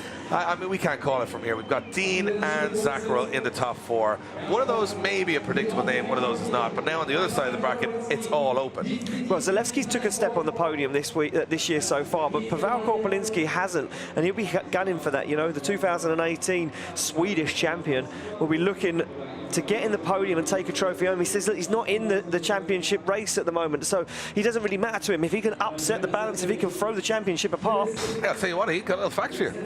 Tonight, we're going to have a brand new winner this year. We're going to have a brand new winner on top step of the podium this year in the European Championship. Tell you why. Certainly are. McKeever, Borkowski and Richards, well, they're not here. Well, they're not here. So I'll tell you what, we got a brand new winner tonight. Who's it going to be? Hold on to your hats, because it's going to be an interesting finale. As Zalewski now, who he got left for dead in his chase position, he's in the lead. Can Korpolinski just put the dagger straight in? Can he finish this one off? Well, for me, Paweł Korpolinski, he's pitched the tent. All he's got to do right now, Dave, is sleep in it. He's on the line, ready to go.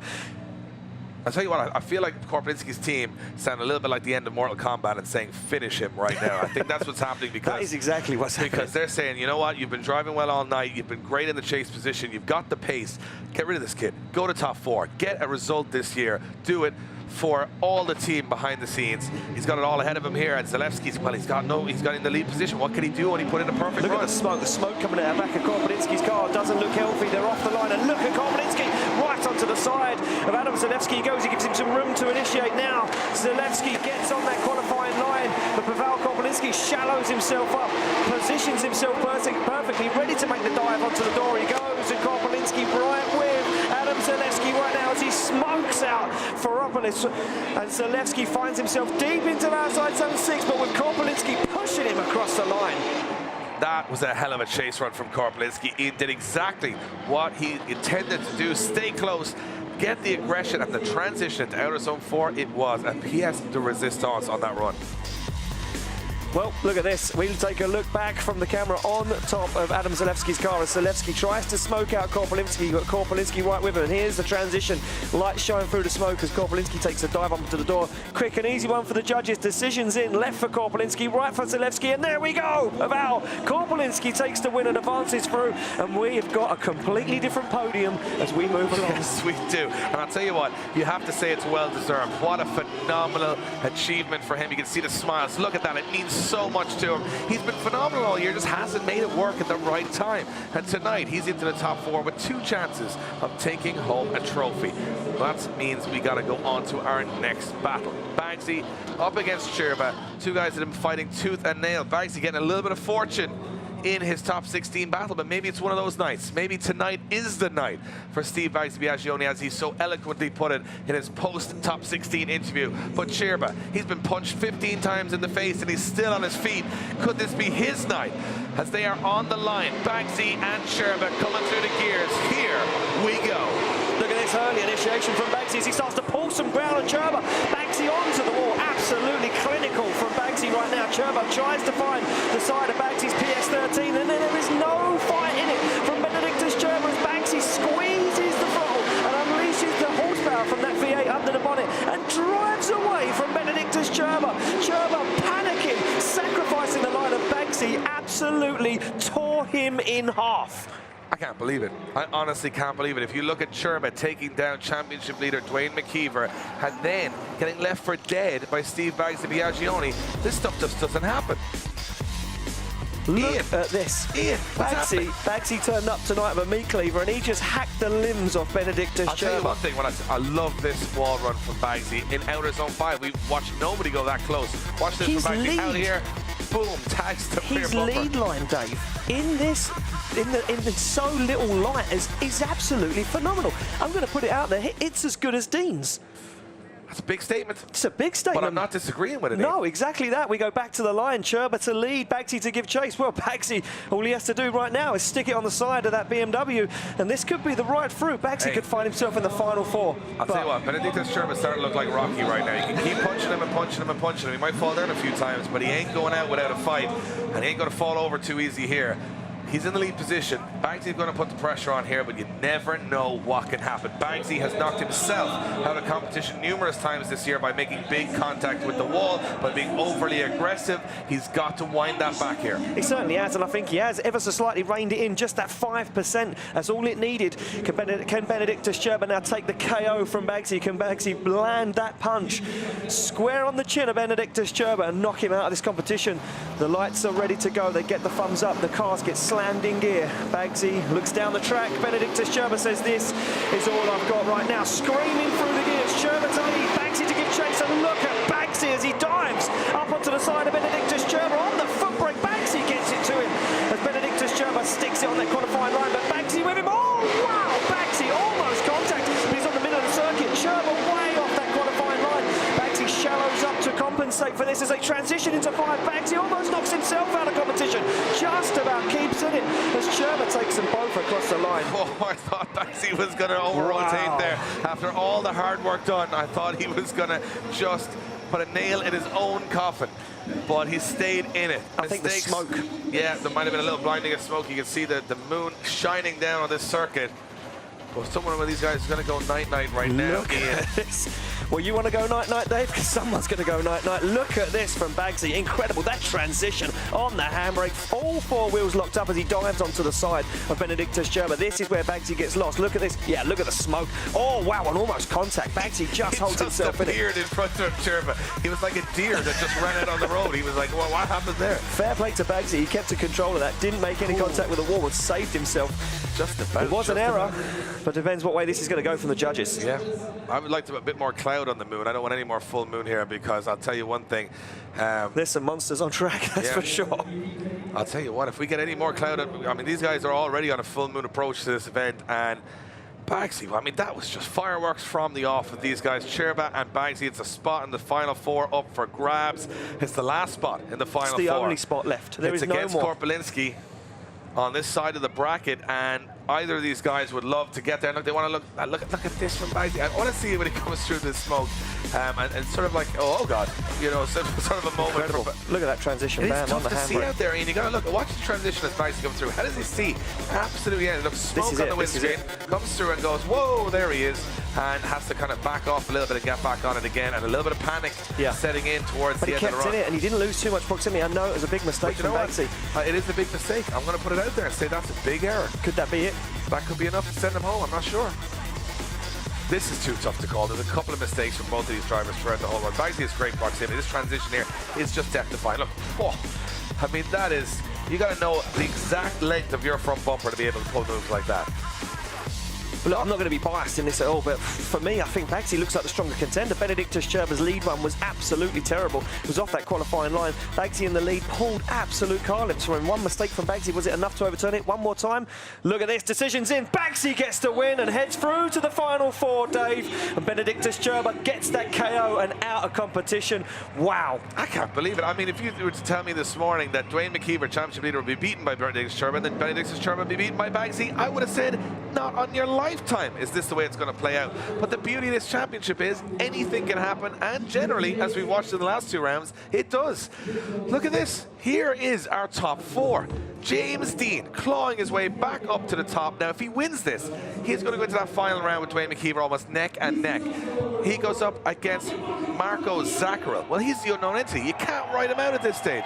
And it is going to be Bagsy against Pavel Korpelinski. I cannot believe what we are witnessing, and it's not over yet. The finals are coming. It's the top four, and it's coming up right now.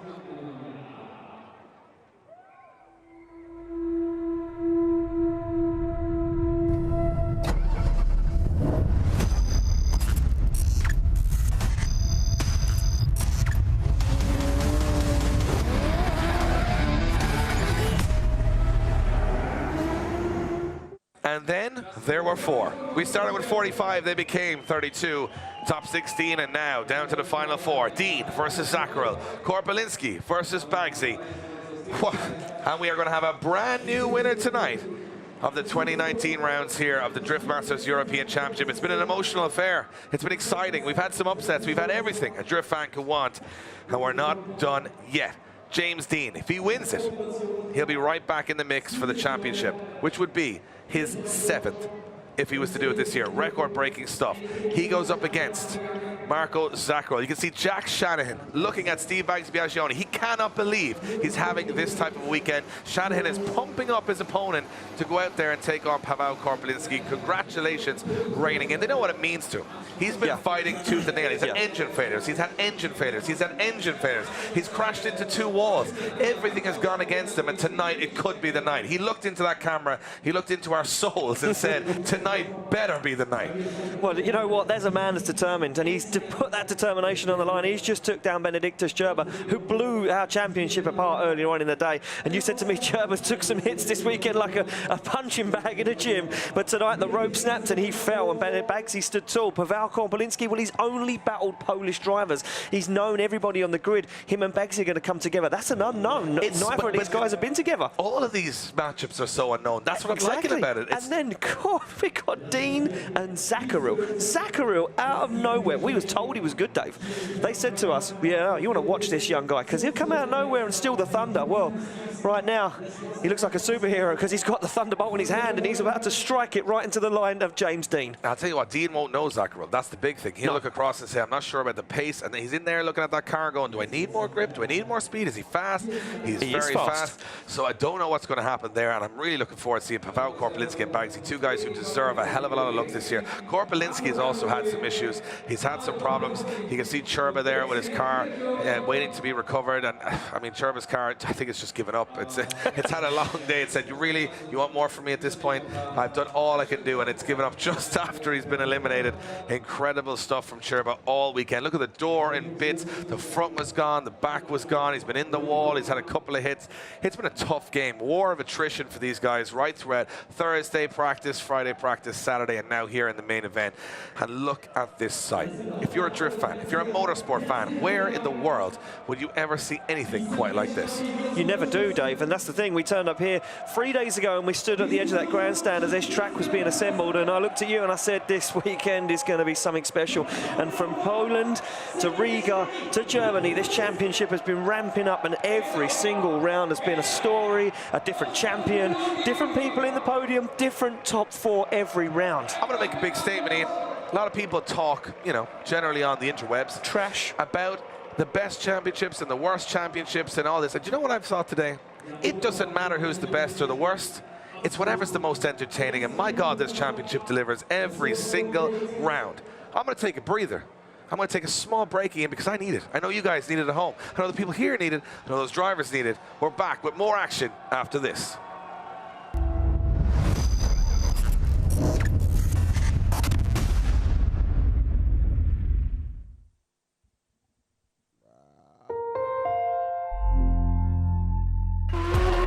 to transform the Lamborghini Huracan into an absolute drift weapon. This is beyond the wildest dream. We're going to drop a grinder through it, wide body it, slam it. That's a typical Mike. Always find your limit, go back from there. My heart has never raced that fast in my life.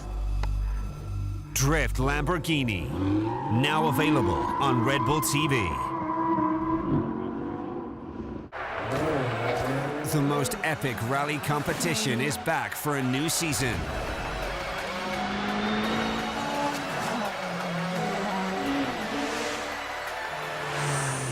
The elite class of international rallying race all around the globe.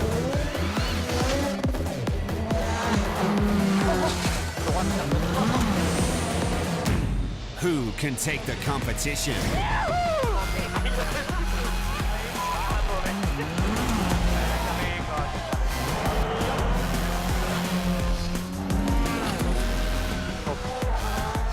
Watch the World Rally Championship Season 2019 on Red Bull TV.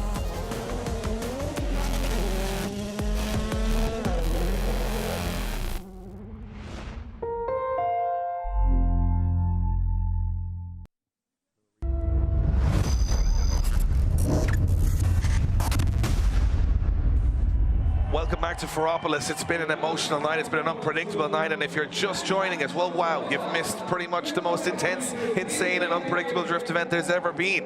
We've had our championship leader eliminated, Dwayne McKeever. He went out against Benedictus Churba, and you think, oh, Benedictus Churba's beat Dwayne McKeever, well, he's going to win it. Not a chance. Bagsy, who hasn't come out of the top 32 in 10 events, is now in the top 4, and he's going up against Paweł Korpelinski, who's beaten every Polish driver that turned up this weekend. And that's one battle we got in the top 4. The other, well, that's the current and reigning defending champion James Dean, who hasn't won an event all year so far, going up against complete unknown Marco Zaccaril. Zaccaril, well, he had an incredible showing. He went up against Kevin Quinn, defeated him. He went up against Andrius Vasiliauskas and defeated him. And I'll tell you what, at this point in time, if you've taken down that many people, unsurprisingly to me, he's going to be the most confident guy in the world going against James Dean. Imagine tonight, Marco Zaccaril turns up. You know what, to the greater world, maybe a little bit of an unknown in the drift world. Tonight, if he takes down Dean and wins this, he is a household name. That's a lot to play for, and that's the way this night is shaping up in anything can and often does happen. And it will happen. And I think Zaccaril has got it in him to take down James Dean if James Dean pulls to the line. And Dean right now, he needs this. He needs those all-important points. And as he heads to the final round in Mondello Park in a few weeks' time, it could be very, very, very close at the top, and it could almost be a second Drift Master Championship under the belt for him. But could Zaccaril say, no way am I going to let this opportunity fall past me? I'm going to try and take down Dean and try and make myself a household name and a name around the world. Marco Zaccaril's like, I'm going to let you finish, but I'm just going to go win this event, please. I have the greatest run of all time. He's gone up against James Dean. Well, let's talk about it. One of the most successful drifters in the world, arguably the best drifter in the world. Well, if you beat him, well, then all bets are off. And that would go to the final against either Bagsy or Paweł Korpelinski. Look at Bagsy get back in there. What's he thinking right now? He was in tears winning his top 32 battle. He was emotional. He was saying he needed this. Well, now here he is in the top 4. Dean, he's been here many times. And again, unknown entity in Marco Zaccaril. That's the X factor here. That's the elephant in the room. What can this kid do? What can he do at this level? Well, nobody knows at the moment, because this is the furthest we've ever seen Marco Zaccaril get in competition right now. And I think everybody on the grid is scared of Marco Zaccaril, because they're saying, who knows? Who knows what he can do, what he can achieve? This guy right now, he sits on the line against James Dean, and even James Dean is going to say, I don't even know what Marco Zaccaril is going to do this weekend. Can he take me down? Can he pull something out of the bag that I didn't even expect to be there? Or can James Dean be the machine that he's been all season in other championships and put it on the door? Well, I'll tell you one thing about Marco Zaccaril. He's been there and done it. He's a 4-time Czech champion. He's also a 2-time European champion in a different realm. This is a guy that we can't underestimate. He's been out there taking some names for a long time, but there's one big one. One big fish that everybody wants to catch, and that is the Formula Drift champion, the Drift Masters champion, James Dean. You beat him, you're in the conversation for one of the best drivers in the world. He got about 50 seconds or a minute until we see what this kid's got. Let's do it. It's a top 4 battle. Zaccaril coming in hot behind Dean. Yeah, Dean going to have to bring the fight right now, and he certainly does as Dean goes nice and deep into outside zone 2, and Zakaril balances that car, but Zakaril shuts it down, and Zakaril has to shut the car down as Dean sticks the back end of that Eurofighter to the wall and takes it into outside zone, and you can see Zakaril in the background limping that car around, and that is the tail of the tape, the tail this weekend. I mean, honestly, I built it up. I was expecting it. He brought the fight through outer zones 1 and 2. I said, here we go. This is one of those moments. And that car just let go straight away. Didn't have any power, no drive. Not sure exactly what happened, but he's been beached on that circuit since. I think that's a big issue. I think that car has given up the ghost. Oh, so harsh from Marco Zakaril. Let's see what happens. Look at this. Took a big dive into Dean. I'm like, here we go, son. This is how it's all about. Just as it gets onto the door, flame from the bonnet, shuts it down. Oh, heartbreaking stuff. James Dean, after having a €10 part, eliminated him in the top 32 in Riga. Oh, he's looking at the back. Could this be a differential drive shaft issue? I was just about to say, James Dean having a pretty lucky night so far. He is, yeah, look, and he had such a misfortunate round in Riga where a €10 part, as you said, failed and knocked him out of competition against Max Miller in top 32. Now Zakaril, again, another driver getting a little bit of rub of the green. James Dean will take that, you know, he'll take a weekend where luck goes his way, same with Bagsy, but Zakaril, I think that's it. I think that's a nail in the coffin, and can he get that car repaired for a 3rd and 4th place playoff? Well, that puts Dean into the final, right? And that puts Dean back into a final. He's got one shot at getting his, I suppose, elusive this year top step on the podium here in Germany, and that would put him into the championship contention. He'd have caught a lot of points on Dwayne McKeever.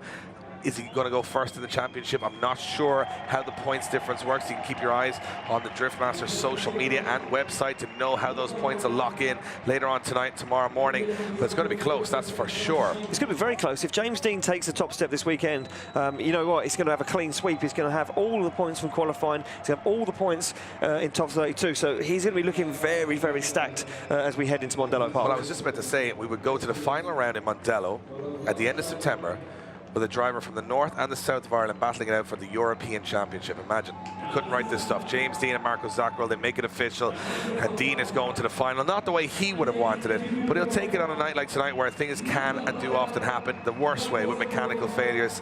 He goes through to the final, business as usual for Dean and Zakaril. Well, the question is now, can he get that car repaired in time for a 3rd and 4th place playoff? That's my question. Is it that much damage done? Well, exactly that. We don't know the extent of the damage, and I mean, Zakaril was looking on the back of the car. We can only assume maybe a drive shaft issue or a differential failure, but Zakaril and his team, they'll be down there in the paddock trying to frantically get that car fixed and repaired for a 3rd and 4th place playoff. Well, as interesting as that battle was, I think the next one's even more interesting. And the bananas are going mad. Yeah, well, he hasn't slipped on any tonight, James Dean, I'll tell you that for a fact. And the bananas are having a great time. They're having some fun in the crowd there. Everyone's saluting the guys. I mean, they wore the right fruit tonight, I'll tell you that. Yeah, look, the next battle, as you mentioned, a very interesting one. Pavel Korpelinski now will face off against Bagsy for a spot in the final one against James Dean. And you could almost go to say, who knows what way this is going to go. This is a flip the coin one, because both of these guys haven't proved at the highest level just yet this year, and they would love to be in that final with James Dean. And I'll tell you one thing, just a little reminder, back in the European Championship a couple of years ago, guess who beat James Dean? Bagsy. Yeah, just going to bring that one out there. In the darkness. In the darkness, just going to bring that one back to the table. Imagine the fairy tale story that would be tonight if that was the case. And Dean, well, he's going to try, but hey, I'll tell you one guy you don't want to count out, that's Pavel Korpelinski. His driving all year has been exceptional. I've been surprised at his position in the championship because he's that good that I expected him to be right up there. Well, it goes to show tonight, he's proved his talent. He's come through some heavyweight encounters. He's looking strong. The fans are still here waiting for more. They got a party after this on the beach, so they're only getting warmed up here. Well, they got a couple of battles to go. Ian, it's been a phenomenal event. Every event this year has just brought that drama. Oh, so we've got a differential failure. I'm hearing it in my ear. Get that info, Ian. Get that info. Differential failure. So there we go. I was right. Yeah, differential failure. Looking on the back of the car, and then we can see that car getting recovered back to the paddock. Look, for me, Pavel Korpelinski and the Bagsy battle, this one goes back to something that I didn't want to bring up because I think, well, Korpelinski's car is not 110%. So Korpelinski's car may be a little bit like a wounded deer. Bagsy's car, well, it looks like a hungry wolf right now. Can Baggsy, you know, have a little bit more rub of the green? Can he get a little bit more luck? Well, I'll tell you, the drama unfolding, I'm taking a little check to the Marshall radios here. You know, I like to bring everybody the information that somehow I could... Yeah, current affairs. Yeah, current affairs. A news update. Zacharo's worried that he might not be able to get this car ready to come back out for the playoff. They don't know yet. Now, that would mean that the winner of the next battle would go to the final and the loser would get third step on the podium. That's how that would play out. We don't know. I'd just like to keep you informed that that could happen. Well, that could be the story this weekend. Mechanical failure. Marco Zaccaro getting a third place, or he should be getting a third place trophy, and his differential has said he deserves it. You know what? He's saying I don't want. I've had enough. And to be fair, he has put a lot of hardship on that differential today. Certainly has this weekend. We can see scenes from the pits in James Dean's paddock there as he sits in that car, talking to John Shanahan, Jack, and Connor's dad. As we look like we may have a little bit of oil spill on the circuit there. Well, that's going to be the exploding differential for Marco Zaccaro, and has that caused greater damage to the back end of that car? Our marshals are, you know, it's pretty dark out there, and it's a black car. It's hard to find in the pits, but we're going to find as much information as we can, as soon as we can, to let you know what the situation is happening there. But there is some oil on the track. Well, if it's not interesting now, it's about to get even more interesting, and they're going to lay a little bit of dust down on that track to make it even harder to see where you're going. Well, listen, why not? Why not make it even more sketchy by throwing a little bit of dust down on top of a little bit of diff oil right on outside zone 2 when these guys are going to get on throttle. Look, you couldn't even write this one, as we keep saying. And this weekend, look, we said it before. We said things are going to start getting heated as we head to Poland. Poland, well, that knocked it out of the park. We went to Riga, that knocked it out of the park. We come to Germany.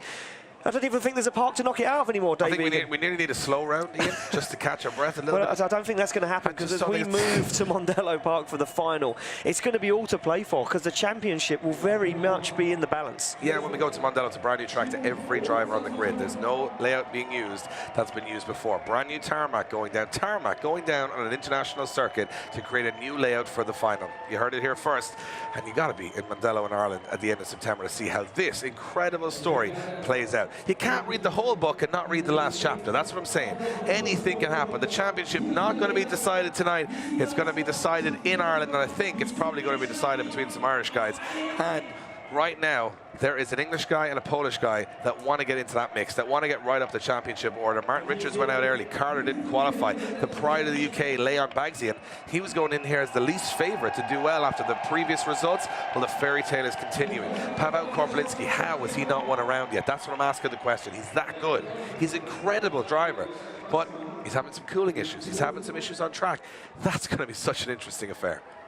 Yeah, I mean, if we come into this now and Baggsy and Korpolinski go at it, and Korpolinski has an engine failure or the car breaks down, I mean, the whole top four, the whole final third and fourth place playoff is all decided by mechanical failures, and third place will ultimately be decided on who qualified higher.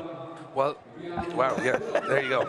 Because if neither guy, Zaccaro or Korpolinski, could make it to the line, it would ultimately go back to qualifying, right? Ian, well, you just slow down now. Slow down. I'm just throwing it out there. I'm telling you, anything Everyone can happen. now sitting at home saying, could that be a thing? Yeah, Dave, we've seen crazier stuff happen here at Drift Masters. Yeah, I've seen some stuff today that'll stick with me. I'm sure you guys at home have enjoyed the experience. I'm hoping you guys have sort of felt the vibe, the goosebumps that this championship brings. It's something special. It's something different. It's a breath of fresh air. It's unpredictable. Anything can happen. And then, from my perspective, you can't take your eyes off it. It's one of those where you think, oh, he's going to win, and then the next day, boom, everything's the opposite way around. Martin Richards comes out of nowhere, wins round 4, and here we are with 3 guys in that top 4 that haven't made it to a podium in this entire year. Sorry, my mistake. 3 of them have made it. One of them's made it, which is James Dean. He hasn't won it. So we got a brand new winner tonight. Brand new. Yeah, we've got a brand new winner and 3 guys that haven't even got into the final 4 all season.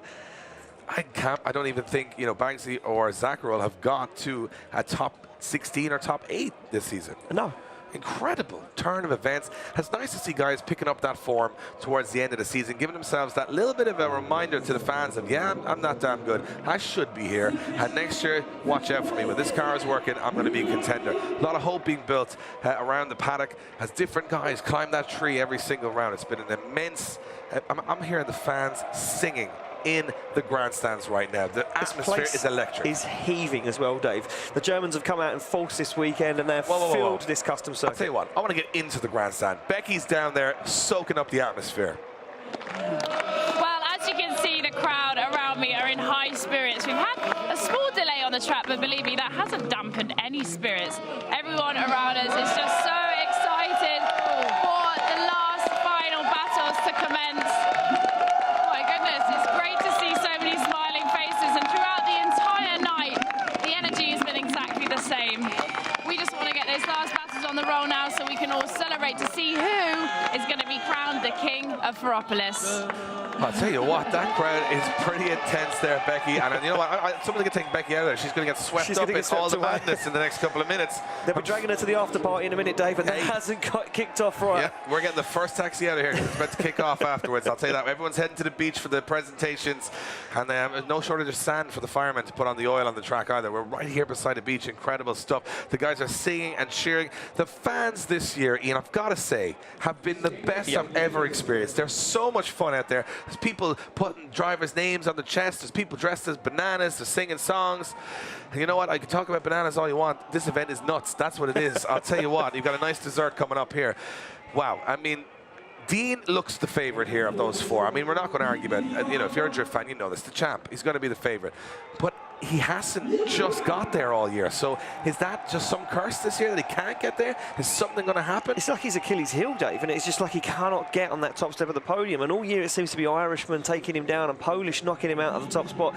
But right about now, that Czech driver stands in his way. And Marko Zachara would, as we said, would love nothing more than to take the top step. Well, you know what? I think we need to get ready. We need to prepare for what's about to happen, because I'm telling you now, I'm going to promise every single person watching this, you are in for a treat with the last couple of battles today. Take a moment. Don't go anywhere. It's going to be intense, insane, and epic. Come back after this.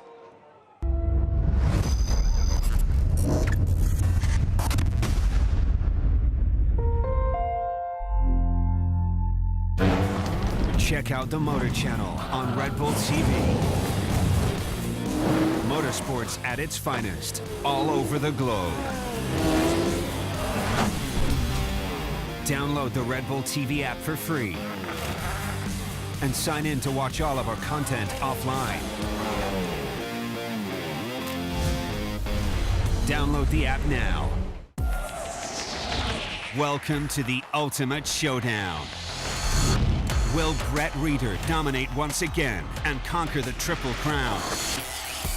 Or can Nikolai Rogatkin spoil his aspirations and stay the one and only Triple Crown champion? Red Bull Joyride at Crankworx Whistler, live on Red Bull TV.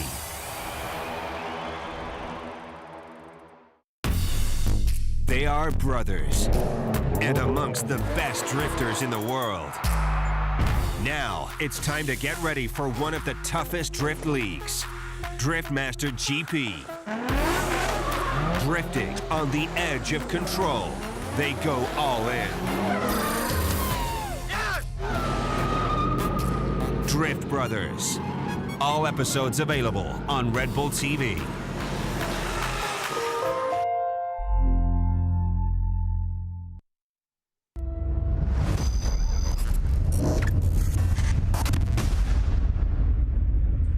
Ladies and gentlemen, welcome back to the penultimate round of the Drift Masters European Championship. We are in the business end of the competition, and we've got some interesting news for you. If you're just joining us, we're heading into the finals, where we will expect on the line Paweł Korpelinski from Poland and Steve Bagsy Biagioni from the United Kingdom.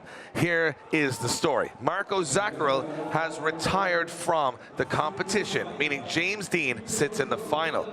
This battle was to decide just who would go to that final, but it's a little bit more than that now. The winner will go to the final to meet James Dean, and the loser will take third step on the podium. That's what's on the line in one battle. Ian, could you add any more weight of expectation to this event? Well, look, for the final battle, Paweł Korpelinski and Bagsy, it's a win-win situation either way, because either one of those guys is going to stand on the podium tonight in Ferropolis in Germany and spray that champagne, and you know what, breathe a sigh of relief that finally all season they've done it. But the ultimate goal, Dave, is to stand next to James Dean, or sit next to James Dean on that line and try and take him down. I was about to say, the ultimate goal is to beat James Dean. Exactly. That's what it is, and both of those guys know that they have it in the locker, and that's important. Yeah, Bagsy's done it in the past. He did it in Hungary many moons ago, under the darkness, in that crazy, crazy track. Paweł Korpelinski has not yet had that opportunity. Oh, and they're warming up right now, and I think from where I'm sitting, Korpelinski is going to look across and say, you and me, buddy, we're going to bring the house down here, because these two guys have wanted this for so long. They want to go to that final. They've never made it to a final here in the Drift Masters European Championship. They've had so much misfortune, so many mechanical failures. Both teams have gone home with their heads down so many weekends after so many thousands of kilometers traveled across Europe. Tonight is the night. They're taking some trophies home either way, but it's not about trophies, it's about the win. And Korpelinski and Bagsy are lining up here with one mission in mind, making it to that final. Oh wow, hold on a minute. Hold on a minute. There cannot be any more drama, Ian. I'm not accepting it if there's any more drama. Getting thumbs up. It's all right. Just see our start line marshal taking a little look under the front of Bagsy's car, and I said, please don't. Do not eliminate right now, someone please don't right even. now. I don't even think I can take any more. On the line, Dave, a big one. Korpelinski, the pride of Poland, to take on Bagsy, UK's very own. And you know what? It's turbo power versus V8. It's Poland versus They're taking England. a look under the car as Bagsy got an oil leak. He gets the thumbs up. Oh, there's some worrying moments there for Steve Bagsy. There's an unnerving. There's something in the air, Dave, and I don't like it. It's an unnerving event. It's been that way from the start. You just don't know what's about to happen. Look at the smoke coming from Korpelinski's car. That car is hurt. That car is on its knees, Ian. That car is on its knees. He's been cooling it all day. There's not much left in that. Can it survive 2 runs of this track? Can Bagsy not have a leak? Who knows what's going to happen? Here we go. Korpelinski to lead in Bagsy. Korpelinski fires in. Bagsy trying to run in along the wall, nice and close behind him. And here we go. Now the fight's on as Bagsy reels in the rear quarter of Korpelinski's car. Nice transition from Bagsy, takes it to the door. This is the fight we expected from both of these guys as they take an aim at third and first, or second on the podium, or first. Who knows? It's going to come down to the final corner as Bagsy, straight from Korpelinski. Did the car shut down? Did it shut down? Wow, do you know what? I got so confused about it. You know what? I forgot I was commentating for a minute there. Up a minute. Yeah, I forgot I was commentating. You was in the moment. I thought I was sitting in the stands with all those crazy fans for me. I said, people are listening to me right now. We're fans. We're fans of this right now. Look at this from Bagsy. Korpelinski, can't take it away from him. Flying lead line, absolutely perfect as he gets nice and deep in that zone 4. But Bagsy puts on a clinical chase. Look at the transition. But Korpelinski, as you so rightly pointed out, big shutdown right here. Bam, before the finish line. Bagsy tags him and they cross the line. So what's that about? Why did he do that? Is that the car? Is that the car? Is that the car finally breathing a sigh of relief and saying, I can't do this anymore? Well, you made a good point earlier, Ian. You don't make many. And you said that there was a situation where these ECUs now are so clever that if the car starts to overheat, they actually shut down the power, essentially to save the engine. Did Korpelinski's car overheat right here and shut down and just stop? That's an incomplete. Got to avoid a very big incident there. Is that an incomplete? I don't know. Very close to the finish line, Ian. Very, very close. Korpelinski's doing a cool-down lap. He's doing a cool-down lap right now. He's taking that car around. He's turning lights off on the dash. He's literally pulling he's fuses getting bits of black tape sticking on that dash stand. I can't even see these warning lights anymore. I don't even want to see them. It's too far in the game now. Well, Bagsy will be sitting on that line saying, look, I'm in the lead position. Last time I was in the lead position, I absolutely drove away. Korpelinski stops. The crew start to cool the car down with a water bottle. Look at this. They're spraying the radiator. They're spraying the intercooler. They're trying to keep that car cool. Bagsy will be on the line saying, I'm fast. I've got the grip. Korpelinski, maybe he didn't have enough in it. Someone give this man a trophy. This man needs a trophy. Look at the back of that car. A little bit of damage where it took some off of Bagsy. Oh, there's a bit of a thump there on the back. It was a very abrupt stop from Korpelinski. I don't think Bagsy will be at fault for the impact, but Korpelinski does shut down a little bit just towards the end. Up till then, I mean, what way do you call it? It was perfect. Bagsy's now in the lead position. He's been fast all evening. Korpelinski cannot afford that car to shut down here. He cannot afford that car to fall apart. It's got to stay together. It's got to hold together for the next minute just to get that opportunity. There's panels falling off. There's bumpers falling off. The car is over. These cars are wrecked. There's nothing left of them, and they're still fighting. They are absolutely in tatters right now, and all of this for our entertainment. And do you know what, Dave? I respect those guys for doing it, because I am having a ball right now, and I know everybody at home is. And look at our start line, back out again, Ian. Marcel wrapping up a parcel because he's about to send it to the wall. Nice reference. Send it to the wall, wrap it up. Look at this. This is the most shocking wrapping. I mean, imagine your Christmas present. I didn't say he was any good at it. It'll take you about 3 hours to unwrap your Christmas present from Marcel. I'll tell you that for a fact. You'd be cutting through it with your teeth. Here we go. Korpelinski's car is held together with hopes and dreams at this point. Bagsy's car is in ribbons. The back end's been repaired about 4 times. These are warriors on tracks. As Marcel Ulig said in the opener of this show all those hours ago, they're superheroes. When it's time to fly off that star line. Bagsy and Korpelinski, nothing. The car is Bagsy storms ahead. I'm sorry, Dave. I had to jump in there and take this one. And look at this as Bagsy flickers the brake light, balancing that car, gets it onto the wall. And you know what? I'm going to say it. He's done it, Dave. He's got himself in the final here at round 5. I mean, you couldn't write this stuff. You really couldn't write this championship. And you know what? I'll talk about writing. A lot of people have written Steve Bagsy Biaggioni off. A lot of people have said he hasn't got it anymore. A lot of people have said he's not what he used to be. Well, tonight, he's answered all those critics and more in one of the most difficult circuits. He's got a little look, but he made himself, you know, he had to stay consistent. He had to keep the car running. And poor Korpelinski, can you believe it? He will take third step on the podium, and the car is just absolutely in ribbons. Nothing left to give. The judges drop in their scores. It's going to be an obvious one. Bagsy's going to the final to face James Dean, and he is one of the few people on this planet that has beaten James Dean in the past. Well, we're set up for a hell of a finale. Korpelinski, well, you know what? That's just heartbreaking. Heartbreaking stuff. Didn't get a fair fight there whatsoever. No, Korpelinski, you know what? Another driver full fail to mechanical failure. Bagsy out of the car. He is absolutely, Dave, blown away right now. And do you know what? In his head, he's thinking, darkness, a few years ago, me, James Dean.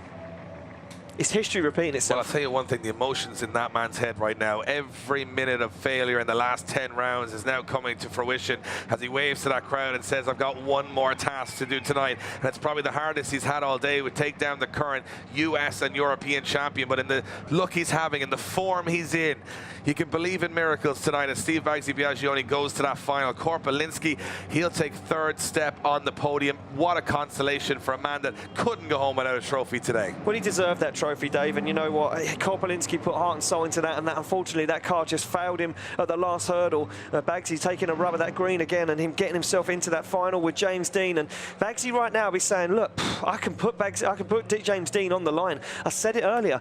I said Bagsy's lead line is as good, if not the same as James Dean's. He might not have pulled it all out the bag for qualifying, but he's dialed it in, and that car now and him, I think this is going to be a grudge match, and this one's going to go down to the wire. Well, you can see, look at, this is Korpelinski now. The one thing I'm going to have to just explain to you guys here about this automatic third position is he's got to leave the line. So he's got to leave the line in his third place by run. If Zakharul's not coming back, but if Korpelinski can't get back to the line for whatever reason or come off the line, then it goes back to qualifying results, and God knows what happens there. But I'll tell you one thing, Korpelinski's team are going to try and get that car back out for that by run as soon as possible to take third position on the podium. And I think Korpelinski qualified higher. Am I right in saying that, Ian? I don't want to be the bearer of bad news to Marco Zakharul right now, but it's not looking good. Zakharul qualified 12th and Korpelinski qualified in 7th. So either way, Dave, if Korpelinski can't make it to the line, well deserved. He got that trophy. He takes third place on the podium. I'm gonna put it out there. You know, a bit bold of me. Yeah, that's been very bold of me. It's been a long night, Ian. You know, it's been a long week. Tell you what, Dave, it's been a long season, and these guys are not making my life easy. I'm a trained balloon right now. I'm literally floating around the room with not a lot of helium left in me. Yeah, well, you're an old man, Ian. I mean, I'm ready for another 4 rounds. I'll tell you that. Same age, that's for sure. Yeah, we're the same age, but you know what? I'm feeling it. I think we can go all the way through the winter here because I can't stop watching these guys. Imagine waiting months and months to see this action again next year. I can't do it. I'm going to have to keep watching this every day on repeat all the way through the winter and then come back in fresh again. We probably got loads more new drivers in next year. More excitement, more unpredictability, new tracks. Yeah, new tracks, yeah. Or maybe who knows? Maybe no, sorry. I can't take that much more excitement. I'm sorry. No. I think we should wind it back. Can we wind it back? Well, look, let's finish on a high. Let's have a little bit of downtime, and then we'll come back next year, rearranged, regrouped with a bigger, better Drift Masters European Championship. And then what you thought you see this year was good, but then you can forget about that because next year it's going to be even better again, right? Well, I'll tell you one thing. It's been an unpredictable day. James Dean went up against Max Miller. Max Miller had some, issues with the wall. Hit the wall.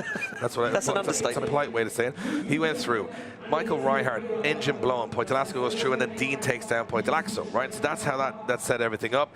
Dean then went up against Eli Hutunji. A phenomenal set of battles. That's how Dean's made it to the final. Incredible run. Hassan had it easy. Got a bit of luck here and there against Poitalaxo, but he didn't get luck anywhere else, okay?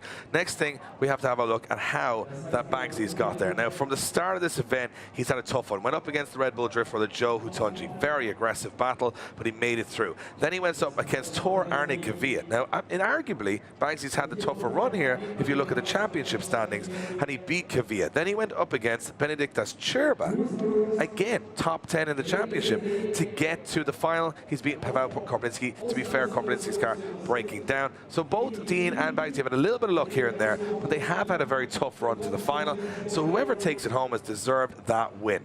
Big story, Dwayne McKeever going out a little bit earlier than he'd wanted to in the top 16. I mean, the championship now really close going into the final round in Ireland. Well, as I mentioned earlier, there's only 55 points in it. In my highlight video, I spoke to a lot of those guys in the championship standings, and like saying, there was 3 points between one driver, there was 9 points between another, and 43 separating the top two. There was nothing in it, really.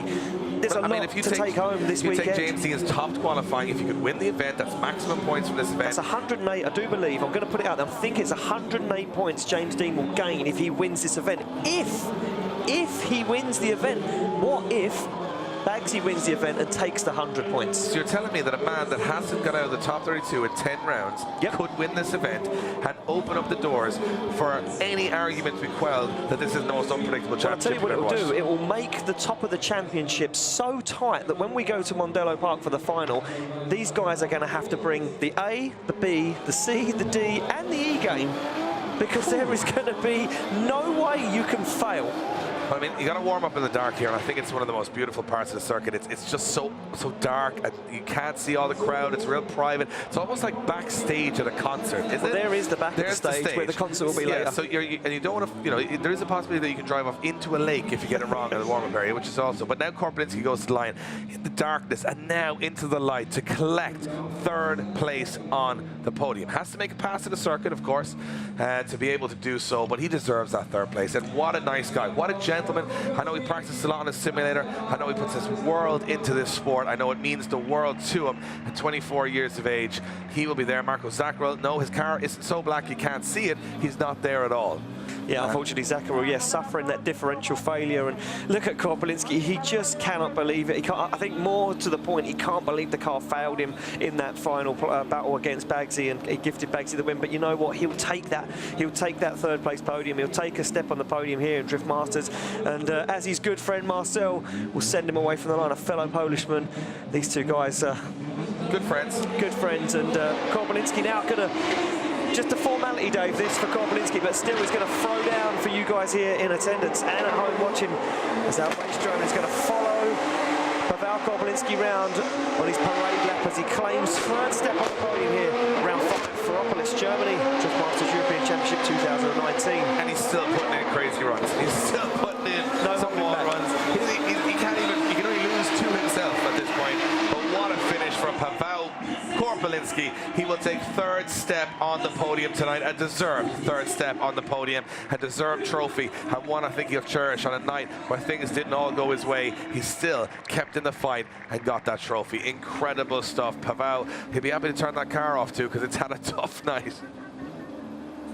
Yeah, that car's definitely going to need some attention, should we say, Dave, after this weekend. But there's a few weeks' time yet before we head to the final. And Korplinski now will be thinking to himself, well, I've done it once, I can do it again this year, as he heads off circuit, makes his way down behind the stage. As you can see, the scene setting in the background for the after party. I mean, it's probably the most impressive podium stage we've in the history of drifting. I'll tell you that for an absolute fact, and no one will even argue it, because I think AC/DC could play there. And yep. look, it's a stage on a beach and a man-made lake in a former coal mine in Germany. Well, there you go. I'll tell you what, I think we want to go down to Becky. What is Becky up to right now? Is she talking to Korplinski right now? I'm joined by Paweł Korplinski. Wow, as a drifter, I know you would have much rather have met him on the line, but did you enjoy that run? Oh yes, that was definitely the best round of the season for me. One thing is that I got a good result finally, and the other is that we are driving on an awesome track. Well, congratulations on third place. You're going to be up there on the podium. Is that your first podium this season? Yeah, it is. Yes, it is. So that feels like real special. Well, congratulations, Paweł. We'll see you up there. Thank you very much. I love Pavel Korpinski. He's such a polite guy. He's just, you know what? He's just such a nice guy. And if you look at his driving style and you meet him in person, you don't know how the two meet. He's crazy on track, and then off, he's reserved, he's polite, he thanks everybody for everything. He's just a lovely guy. And I couldn't be happier to see him go to third place on the podium.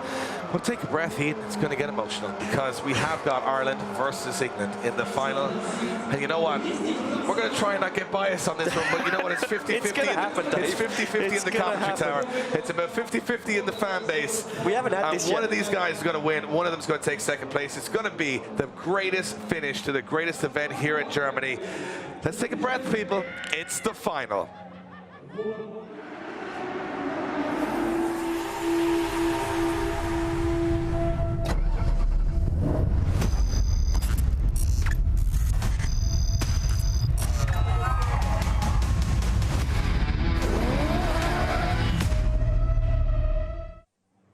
Welcome back to the event that has had it all. Upsets, crashes, wall runs, underdog victories, favorites going through, mechanical failures, and one hell of a crazy crowd. We are here in Ferropolis in Germany. It is the final battle of the night. England versus Ireland, James Dean versus Bagsy, V8 versus 2JZ, German chassis versus Japanese chassis. Could it be more different right now? These boys have headed to battle before, and I'm going to tell you for a fact that James Dean has been beaten in the past by Steve Bagsy Biaggioni. It has been 10 events since Bagsy has even got out of the top 32. He's in a fairy tale right now. Well, could that fairy tale become history? Could he take down the machine James Dean? James Dean scores 99 in qualifying. He's been unstoppable today, but Bagsy has just got this moment of luck. He's got it all on his side, and this is going to be one of those battles where there's no losers. Dean is back in the championship fight. Bagsy's got that retribution. He's back where he wants to be on the podium, and this one is going to be gloves off, championship aside, and they're going to war. This is going to be war for sure. And you know what, Dave? I've stood up. It's war in the commentary tower, and it's war on track right now. We're going to try and stay as impartial as possible right now. Two good friends of ours on and off track, and two good friends behind the scenes. This is it, the final battle. This is what it all comes down to, Dave. 4 days of being in Germany come down to this. 45 drivers whittled down to just 2 on the line. The UK versus Ireland, and Dean to lead in Bagsy for the final runs of the night. Here we go. Dean leading in Bagsy, and Bagsy's right there with Dean on initiation, not letting the Irishman get away. And Bagsy's right on the corner. Bagsy up and close and personal with Dean to the first 2 outer zones, and he's got to make a snappy transition here. Late on the transition, Bagsy, but gets back on it. He's back on Dean's door. Dean playing with the front brake, trying to run that wall. And Bagsy now got to make one last dive into that corner. Big angle from Dean as they go in, and Bagsy stays right there with him across the line. Half the job done for James Dean, but Bagsy's still in the fight. Bagsy very much still in the fight. A little lack of proximity there for Bagsy, and I feel that James Dean might have a little bit more in the tank, but Bagsy's got the pace. Look at this from initiation. Bagsy up on the wall, fulfills the outer zone. You can see him shallow off ever so slightly there as Dean gets into outside zone 3. Bagsy then finds him, overcooks it a little bit, puts on a little bit too much angle as they flick into outside zone 4. Dean dabbing the foot brake, trying to get that car absolutely dialed perfectly into 5. Bagsy back up onto the side again. A little bit of separation as Dean takes it across the line, but Bagsy's still within it, still in the fight. Look, we've counted him out all night. At different moments, it looked like he was going home, but there's something there. There's something willing Bagsy to the top step, and it's hunger to get back on top step. He is going to be in the lead position. He's got a fast car out there. Dean cannot afford to let the Englishman go here. Look at the concentration in the eyes of James Dean. This means the world to him. He hasn't topped the podium in the European Championship this year. He's got one chance to do it, and he's got to put it onto the side of that black PS13 right into that first corner. The marshal gets the word from the tower. It could be the last run of the event, and what an event it's been. We go from darkness into light one last time in Ferropolis. Bagsy's ready, Dean's ready. 1 minute remaining. Look at the light. We are going to go red to green, and here we go. Bagsy to lead in Dean as they come through the gears, and Dean's all over Bagsy through the first corner. Wow, contact almost between 2 cars as Dean starts to hunt down Bagsy through that. Bagsy tagging the wall, lifting the boot lid. Look at this, they're both throwing absolutely everything into this last run, and Dean makes one more last huge dive into that last corner. Bagsy now starts to put a bit of a gap, but look at Dean, he's all over Bagsy across the line. What a finale! What A finale indeed. Incredible stuff there as James Dean brought the fight to the side of Bagsy. Bagsy's lead line was absolutely insane. But you know what? I don't know if there was enough in it for Bagsy. Wow, I don't know if there was enough in it for Bagsy. Look at Dean. Dean and Bagsy, thumbs up to each other. They finished the show on a high. Wow. Incredible performance by both of these guys. The event delivered so much to so many. Look how insane this is in that little life. James Dean was so hard on the front foot brakes that sparks and fire were coming out of that front driver's side wheel. The transition was insane from Dean as he looked for the side of Bagsy's Nissan 206. Again, boom, big transition. Bagsy up onto the wall. Very tidy job there. He slows that car down, just gives Dean the chance to get on the side and across the line. And I don't know if Bagsy done enough that time. He put everything on the line, but I think James Dean, he just had a little bit too much in it.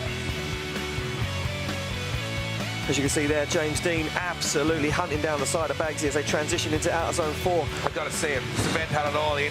As a fan, never mind what we're doing here, commentating for you guys at home. As a fan, this is everything you could want. A crazy venue, insane drivers, 45 to be exact, from 23 countries, and it came down to an Irishman and an Englishman in the final, and boy, did they not disappoint. They gave it absolutely everything. There isn't a straight panel on any car in the pits.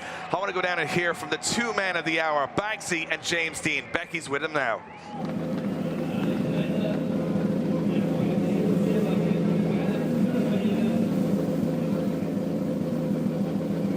We seem to have lost microphone with Becky. We'll get it back up very, very soon. It's a little bit of interference here playing around with all these metal machines around the place.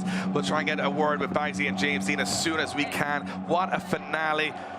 And from my perspective right now, Ian, it has been everything it's promised to be. The crowd are on their feet. They're chanting for James Dean and Steve Bagsy Biaggioni right now. The goosebumps and the hairs on my arms are standing up. What a venue. You've got to see this stuff for the flesh. It's incredible. But you guys have been tuning in with us right throughout the weekend. Thank you so much for watching.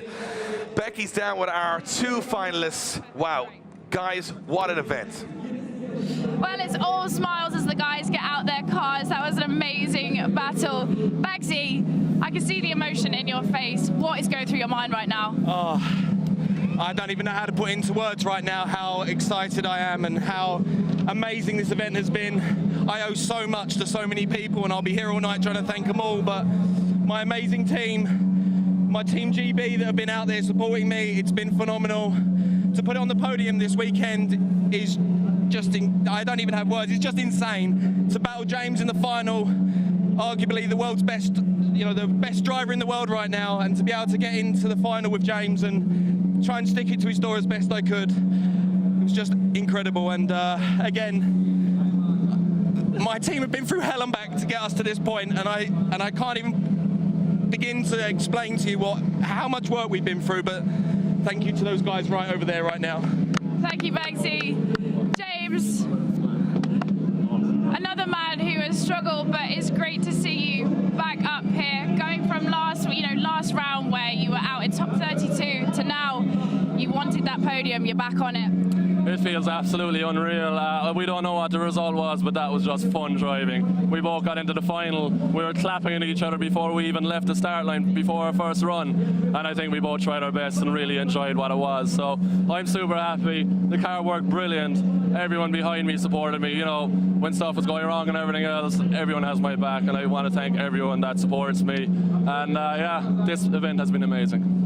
Well, regardless of the result, let's give it back to the boys in the commentary box to find out who's the winner. Thanks, Becky. Huge emotions on the grid, and we're about to find out who has won the Iron Drift King Drift Masters round in 2019. Will it be James Dean? Will it be Steve Bagsy Biaggioni? Who has won it? Here we go. It's James Dean. James Dean wins his first Drift Masters European Championship round of the year. Back down to you, Becky, for the incredible reactions. Well, James, looks like you are the winner of this event. Congratulations, guys. Oh my God, thank you very much. I think regardless of who won here, it was just fun driving. It was just drifting at its purest, when you're behind the wheel and you're pushing and you're giving it everything you've got. And here you are, back in first place. Oh man, I'm kind of lost for words. Today was extremely long for everyone with qualification this morning, loads of practice, and then battles into the night. I'm just so happy, especially to win with this car. That's all I really wanted from this year, just get one win and show that this car is capable, and that we made a good decision building something new and taking a risk. So I just want to thank everyone that supported me, Falcon Tires for having my back, and Drift Masters for putting on one of the best championships the world has ever seen. So thank you everyone. I love the fact that now you've got this E92 dialed in. I know there's been a lot of chat about, you know, he's coming out with a new car. Is it good enough? How do you feel about that car now?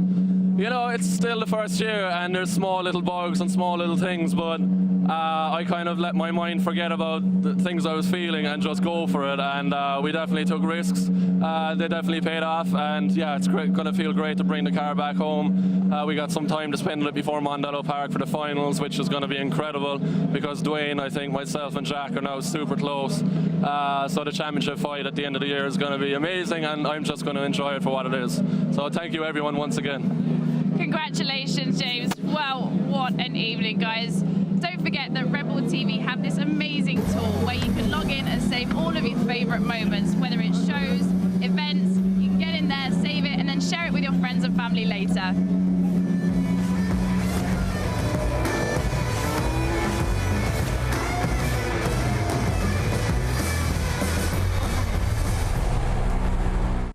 To relive the best action of the DMEC 2019, check out the video analyzer on Red Bull TV.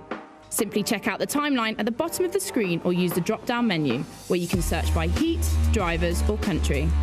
Once you found your favourite moment, you can watch it as often as you like. You can also share it with all of your friends and family by using the online social media tool. What a fabulous evening of drifting. There's smiles all around. But make sure you guys join us for the last round at Mondello Park in a few weeks. Thank you so much for watching and good night.